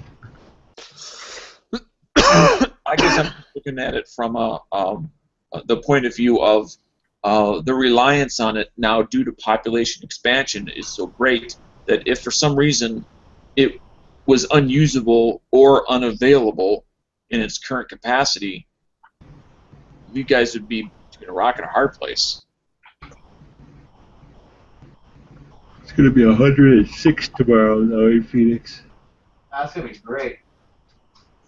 Yeah, but I wanted to bring the dog. I really want to bring the dog to 106. Can't do it. I try to take the bug out for a walk like around 6. We have a park over here in the housing area, and it's like got a nice green belt, and she gets to play with the other beagles. Well, if it's supposed to be 106 in Phoenix tomorrow, what is this supposed to be in Tucson? Probably 100. We're like 10 degrees cheaper than them. Really? Yeah. Yeah, they're a little cooler than we are. We're way up on a hill. We're at 2,500 feet. They're at like 0 feet or something. Okay.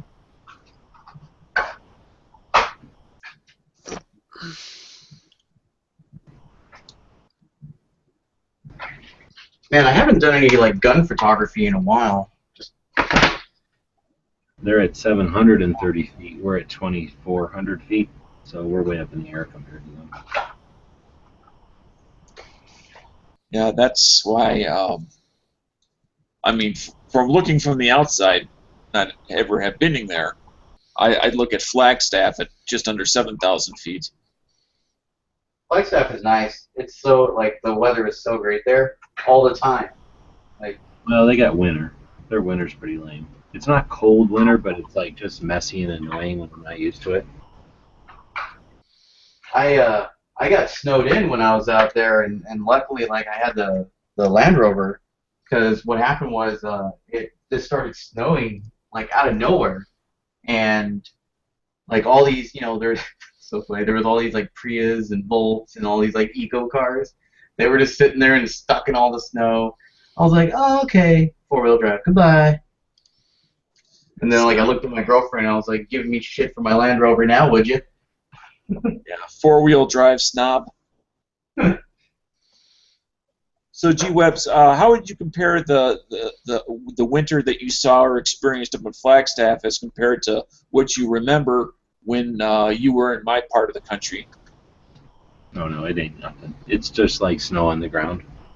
Nothing, no accumulation. It's all wet. Okay, so they don't plow it. They just let it. No, I didn't live through winters up there. I've been up there in the winter, but well, I mean, when you were younger, I haven't been through a whole winter up there. I've only been up there to see the snow, so I don't know if I've seen the worst snow up there. They got a ski thing up there, so they ski up there. But it's also 7,500 feet. You said, so it's 5,000. 6,900. Just under 7,000. Yeah, that's 5,000 feet up higher than here, so it's going to be colder no matter what. And then that's just a different type of cold. It's not the humid, wet cold. It's the dry, kind of desert cold. So okay. It's different. Yeah, like your lips will fall off. Like, have you been to Vegas in the winter? yeah, it's bad. I don't like it. Because there's like no humidity in Vegas. It's just cold, but it's not that bad, especially because you don't have to be outside in Vegas. You're always going from a building to a car or whatever. But that's how I figure Flagstaff is, because there's nothing around here to be humid. I guess a little bit of snow.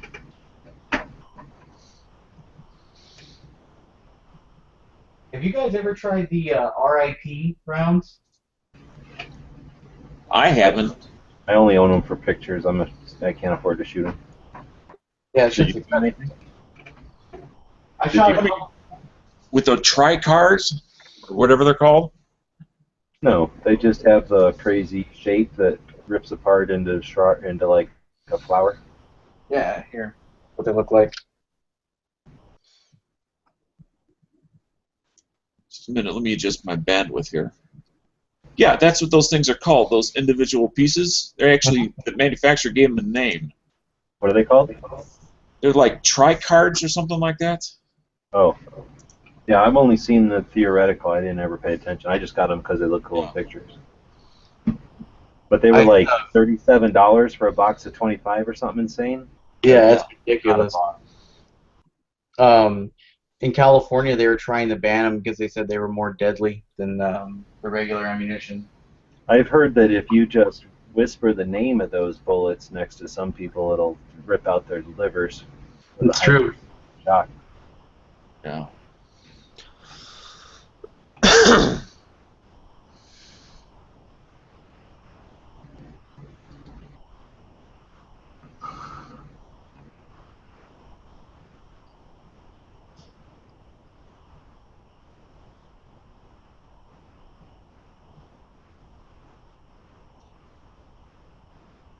I'll be back.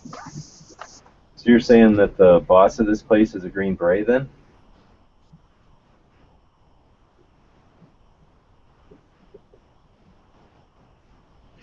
Huh? Is the owner of this place a Green Beret? No, but they did partner with the Special Forces Foundation, and in fact, this is their brand. It's called USM4. Are they in Arizona? I don't know. Let's see. Yeah, USM4. Here, did I put the link over there? Yeah. I got a link from your website. Let's see. What does it say about them? About us. Let's see. Portion of the proceeds go to the Special Forces community. Yeah, I don't know. What's cool though is they do honor LWRC PSDP pistol. Where have you been all my life? I guess we just got this in.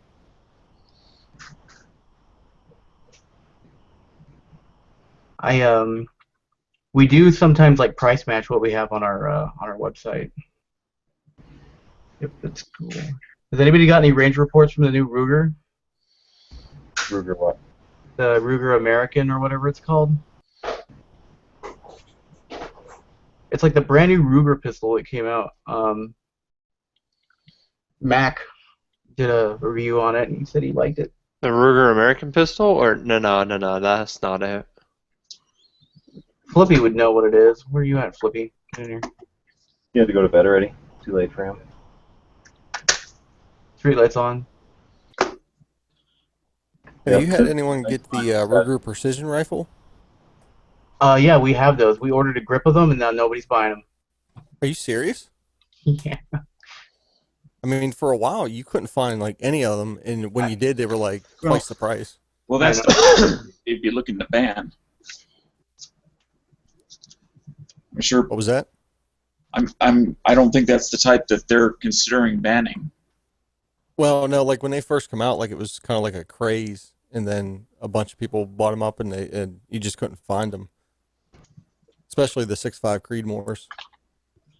Yeah, a lot of. I'm sorry, Dana. Go ahead and then I'll say something after you're done. All right, yeah. A lot of the people that come into our shop are not like long range or, as I like, is what we like to call them, like old man rifles. Like,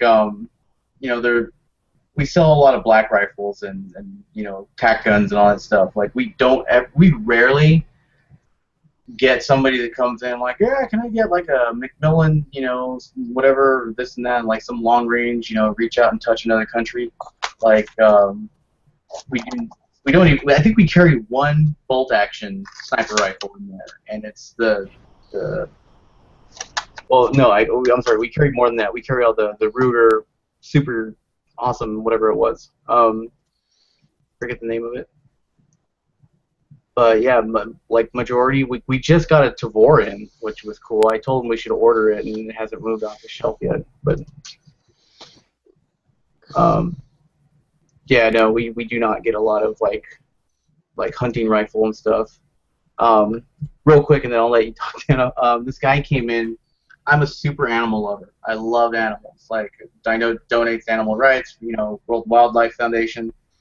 This guy came in and he was asking me for, he's like, hey, like I'm looking for, like a really nice shotgun, something that can take down a buck.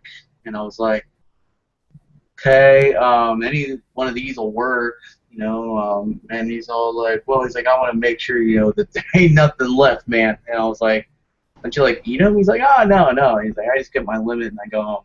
He's like, oh, check this out. So he pulled out his phone.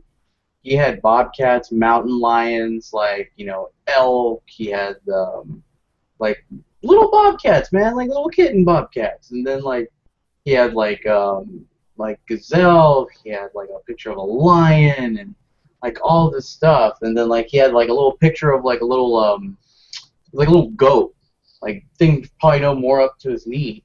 And I looked at him, I was like, oh, it's either you or him, huh? That's funny. And I was like, dude, like, yeah, we got guns here, you know. And then like I was like, yeah, man. He's like, it was so funny. He's like, 'cause I shot it, it hit it in the neck, and then it was running, and I was seeing the blood pour out of it, and I was like, I didn't realize he shot the goat. Yeah, like these are all animals that he killed, and he said It's like, what's the prowess in that? like he was excited about it, like yeah, I did that. And I was like, congratulations, you blew away something that was just trying to be a goat. Like, yeah, you killed a farm animal, gee whiz. And like, you know, and then he's like, yeah, this is my house, and he has like a lampshade made out of like freaking some animal skin, and like, you know, he's got all these things all over his wall and stuff. And I was like, man, it looks like a room in that movie Saw. Like, I'm expecting that little dude on the tricycle to come out and be like, I want to play a game. Like, I understand hunting for like food. I get that. I get like if you're gonna take the animal down, you're gonna use it and stuff like that. Like all the people like on the hunting channel and stuff. Yeah, man. But I don't get these, forgive me, but these douchebag trophy hunters are like, yeah, I shot something. All right, let's go find something else. And it's like, God, dude, that pisses me off. Like, there's videos on YouTube where these guys are going out there with, like, desert eagles, and it's be like, hey, look at that, there's a pig, boom, boom, boom, and just, like, dancing around it as they're unloading. And then I think the thing that's so funny, you have a guy that's, like, literally, like, you know, he's talking to the camera, and he's like this. He's like, look at it. It's so beautiful. Wow, ain't she gorgeous?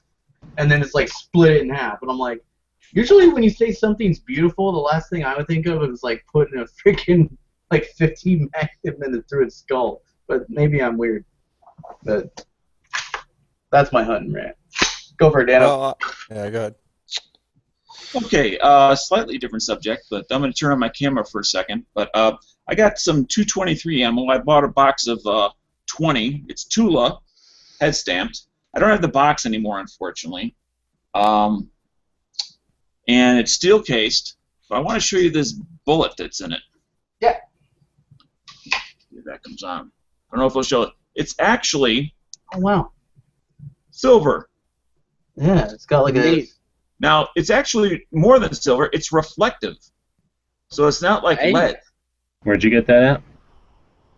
It's Tula. It's head stamped. Just bought that at the store? You just bought that at the store?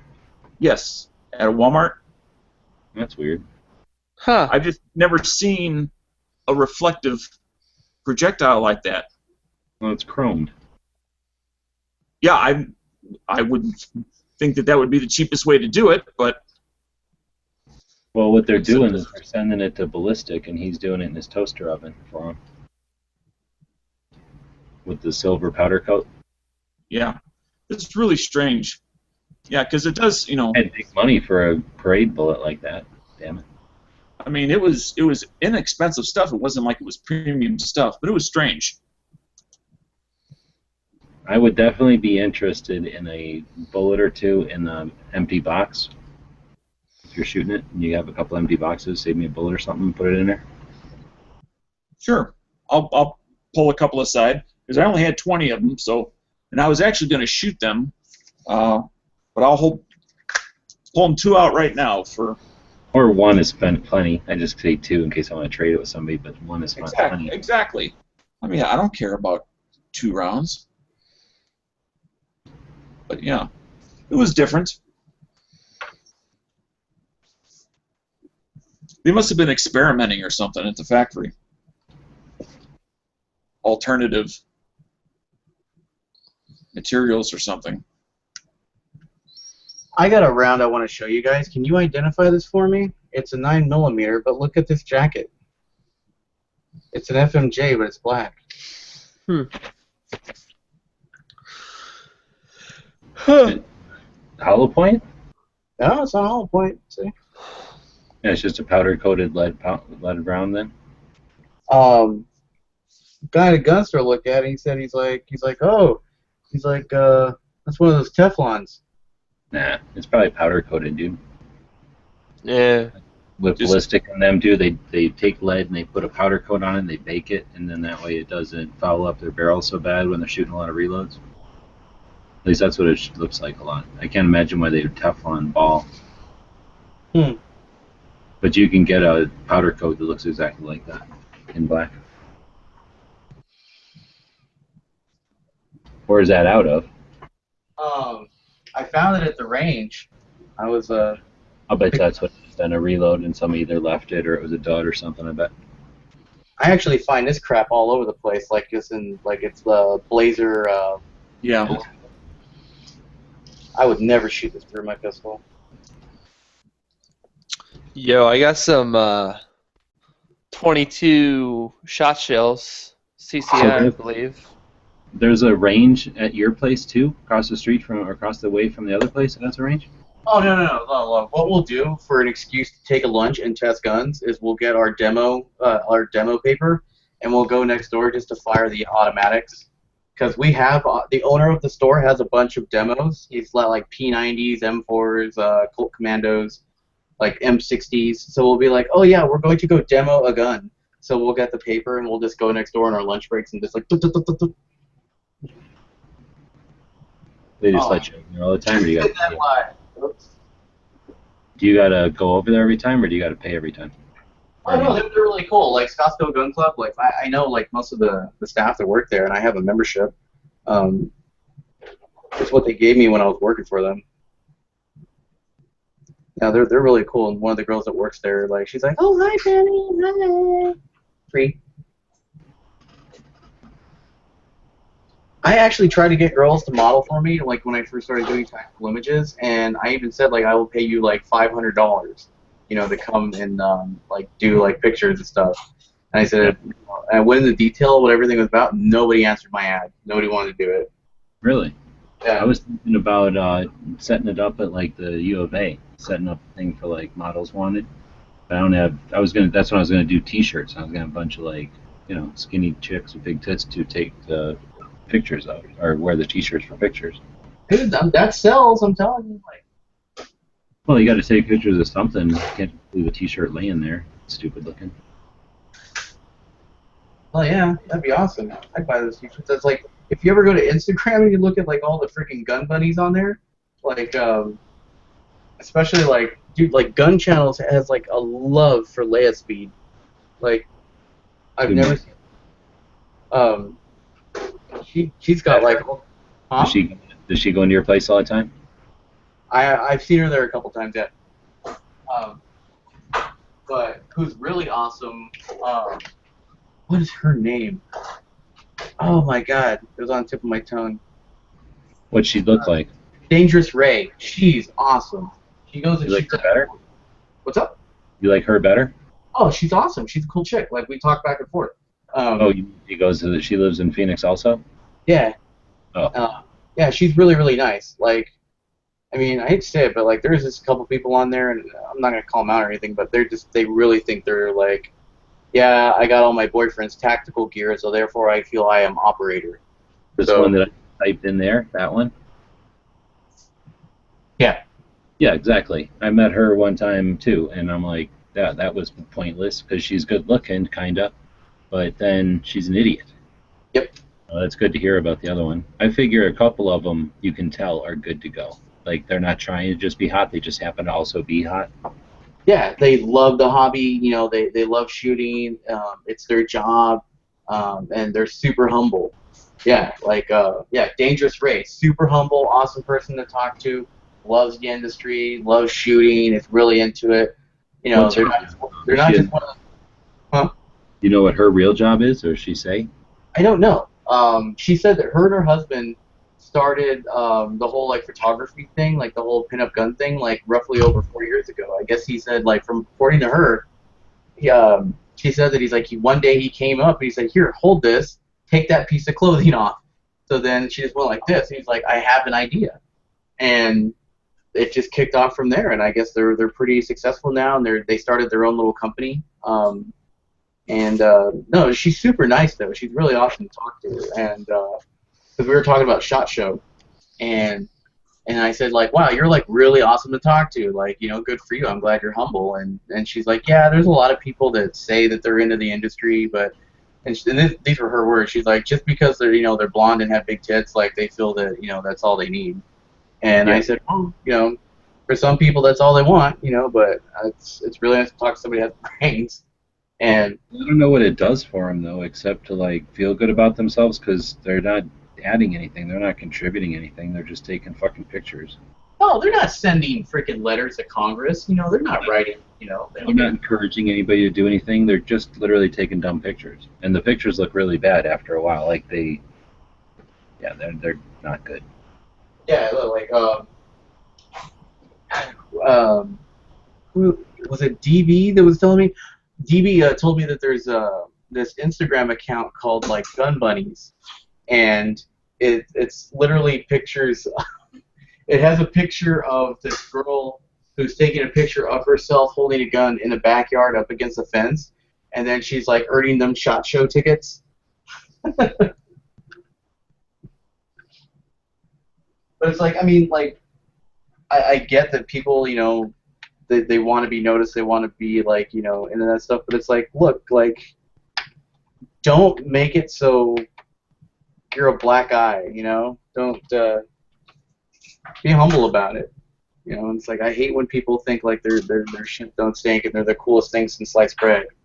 And it's like, okay, I know that PBS-14, that multi-cam Molly vest, and those set of freaking ACUs is not your issued equipment, and I highly doubt you know how to use that stuff in real life.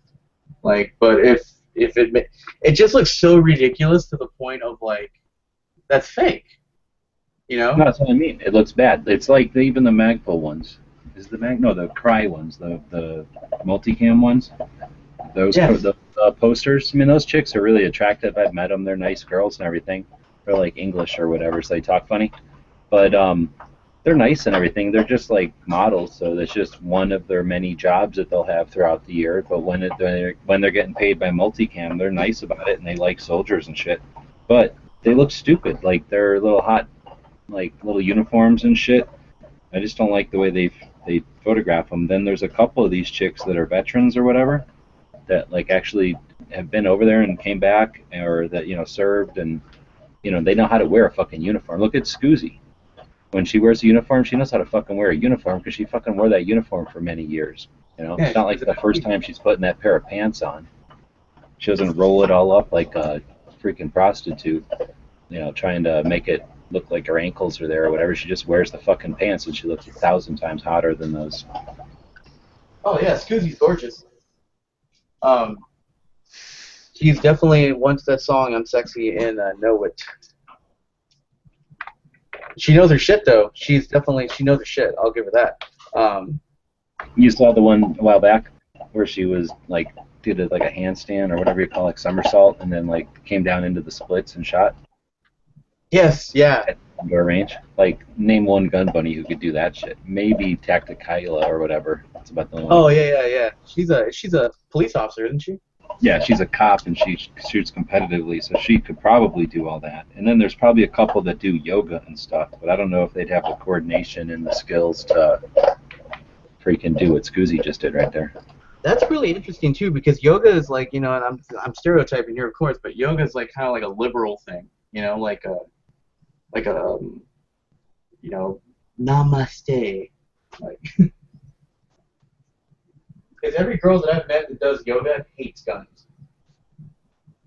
Well, you can look at the Instagram and see that there's some yoga chicks that like guns, or gun chicks that like yoga, I guess. Sure. Yeah, Tacticala, Second Amendment mommy or something like that. She's awesome. She's a good shooter. Probably my favorite gun bunny, but she's not even a gun bunny. She's just a hot mom. I would really like to see like these companies giving these modeling jobs to veterans. Veterans. Yeah, well, Scoozy's, I guess I'm gonna change it. I'm gonna say Scoozy's my favorite, and then Second Amendment Mommy.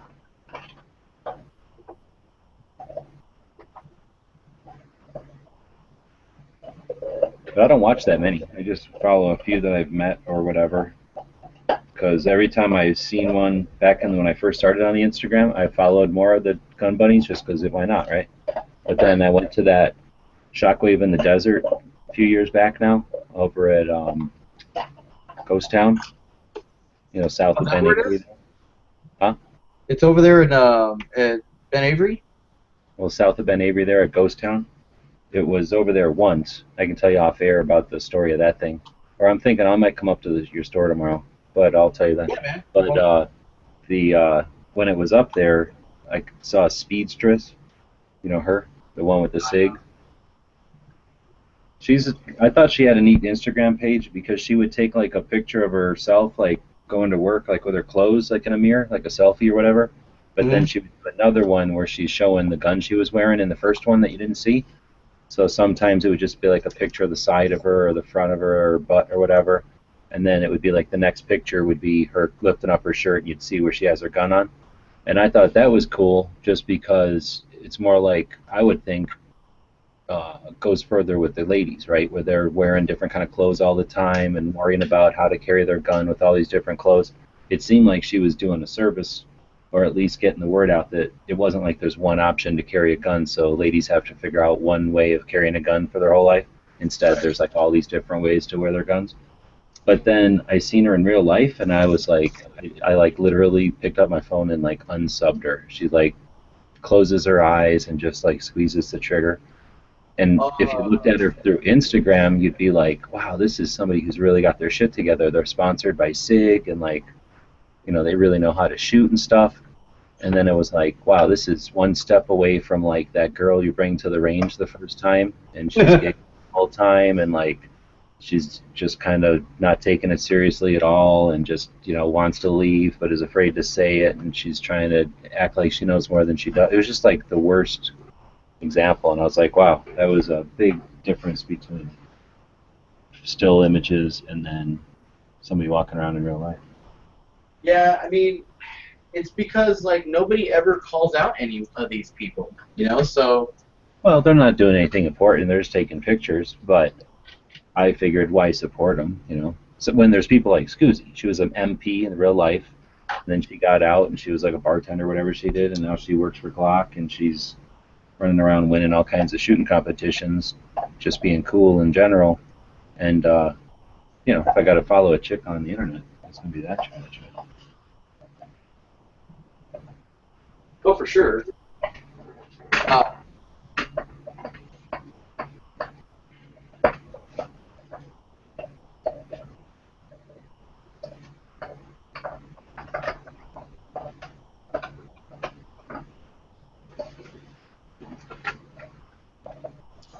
Well, I got to get to bed. Hi, Dana. Because I actually got to get up tomorrow. Imagine that. All right. See you guys later. See you, man. Later.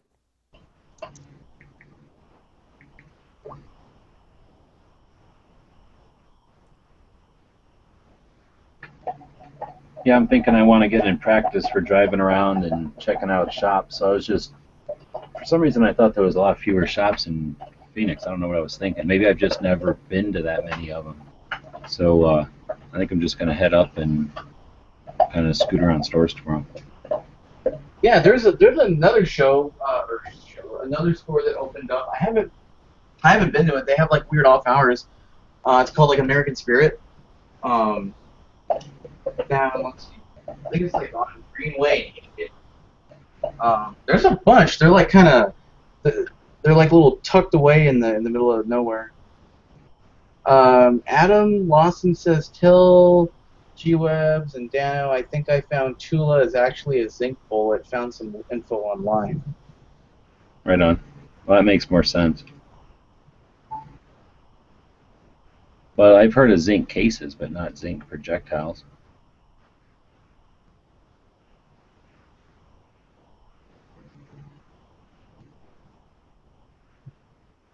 Yeah, there is some people that they're jerks on Instagrams. Like you think they're awesome, and then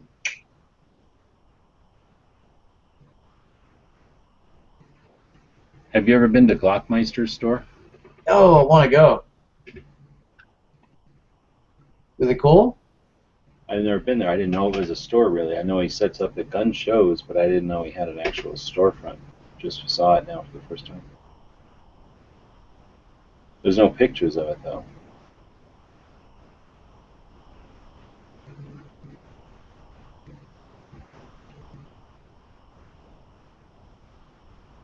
Yeah, there's another store too called Area 15 or something like that.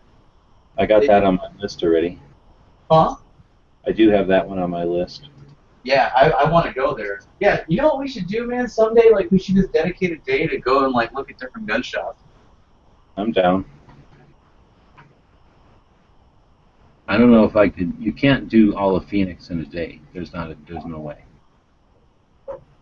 Area 15 is on my list. Yeah, it's interesting looking. Oh, you know what? That would be an awesome idea for a documentary.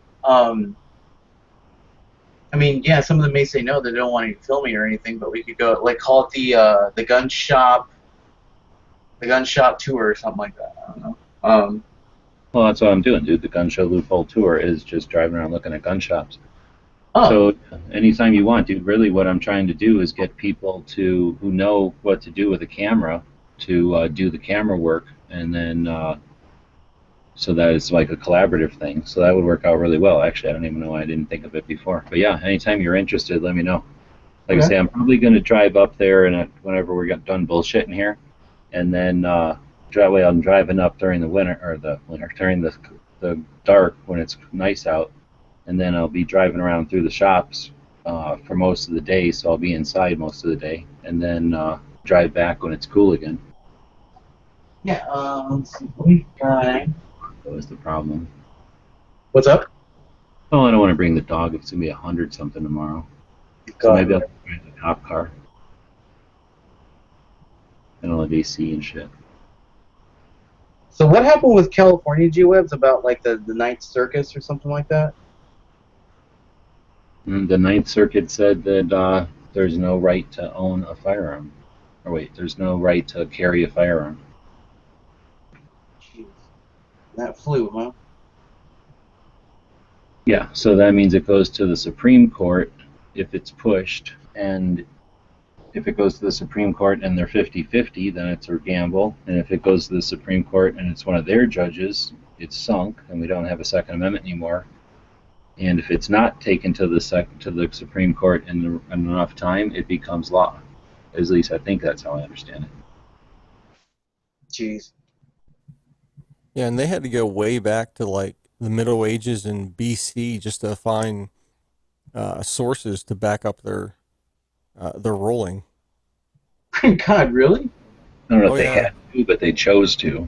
Well, yeah, they I chose know that Hawaii got really stuck on that, but he gets stuck on things that are details that, I mean, are valid, but I don't necessarily think they're always the first thing you want to lead with is some detail about how they reference something once or twice, in a document that's 36 pages long, referencing all kinds of shit. Like, you don't just pick one little specific detail that you think is extreme.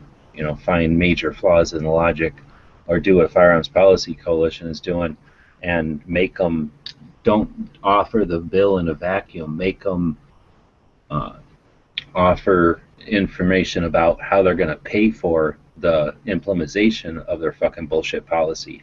So just because they want some bullshit policy where flowers come out of everybody's ass instead of farts, well, how do you make that happen? How much does that cost, and who pays for it, and what existing branches of government are tasked with doing it, and how do they incorporate it into their other activities, and who do they have to hire people?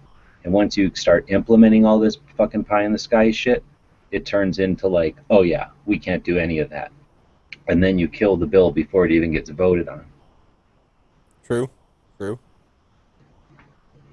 Well, I guess the same thing with what's going down now, with the due process that they want to go through. Like, I mean, they don't have the resources to do that for, I mean, how many hundreds of thousands of people that are on that list, or thousands that every day are going to be like, hey, I'm on this list. How do I get off?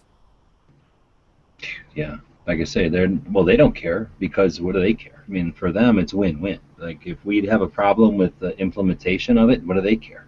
Because it's just bigger government for them, right? Yeah. Yeah, So, just a little and bit more control. So if we fight it, they don't care. They get credit for even bringing it to the table, and then they perceive us as looking bad because we didn't back their stupid bullshit policy. So they think they're ahead because they made us look bad. And if we don't fight it back, then they fucking literally do win. Like, they can either win or they can win by losing still. So over here, about 3 miles away from me, is Dillon Precision. They make the minigun. Mm-hmm. Have you ever been there? No, I mean, I've heard of it for sure. Is that a place you can go into, or is it just a bunch of reloading stuff? I'm not sure. I've seen them at SHOT Show a lot of times. I mean, they're always at SHOT Show and every other trade show setting up their minigun. Yeah, I'm sending you the thing just the same. So there, I sent you a list of the address and the number of the gun shops that are like within 10 miles away from me at my house. There's a lot of gun shops just like down the street from me. Haley has a store you can go into? Yeah, Haley has a retail store. Oh, okay. He's always at the gun club for the MARSOC events. He's a good dude. I haven't met him personally, but like everybody tells me, like he's really nice. Actually, no, I think I did meet Haley once. Yeah, okay. I was at the gun club. I met him very briefly. Steven Seagal's nice too, regardless of what people say. He's a really nice guy. I like him, man. I like his movies. I don't know why people hate his movies. I think he's kick-ass. Oh, dude, I love Steven Seagal. I think he's a freaking badass fighter. Fucking Aikido is one of the coolest ways to kick somebody's ass. I don't know why people wouldn't like that. Yeah, it's it's basically using your enemy's weight against them. Exactly, it's awesome. Ever since his first movie, I've been a fan. Yeah, I trained in Aikido and Hapkido for about 15 years, and that's how I hurt my knee and my back. It's funny that like a bunch of big fat people on the internet will get all mad about some dude in the movies who's a big fat guy kicking people's asses. Like, you think they'd like it because he's a big fat guy kicking people's asses. Right? No, like it was crazy. Like I was so starstruck because my dad and I grew up watching Steven Seagal movies. Because my dad was like always at work, so that, the time when he would get off, like he would put in like Marked for Death or Out for a Kill or Under Siege or any of those movies. And man, I remember, as I said, like the first time I saw Steven Seagal was on a plane going to Maui Under Siege. But I'm sitting there at the 9mm 1911 display case, and I'm talking with one of the employees there at the gun club. And then I heard, "Let me see one of those things over there." Yeah, that big motherfucker. And I look over, and I was like, and I was like, "That's Steven Seagal." And then the guy's looking at me, he's like, "Yeah, I know. Like, he lives here." And I'm like, "How you doing, sir?" He looks over. "Good, man. How you doing?" I was like, "All right." He's like, "All right." I was like, "Oh my gosh, Steven Seagal." I was so starstruck, dude. I was like, yeah, I grew up watching this guy kick ass for like the last 30 years, I was like, where's a copy of Under Siege in your car when you need it?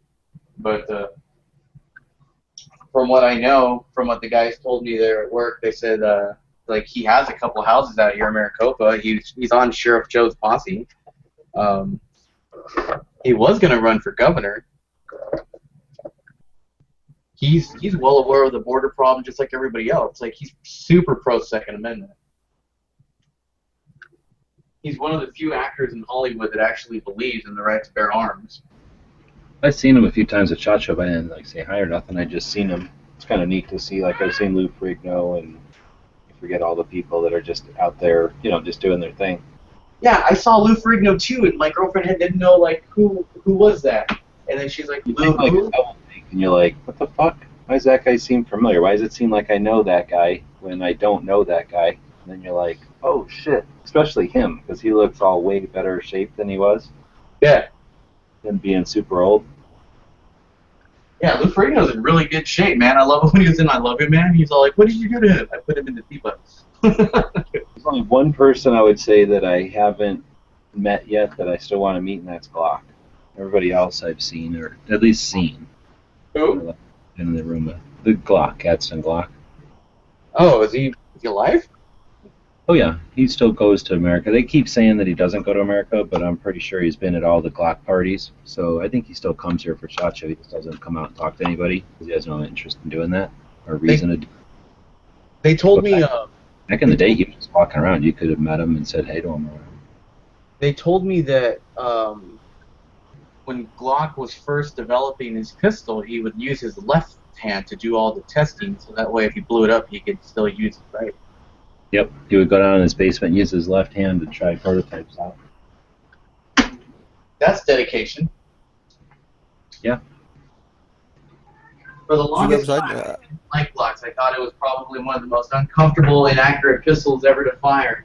And then instead of going around and trying to find the gun that fit me, I forced myself to be familiar, comfortable, and accurate with the Glock. And now it's my favorite pistol, and I'm really good with it. And usually, people would advise against that. They would say, oh, get the gun that you're comfortable with. But it was that line, that barrier that I wanted to break, that bias. Because I was like a Beretta or die. And, I'm an 80s child. I grew up watching Berettas in every movie.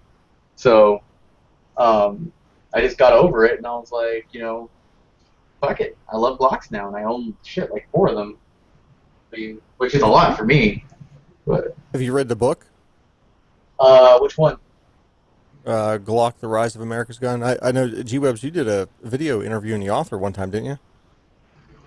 Yeah, that's one of my favorite books of all time. Yeah, I mean, it's a really good read. Glock. It's just, you've read it? Yeah. Yeah, I mean, it's not even, all you got to do is like guns. It happens to be about the Glock, but it's about guns in America. This it? Yeah, yep. That one. Yep.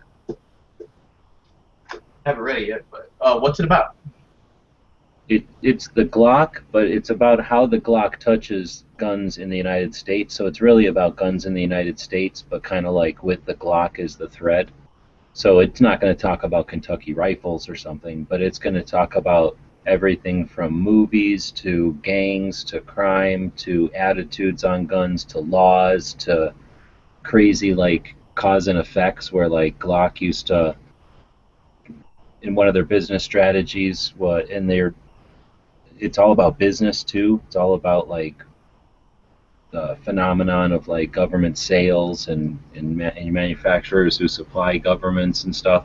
But anyway, Glock did a marketing strategy where they would basically, whatever guns the department had, they would buy those used and then give them Glocks basically free or really cheap, and then they would just sell the old guns, whatever they were, old revolvers or Smith & Wessons or whatever they were, Colts or whatever.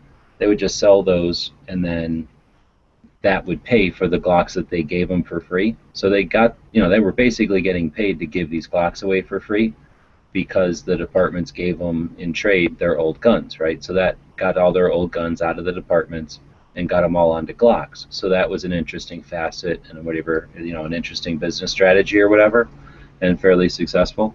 But then later on, you get into the Saturday night specials, right? It has nothing to do with Glocks or anything, but Saturday night specials where all these little individual manufacturers who started to make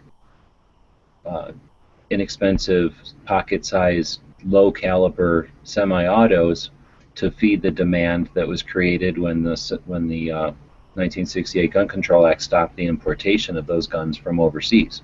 So all these little places started up to sell these U.S. versions of those guns, and everybody freaked out. All the gun people, anti-gun people freaked out and said, how are we going to stop the proliferation of these little guns? We already had the Gun Control Act, which stopped guns coming in from overseas, but now they're making the guns here. What do we do? So they could no longer put federal legislation into place. They tried, but they couldn't pass anything. People were sick because they were feeling the blowback from doing the 1968 Gun Control Act on us, and there was some blowback from that. They weren't able to add more restrictions right away. So instead of adding more restrictions, they started to sue the manufacturers. And they started to say if a gun was used in a crime, it was the manufacturer's fault. And that's that situation where in 1984, Brico was sued into going out of business, and then Jimenez basically bought all the factory tooling and everything and started the company again as Jimenez.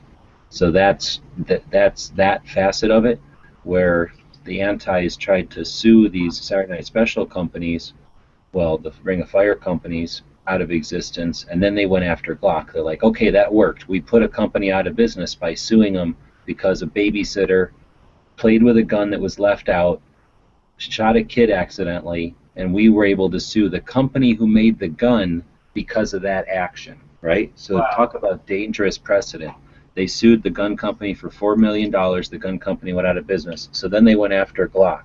So now you think about how Glock used to take the old guns and then sell them from the departments. Well, they used to do that for their first set of guns, but then when their guns would start to wear out, or when they wanted them to go from 9 to 40 or whatever, they would say the same thing. Give us your old Glocks, we'll give you brand new Glocks. So they did that, and that was just a policy of Glock. And I asked them, but they wouldn't tell me. And I don't know if, well, anyway, I don't know if it was a policy or if it was a happy coincidence or if it was a strategy. But they were doing that. And then these lawyers come after Glock and say, here was an incident in New Orleans where one of your Glocks was used in a crime, and it's your fault because you're ultimately responsible because you were, I think it came down to something like you were in the chain of command of that gun, or like the line of evidence of that gun. You were responsible for that gun because you were at one point responsible for that gun. And then, that made sense, I guess, to people. And whenever they tried to take that into court, it came out that that gun that they were accusing Glock of being the creator of had gone to the New Orleans Police Department, and it was a New Orleans Police Department gun. So it basically killed that whole concept of like trying to sue the companies because of what their products do, because somehow that, like, and that's all explained in that book. So that kind of shit is in that book. So it's Glock, but it's also like how the antis tried to sue gun companies out of business and then weren't able to, and it was either Glock did that on purpose, which I guess they could have figured that was coming because they're not stupid, they want to stay in business, right? Or it was just like a happy coincidence, like they just happened to be doing it this way, and then the dumbasses went after them in that way, and then boom, it just stopped that whole like thing. And I think that's also where Hillary gets this law that she's always complaining about, how the gun companies have some exception from being sued. I think that's the result of all that. When they tried to sue Glock and found out that they're really suing the New Orleans Police Department, and it wouldn't work because they can't sue a police department for doing shit like that. Right. Then I think that's when they created a law that said you can't just waste everybody's time by suing gun manufacturers just because you hate gun manufacturers. It doesn't work with cars. It doesn't work with knives. It can't work with guns either. And then now Hillary's trying to say that that's some loophole that the fucking gun companies strong-arm their way into. You know what, man? I gotta say, you got some fucking balls saying that to people, because how many people these gun companies like employ? That's somebody's life. That's somebody's, like, they're feeding their family, themselves, putting themselves through school. Like, you're destroying a person's life. That she doesn't get rid of the coal miners, right? That's got to be a way bigger number of people. That's like a whole fucking industry. And she's like, I want to get rid of coal. There's going to be a lot of coal miners out of business for this one. And then when she's held to it, she's like, oh no, you misunderstood me. I meant in a loving way, or whatever the fuck she said. Yeah, she basically lied to them, to their face. Seriously, like anybody that believes she's anything she says, it's got some serious trust issues. I think the best part of the book was the one about Smith & Wesson. What was that shit? Copy the motherfuckers. Smith & Wesson what? So basically, Smith & Wesson copied the Glock. Yeah. And they're sitting around at Smith & Wesson because you know the story of the 40, right? Glock was like at SHOT Show, whatever year that was, and they came out with the 40 Smith & Wesson at SHOT Show, and they're all like proud of it. We made this gun for we made this bullet for Smith & Wesson so that they can make a gun for it. So stay tuned. There's going to be a gun for this bullet soon. We made the 40 Smith & Wesson, and we called it this. So now, Smith & Wesson will have the honor of building the gun around this new bullet that's so awesome. So literally, Glock went over to whoever made that bullet. He went over to their booth at SHOT Show, and they had samples of the 40 Smith & Wesson sitting out on a thing where you could take some as a sample. Mm-hmm. So he grabbed a couple, and he goes back to his fucking own Glock booth, and he tells his people, make this gun. And they made the Glock 22 before Smith & Wesson could make their own fucking gun for their own bullet. And he literally just walks over at SHOT Show and picks a bullet up off the table, and Glock makes a gun out of that before Smith & Wesson's got, they're standing around patting themselves on the back and shit. We're going to make a new gun. So anyway, they were super butthurt. Smith & Wesson hated Glock after that. So then, obviously the polymer guns are working, and Smith was like, well, they were fucked, just like everybody else. They made factories that made metal things, right? And Glock got a contract to make plastic guns, so then he built a factory to make his new invention. Like, there was no factory that he retrofitted into a Glock factory. He started it with the foundation of that building for it to make Glocks. Like, it wasn't a metal working factory or a woodworking factory that got redesigned or refeatured. It just started out being a Glock factory, and it didn't ever make like garage doors or anything else first. It just made Glocks from the beginning. Every single machine was designed to make a Glock. So something like a Smith & Wesson is basically the same thing except for metal. They're there to make revolvers and other shit out of metal. So everybody they even hire is like metal workers. So when it's time for Glock to come switch up the whole thing and be like, hey, we're making guns out of plastic now and it works. And everybody's like, oh, I want to get on board with that. Smith & Wesson was pissed because he had already stole their fucking bullet. So I think the story was something like they sit down and they're like, what are we going to do? The only way we can get it done in time is to just literally copy it. And the fucking one guy was just like, fuck it, copy it. We'll deal with the consequences later, right? Wow. So, I mean, there wasn't no just debating it. They, like, literally have the guy saying, like, just fucking do it. Just copy it. Like, we got to get a gun out there. It's that should be a movie. Yeah, here's the quote. If you can't come up with a better handgun than the Glock, then copy the motherfucker. Well, they should make a movie like that, kind of like how they made that movie Social Network after the Facebook thing. Yeah, exactly. About like the whole like how Glock came in and stirred things up. Dude, his life would be such a fucking crazy movie. You heard about his bodyguards, right? No. Or what was it? His kid sent the bodyguard to kill him? Yeah, I can't remember the story. Basically, like, he's an old-ass man already, and he's like, I'm an old-ass man and I'm doing everything myself. So then he's driving in some fucking country in a parking garage. He's parking and going into the thing to get into the building or whatever. And then some guy who's like a retired boxer, so like old-ass man Glock is walking out of his car to his wherever he's going. And then this old-ass retired boxer is paid to go kill him. So he meets him in the parking lot and tries to kill him. And I forget what happens, but I'm pretty sure Glock ended up beating the fuck out of the guy and slamming his own head into the concrete or some shit. And I think he killed him or something. And it turned out it was like his kids or something that sent him after him because he didn't get enough of their money or something when they divorced his mom. What a bunch of little bastards. So it's crazy. So he's an old-ass man, but then he's like faced hand-to-hand kicking the shit out of some other old guy in a parking garage to the death. And then he gets done, he marries like some little young blonde Austrian woman. Yes. Dude, and then they talk about there's a whole nother facet when they first started bringing. So he makes this. He makes plastic curtain rod, or what do you call them? Shower curtain rings.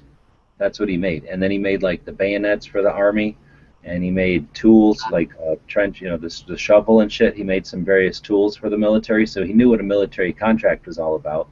And then a friend of his were like, hey, they're about to do a military contract on the guns. So he's like, well, shit, I can make guns, I guess. So he goes out and buys a bunch of guns, figures out how to make them, and sits in his basement with like 6 or 8 guns, and he's like, all right, I think I can figure this out. He makes a gun, right, and then kind of hobbles it together, gets some advice from good advice from smart people, gets the contract, builds the factory so that he can make the guns, and then he's done. He's like, okay, I've got the military contract. What's next, right? I'm done. And then I think what happened is some dudes from the U.S. came over and said, oh, dude, you got to sell this gun in the United States where there's like the commercial market. You're crazy if you're just going to sell it to the military. So it wasn't like Glock said in the beginning, like, I'm going to sell it to Americans, right? He was talked into it. So he brings it over to the United States. It's, everything from then on. But the neat part is that since he didn't it wasn't his thing. Like, he was just an inventor. He wasn't like a wheel and dealer yet. It's like that book gets all into like how the people he had relied on to be his ambassadors, I guess you could say, over here, or as like product representatives over here, right? Before Glock was actually over here yet, or maybe when they were first getting over here, is like, in Georgia and stuff. They would go to SHOT Show. I think it was in Las Vegas then, or I mean in New Orleans then, and they would go to SHOT Show and they would get all the chiefs of police and all the people that would make the buying decisions, and they would send them to titty bars and buy them cocaine and get them all drunk and buy them hookers, and they did all this kind of shit to get the original deals with those police departments, and then that was like the strategy of these guys that were marketing him or whatever. So there's all kinds of crazy stories in there about, well, I guess that's all about the Glock, but just all about the firearms industry, I guess, really. Yeah, it would be a badass movie. It would. And everybody, there's that whole facet where all the other gun manufacturers, if their gun wanted to be in a movie, they'd say, like, sure, you can use a Smith & Wesson, but only good guys can use it. We don't want any bad guys using our gun. And Glock was like, I don't care, let anybody use our gun. Anybody, or whoever is in charge of saying that, like, go ahead, use our gun. Bad guys, good guys, we don't care. So then, with a plastic gun, all of a sudden you see all these, gangsters and stuff using it. All of a sudden it gets, a cultural significance that no other gun ever got, because they were all hiding. He was like, fuck it, I don't care. So he got out there, and all of a sudden it's got good and bad, reputation or reputation or whatever. So that helped skyrocket. And again, I don't know. Some of that stuff, it's hard to see if that was either really good strategy or just really good luck, or just being willing to do a lot. He was successful more often or something. Remember Really? Bruce Willis? You know what that punk pulled on me? He pulled a Glock 17. You know what that is? That's a porcelain gun that will pass through any of your metal detectors, and it's probably worth more than you make in a year.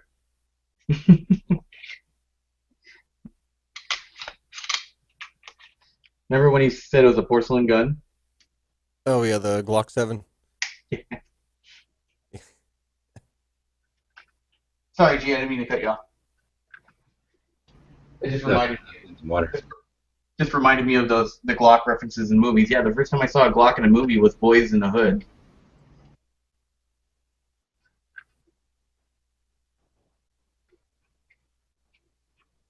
Probably out of all the Glocks I own, I don't know why, but the Glock 17L is probably my favorite, just because it has a beautiness. It's beautiful in its ugliness. Yeah, I can see that. The first episode of X-Files, Mulder is seen pulling out a Glock 17L and shooting it, because they had to go and find this body that was in the woods, and there were these wolves around it. So he pulled out a 17L and shot it a couple times in the air, and then I'm gonna look that up. Yeah, he used the 17L, I think, in the first season, and then in the beginning of the second, he used a Beretta, and then he went to a SIG, and then he went back to a Glock. Dana Scully used the Sig Sauer and the PPKS. I'm pretty sure, if I remember. It's been such a long time since I've seen the first episode.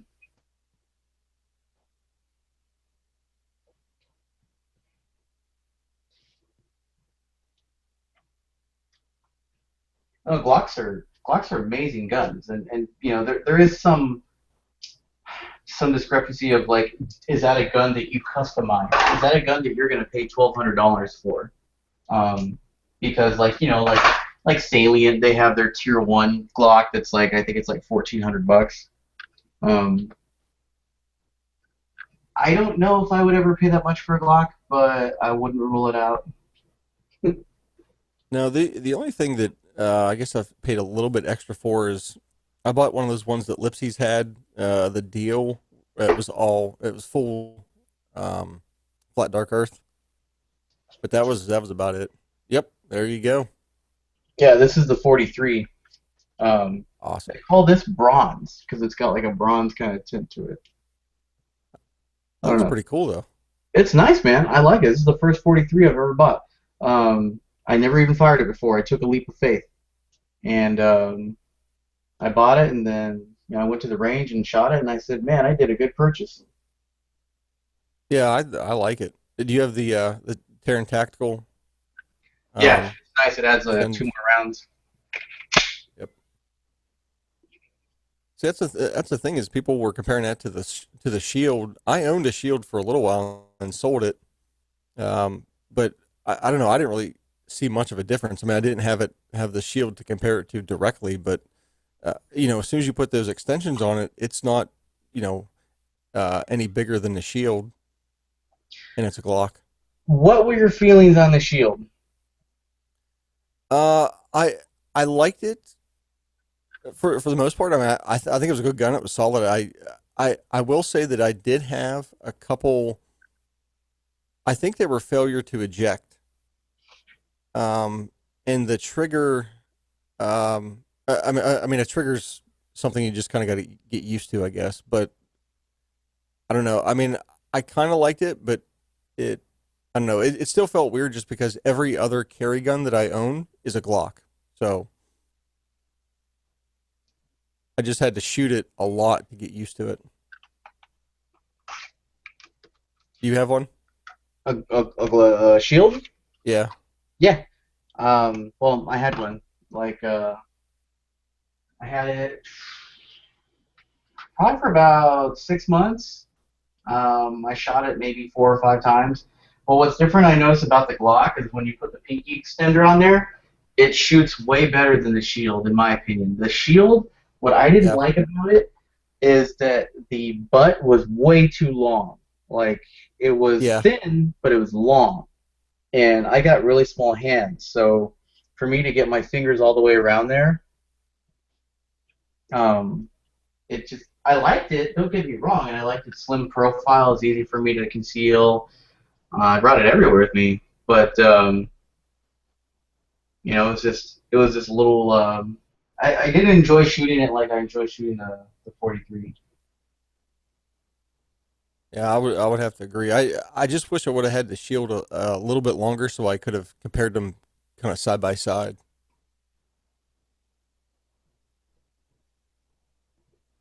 No, actually, I think I sold the Shield. Actually, at a gun show to a guy. And I think I took that money and bought the Glock 17L. I think is what happened there. Those are hard to find. Yeah, and in the place that had them at the gun show, they had them the month before when the gun show was there, and I seen them there again. I'm like, well, I'm not passing them up this time. And they were, I mean, they weren't a bad price either. And I saw them at another gun show, or I saw one at another gun show about 7 or 8 months later, and they they had it for like $1,400. Jesus. Yeah. I didn't pay anywhere near that. Yeah, I wouldn't either, man. No, and it was just normal. Like, I'm looking it over. I'm like, is there anything special? Like, is it signed by Gaston Glock? Like, I'm just kind of, yeah, it was just a normal 17L. Hey, actually, go ahead. Is he there? Guess not. What? I was going to ask if they made a. Oh, if they did make a movie about Gas and Glock, who do you think should play him at a young age?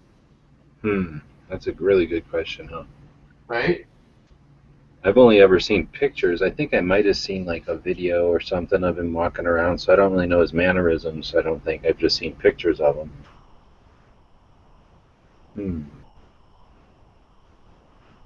What about that guy? I think he's in one of the Iron Man movies, and he's some kind of wizard or something, and then everybody got mad because at the end he was just an actor of the wizard guy who's supposed to be the bad guy. Ben It's Kingsley. the Iron Man. Huh? Ben Kingsley.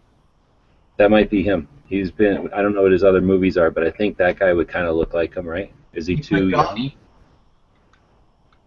Is he too young? No, he's Ben Kingsley was he played Gandhi. He was in that movie Species about the sexy alien. Oh yeah, that was a while ago. Yeah, he still looks the same though. Like, he hasn't aged a bit. But I bet you that guy has. I just seem to think that guy would have enough of acting ability, like enough reach to be able to do something like that. I think he looks enough like him. Yeah, he has star power. But I don't know. I don't know the names of enough people. I'd have to think about that.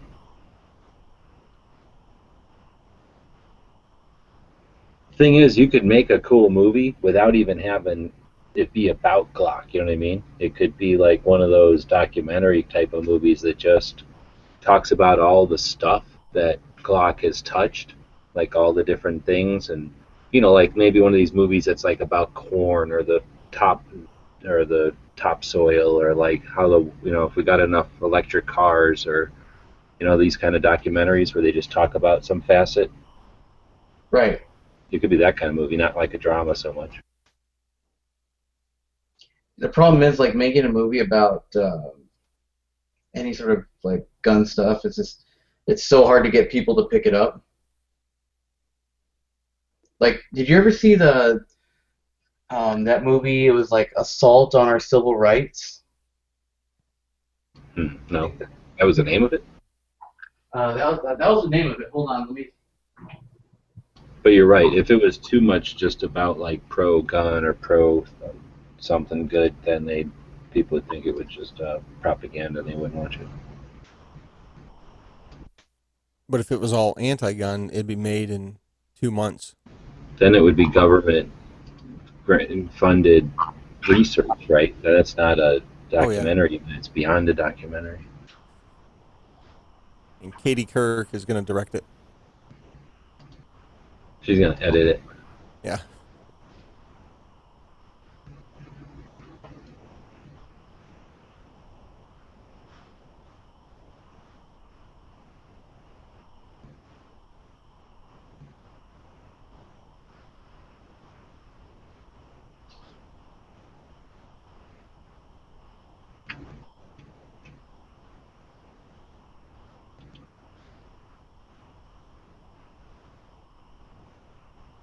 Wow, that sucks, man. I thought, fuck, it was, I was in the movie. It was filmed in California, and Ice-T was the narrator, and it was about, like, pretty much the assault on the Second Amendment, and it was about the history of gun control. It went over, like, how they used the Second Amendment to battle the corruptive voting in Athens, the Battle of Athens. Who else is in it? Greg Hoffman, the inventor of the bullet button. It was a pro-gun movie. It's made in California, then? Yeah. Let's see here. That sounds cool. Where do you see it at? I think you can watch it on Amazon, or like if you have Prime or something like that. Oh shit. I have the DVD. If I can find it, I'll give it to you. How much you borrow it?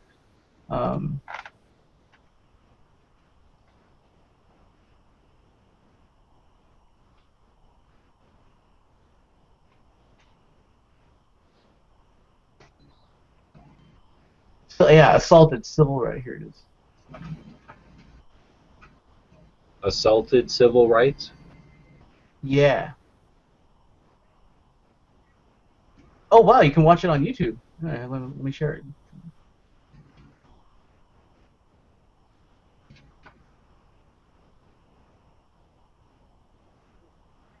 Oh man, this is going to be the worst way to watch it, though. They made everybody sound like they're smoking helium. Assaulted civil rights under fire? Yeah. Okay. But then the one on guns, huh? Because this one looks like it's about probably marijuana. Or no. That's just a cigarette or something on the cover? Here, hold on. Okay, look at the side chat right now. There you go. And this screen share, if you don't mind it.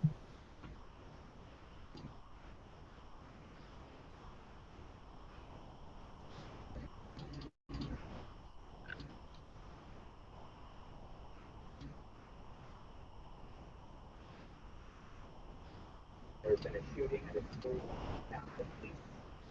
Dead. I think many of them children. Oh, this is just a preview to it. As Trailer. a country, we have been through this too many times. If we got rid of these, isn't it just possible that we could reduce the carnage in a situation like this? I don't believe that's going to make one difference. The Second Amendment is so simple. Keep and bear arms means they're mine, you can't have them, and I've got some on me right now, and they're loaded. This is about prohibiting the kind of weapons that murdered those poor children at Sandy Hook. That was his response. This assault weapons ban back on the agenda. You, as an individual, have a right to own and carry firearms. This is all about political agenda. It is not about ensuring the safety of ourselves or our children. There's a great misunderstanding out there between what a sporting rifle is and what a machine gun is here. What I haven't heard is one coherent reason why any civilian in America needs an AR-15 military-style assault weapon. There's one final way to protect your freedom and your liberty. Threats foreign and domestic. We are in the midst of a public health and safety crisis. They understand that they need them for protection because in places like South Central or Watts or Compton, wherever, you can't always depend on the police to come in and help you in time. Controlling guns was never, ever about public safety.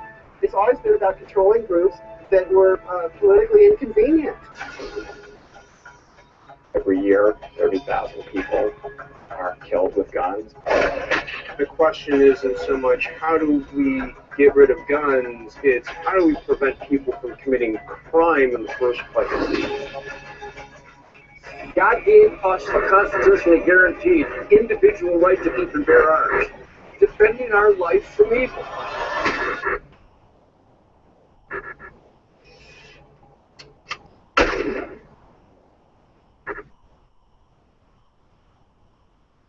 So is that a series or just the one movie?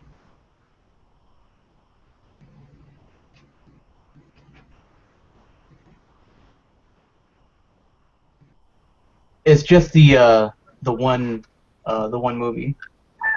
Step up to our great big network and see what we got. Switch to Cricket Here's Wireless. another one you might like. Let's see, let me grab it.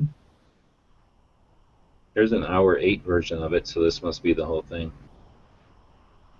Yeah, but it sounds like everybody's like under helium, like da da da da da. See how it's all distorted? Men, women, young, old. It's really a diverse sport, and that's kind of the fun part about it all. Weird. Yeah, it must have been something that happened in the upload. History is its relationship with race and racism. Where's your part? It's the dream of a... It's A disabled veteran used a World War II era gun to shoot an intruder who kicked in his door over the weekend. And I he showed was you there at one of the ranges. That guy right there, that guy's a really good commentator. that the Second Amendment gives you a definable, limited right to own a gun in your home. Let's talk about what we can do in the context of that decision, in the context of the majority opinion by Scalia that said that it can still be regulated for the sake of public health and safety. Let's talk about the things that we all agree on. A radio station that had 24-hour broadcast. I went to the radio station and basically explained to them that despite what the police are telling you, that we have a right to defend ourselves. We need to defend by arming ourselves. With personal arms, including AR-15s and shotguns, the residents of Koreatown prepared to hold off the gangs. I think the police did not have leadership, and at the same time, they were very timid about going out there and looking like they were attacking the Yeah, G-Webs, play this one. This one's really good too. I own these videos. I just have to find them. They're on DVD because I only have my Blu-rays out right now. So But these are probably the two most should-watched movies ever made about firearms. Oh, The Girl and a Gun. I saw that one on the Netflix. Yeah, it was good. It or not. I mean, it was not anti-gun for damn sure, but I don't know. I mean, I guess a good training class makes you walk away and think, do I really want to carry? Is it worth it still? So I guess that's sort of what this is like. It's like it gives you the whole story as much as anything else I've ever seen. And it wasn't trying to just justify for the sake of justifying them. It let things be unanswered. It let the audience answer their own questions sometimes. The sweetest little girls, and all of a sudden. This is Tucson right here. That's Tucson. The sweetest little girls, and all of a sudden they're shooting targets like they're nothing. It's just kind of funny. Like Mom's little thing. Sophia, she's sleeping in town. But you know, it's kind of like Barbie. Having a gun made me feel like I was invincible. It's just that sense of power. And there's something inside all of us that likes that. So that was We had Tucson. no response to this. Pete stock guns. The girl gun market has been very good. The lady gun market has been very good for us. There is evil, and we have to protect ourselves against that evil. I absolutely guarantee to you that nobody ever raped Mrs. Smith or Mrs. Weston. That's true. That's absolutely at the heart of your agenda. If I feel as though my life is threatened, I got something that I'm gonna back you off me, like back the fuck up. I walk a fine line with all of this. To take life, even though you're saving your life. When he broke into my house, I just shot him. I didn't know what else to Take do. life even though you're saving your life. What the fuck? The fuck? It seems like that's like going, I've already breathed once today. Do I really need to be so greedy as to breathe again? Just snapped. The gun carries with it the baggage of violence. That was I mean, Tucson. it is an object That's Tucson right there. to make kill with. Guns are symbols of male power, male authority. Oh shit. Guns are symbols of male power and male authority. How did that happen? It's good to be a gangster. Well, guns are only something you get when you have a little penis. We don't have any masculinity. But every now and then, there's nothing better than running through the woods half naked, screaming at the top of my lungs, and shooting an assault rifle.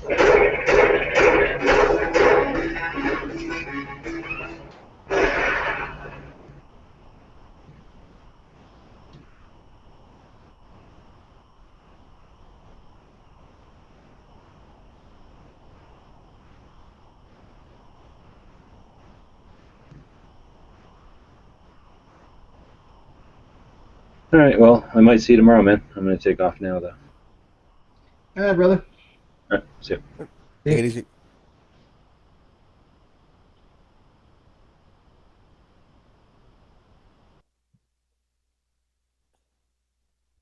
Man, I feel like a cigarette. I just need to start dipping. Ugh. That's pretty much what I'm doing when I'm here in the chats. Just sitting here, just with a dip in. I can't do that, man. I throw up every time I do it. My first couple times, I had some bad instances.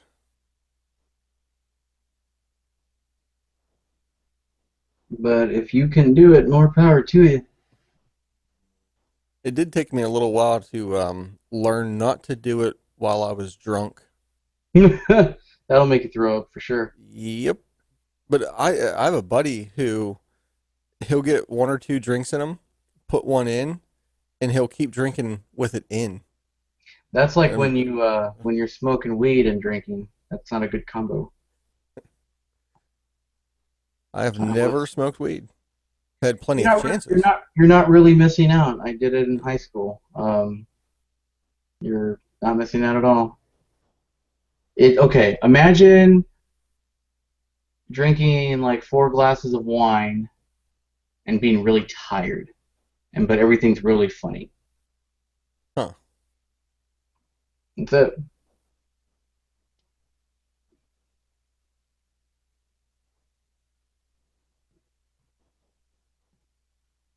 Well, then it must need to be banned then. Yeah, I honestly I don't care about marijuana. If somebody wants to smoke weed, more power to them. I'm the same way. I've always been the type of guy that as long as it doesn't, hurt me, have at it. Yep. Hell, I don't even care if someone's snorting coke in their house. I mean, I don't care either. You want to crush up a freaking bunch of cocaine, man, and get blitzed or whatever the hell they call it nowadays? By all means, just be responsible.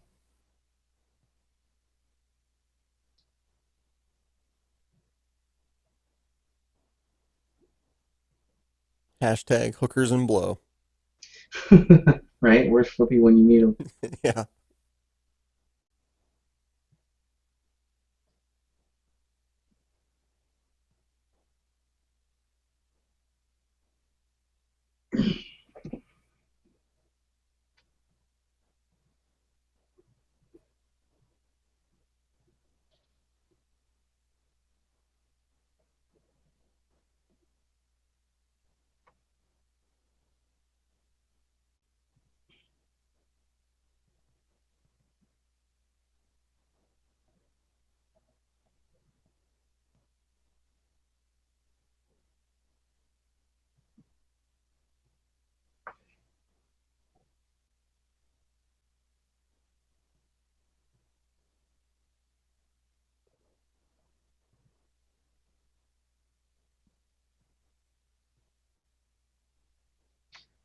Man, I'm tired, but I don't want to go to bed. It's weird.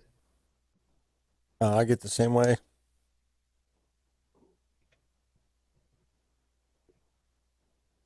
I hate going to bed and I hate getting up. Oh, I hate waking up. Mornings, the wake up time, always the worst. I do not gracefully get up. I'm just like, because like I got really bad back problems and knee problems. So like when I wake up, it's just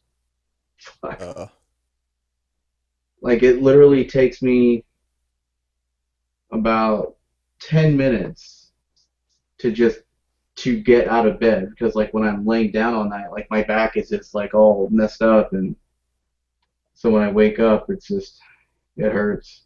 Just all stiff. Yeah.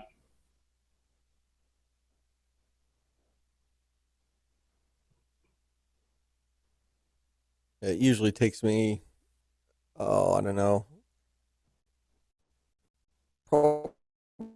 get up. I mean, I either hit the snooze button. I think I have like 10 or 12 different alarms set at different times, strategically timed, because I'm like a really deep sleeper, and even if the alarm is right by my ear, I won't hear it for like a half hour, and it'll like that sound will like meld itself into my dream. Yeah. Yeah. Yeah, you think like, because I set my alarm before I go to bed, sometimes at different times. I'm like, yeah, this is so annoying. This will wake me up. But then like it wakes me up, and then I'm just like, Yeah. like I'm so good at ignoring my alarm, it'll melt in exactly as you said, like into the dream. That's funny. I thought I was the only one that did that.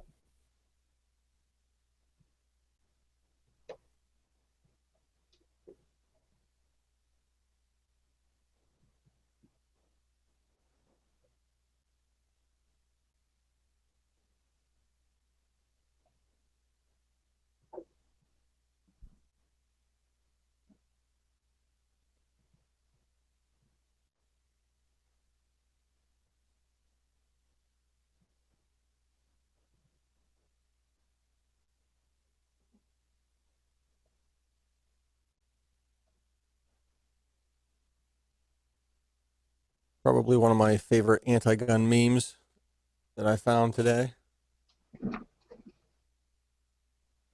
I support a ban on assault rifles because no one should be able to kill 50 Americans, period. So there's a lot of stuff we could ban with that statement. Yeah.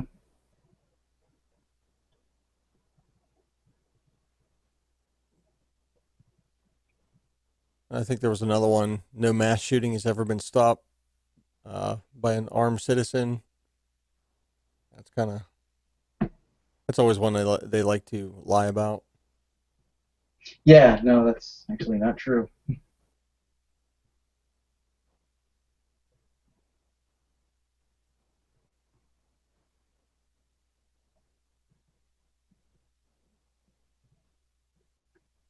Yeah, I hate that. Oh, nobody's ever saved anybody from pulling a gun or anything like that. There Like, was it happens another one. all- There was another one too. They were comparing. So they had a picture of an AR-15 and yard darts, and I can remember playing yard darts when I was younger, like like almost basically an infant, and we, at least my parents and we all knew not to stand anywhere near the target of where people are going to be throwing. Right. And because so the caption was, guess which one of these are banned? And I'm like, well, that doesn't mean the AR-15 should be banned. That just means because of a few people who misused the yard darts got it banned. They should lift the ban on the yard darts and just teach people how to use them correctly. Are they banned in your state or something? No, I think it's a nationwide ban. Like on the actual like original yard darts that like were metal. Yeah. Yeah. Really? Like you can. I think you can find some like antique ones that are still there, but I'm pretty sure there was a nationwide ban on them. I can't remember. It was, I think, the late '80s is when they did it because, well, I seen the number that there was like 6,100 hospitalizations because of it, and like I don't know if anyone ever died, but think of how many millions of yard darts were there, and there was 6,000, and that was within like a 10 or 12 year span. My mom had a lawn dart. So you can't own them? I think you can own them. I mean, as soon as the ban went down, they stopped manufacturing them. So any that are left, uh, I, th- I think you can still own them. But you can't import them because I know some countries I think still make them. Shoulder lawn dart. Yeah. What were they called again? What did you call them? Lawn darts or yard darts. Yard darts.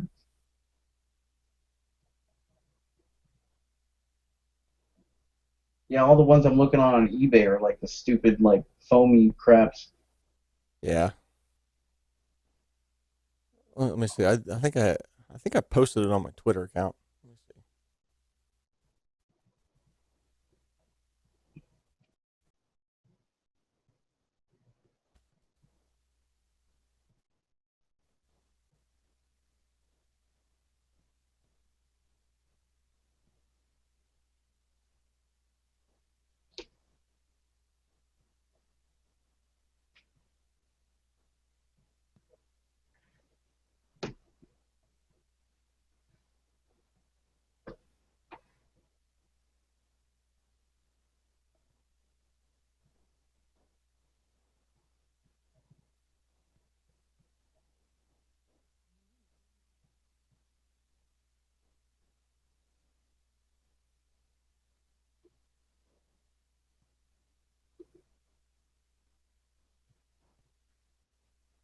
Yeah, there it is.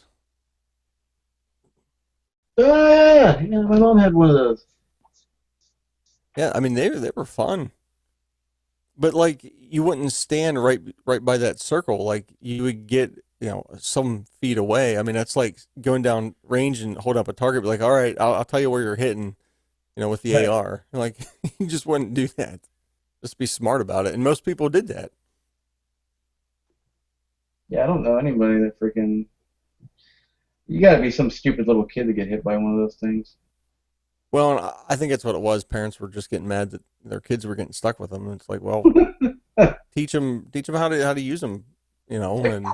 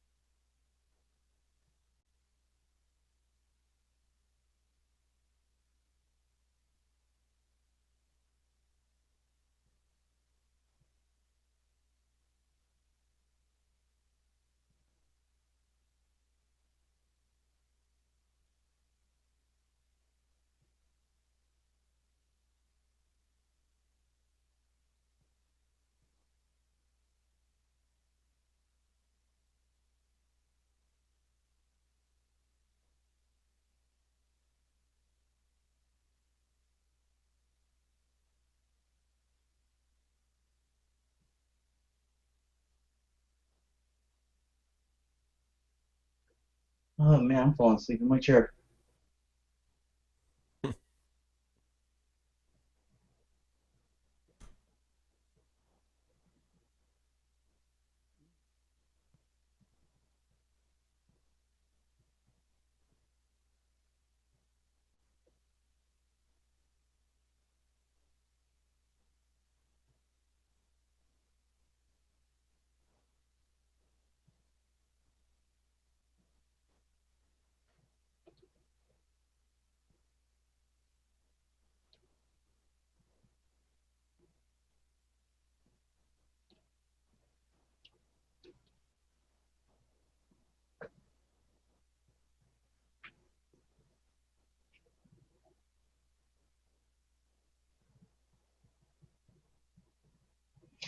All right, man.